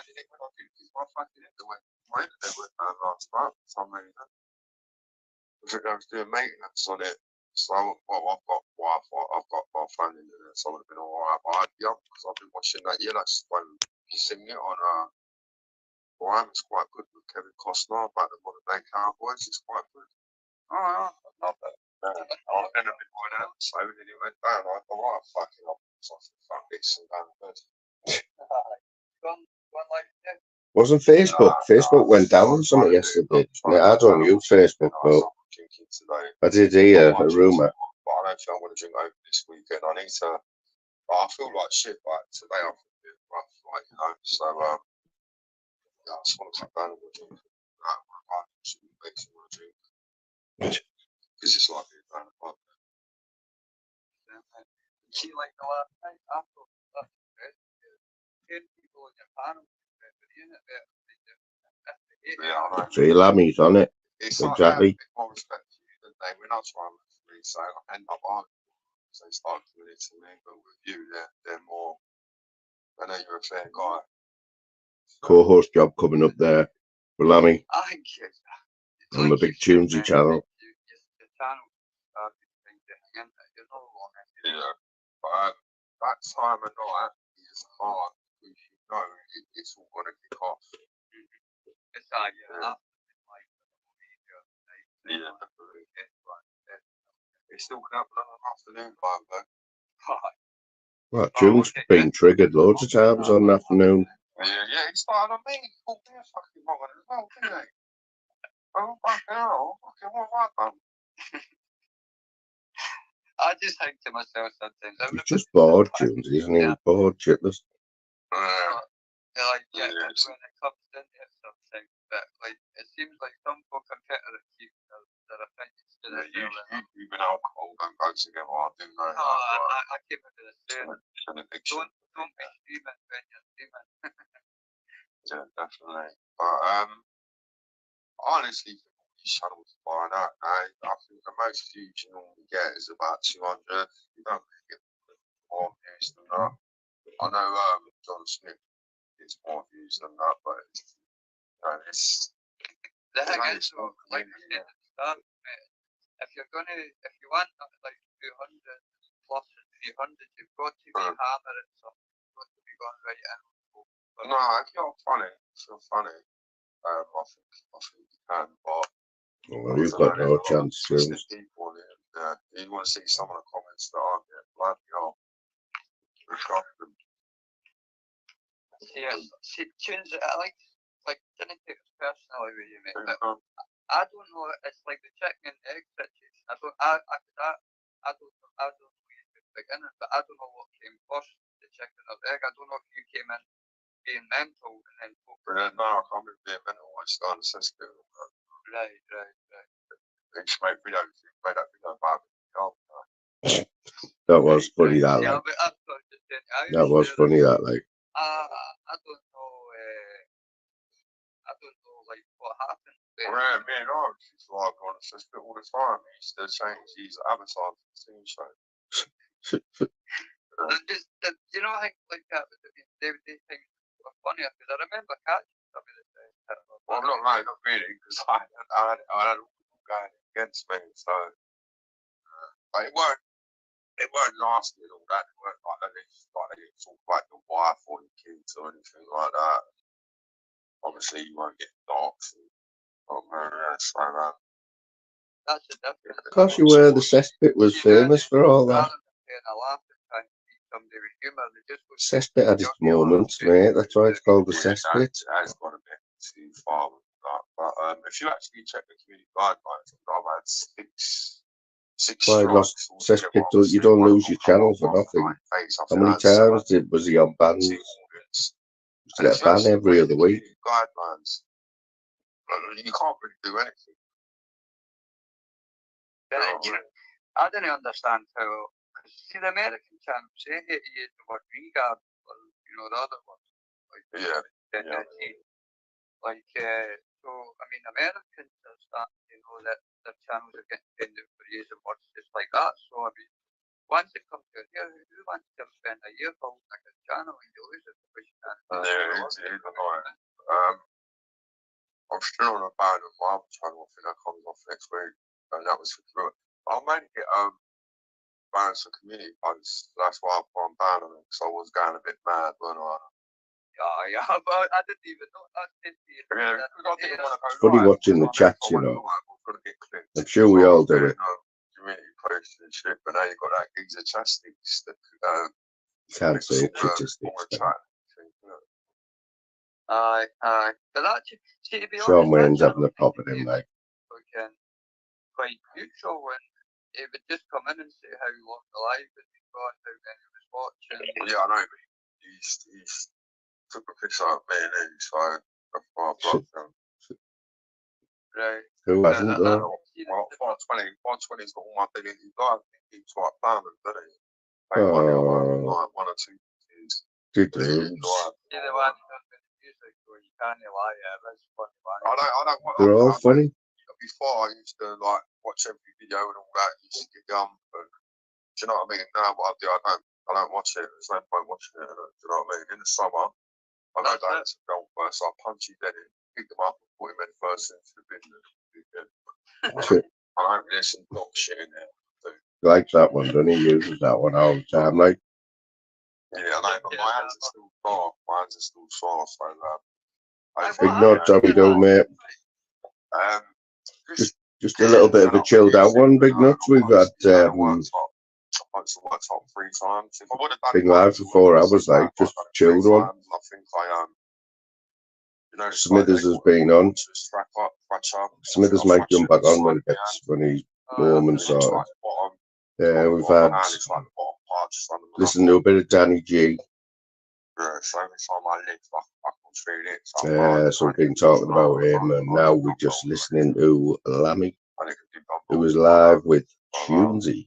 Yeah, not only that, COVID as well. And that Lammy, love you, mate. I hope you don't mind doing this. I don't normally do it, but it's quite good when you definitely. When you can just lay back and have your thoughts and speaking, thinking aloud. I think that's what it's called, isn't it?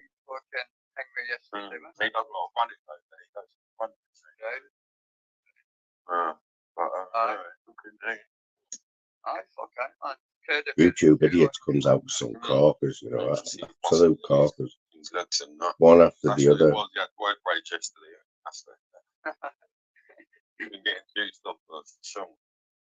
That's what Tuesday doesn't like. Tuesday hates the fact that YouTube Idiots' his nemesis is constantly funny, you know what I mean? And Tunes knows that he can never be as funny. He doesn't like it. And he's going to go and pick him up, put him in a bin full of dog shit. It's quite expensive. You know what I mean? I think Bomber's all that as well. Bomber's like a 15 structure, and so he's obsessed with Bomber, and he's got a weird obsession with the male entity, hasn't he? Like the frame, and it's weird.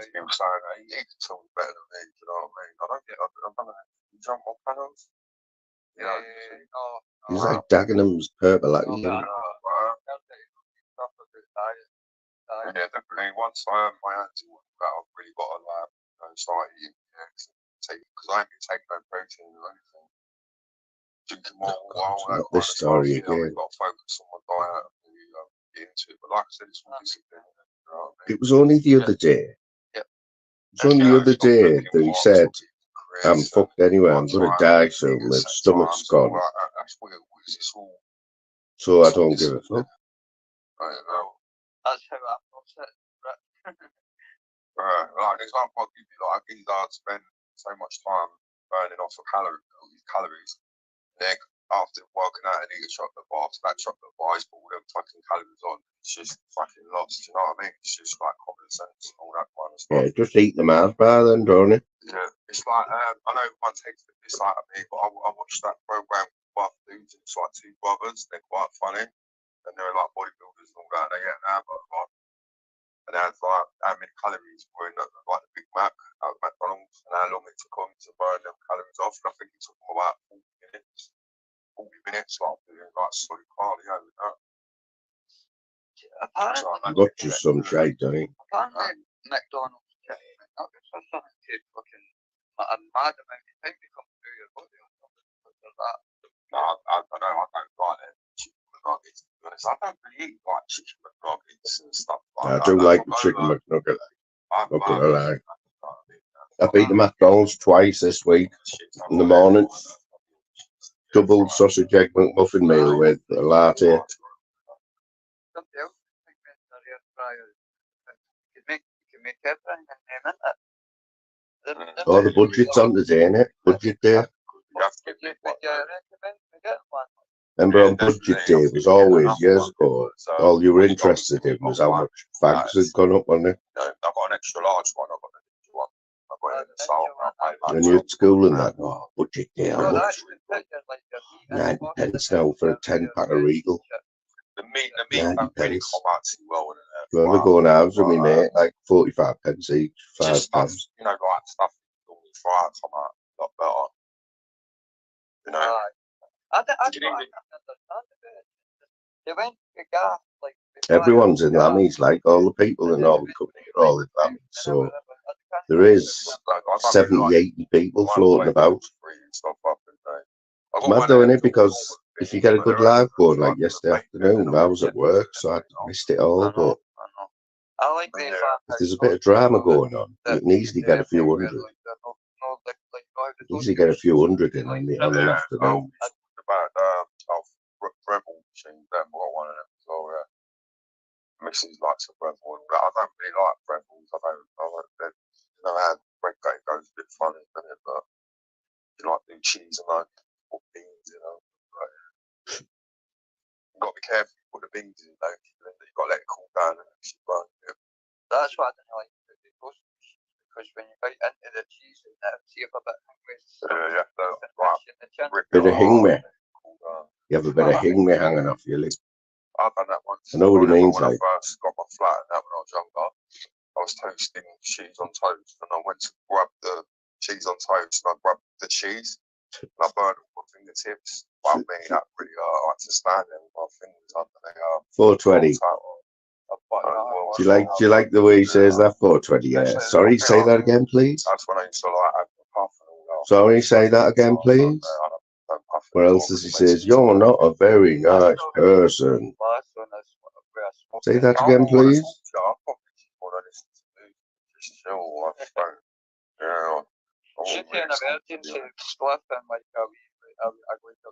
think it was, oh yeah, it was on there last night. It's a bit of a blur for me, yeah.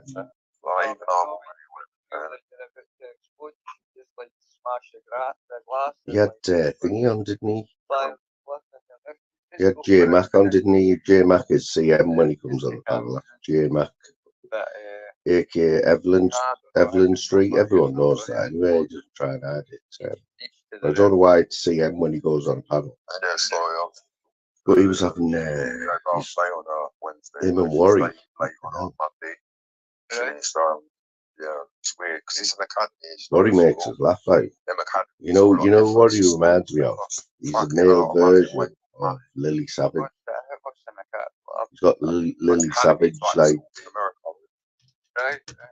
Yeah. I think I'm not too. No, it's not private. No, it's still. But that's what they're trying to do. They're trying to turn all schools into academies and all that. Yeah, but it's a lot. I see, to be honest with you, I came out of school and I learned to count, that was about it. I can't. Yeah.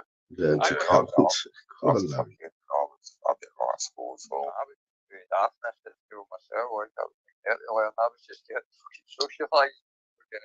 Yeah, I know, but what they learn now, a lot of things they learn now, it's just like crazy. Their homework's really hard, and like some of those stuff they ask, like, you think, fucking hell, well, they're really gonna need to learn. My son never brought one bit of homework home in 5 years. I think what they should do nowadays is, like, once they have not once did they ever see or hear him doing homework. Learn what you're interested We used to get homework every then day. when you hit 16, you've learned something, and you're more likely to take something in that you're interested in, rather than, why do they not teach kids how to? It's weird because we got a letter saying she got a point for detention. I was like, what do you mean she gets a point? Because when you get a point, that we thought that's so good.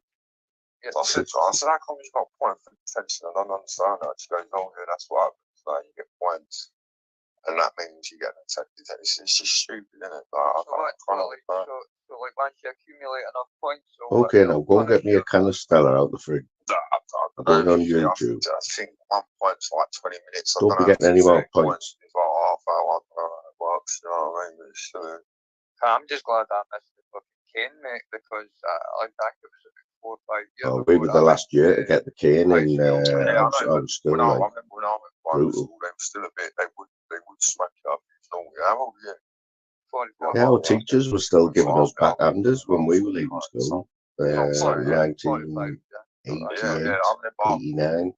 fucking when I was little, because I swore they washed my mouth out with fucking Still soap. getting a good backhand, good few backhanders. That's Yeah, what that's what I'm glad because I rebelled enough with it getting hit like with one of the fucking, what was it, cat and nightingales and all that shit. They must have been a bit terrible. Imagine hitting. Yeah, they were. Don't know about what cat and nine would, tails like. That's a give bit me think kinky, about you it, know. but obviously when I went to secondary school, I think it changed all that. When I was at school, I used to still get the milk and all that. I used to get them all. I never used to like it anyway, so. I like that. I like them all. Like, I used to. Yeah. There was a price. Sorry, do you know when they go cooking and all that, you have to buy all your own ingredients and all that. Now, like when I was at school, it was all there. What? Say they was doing a cooking lesson. Yep. You have to buy all the ingredients. But when I was at school, it was home economics or something? yeah. Home economics, that's the one now. You've got to pay for everything. Right? Used to be good though. You used to have to bring £2 in or something, and then you'd take a load of the cakes home that you made, wasn't it? You were like disgusting. Lions at school as well. I don't think they do I that. can remember learning how to cook a full English breakfast in home ec. Full I'll English. tell you a funny story. Right, this bird she was into me, but like I just was into her, but she used to do my size for me, right? And there was a teacher called Mr. Blair, and he gave me like 4 sizes. Mr. Blair, his name's Tony. So I got the size, and I gave them to the lassie to go away and do. So I went and handed them in. The next thing, a couple of hours later, and I get called up to the headmaster's office with the teacher as well, and they're like, you done these sides, Richard? Says, that was she used to sign the sides for me as well. She was good to do my mum's signature. So the wee bitch, because I've been treating her like a cunt, she wrote in the middle of it, Mr. Blair has no hair and something else in it. And he's like, do you definitely wrote this? And I was like, aye. And I like, oh, at the top of the page, and it was like one of the yellow marker that went along the line. She's going to explain why you wrote that then. I was like, fuck, thank you, right. I got some a lot of people used to take 3 pens together when they used to do the lines, didn't they? Yeah. 3 pens together. Yeah, I would always. Okay, we used to have Rigid tunes to get some lines and sticking 3 pens together. We had like the support centre for the trouble ones that was bothering. There was like the learning support for the deaf kids and folk like that were like needing extra the help, but the 2 sheds were next to each other, so if you were sent to the support centre, it would be like, oh, you've got to do the thing with that, and you're like, you know, kids can be brutal, can't they? That's what I think that like see the gaming and all that, like the social media, you know, it's like kids can be trouble, say the most evil things. So they've kind of grew up through this way with being like being social media. So I think that's how like it's so toxic, because it's all like the kids. So all the kids that have grown up there. I was just trying to get my eldest to come on. She's lethal. She is. You know what I mean? She's doing an online gaming course at college, but she won't come. Right, folks. You know what? I'm going to wrap this up. I think I'm going to come back on tonight for the Borough games on tonight. 7:45 kickoff. So do some bit of like 7 o'clock-ish. Just going to go and but she's laughing. Make a few phone calls and have some of week. So nice one for popping in, everyone. And I'll see you all very soon.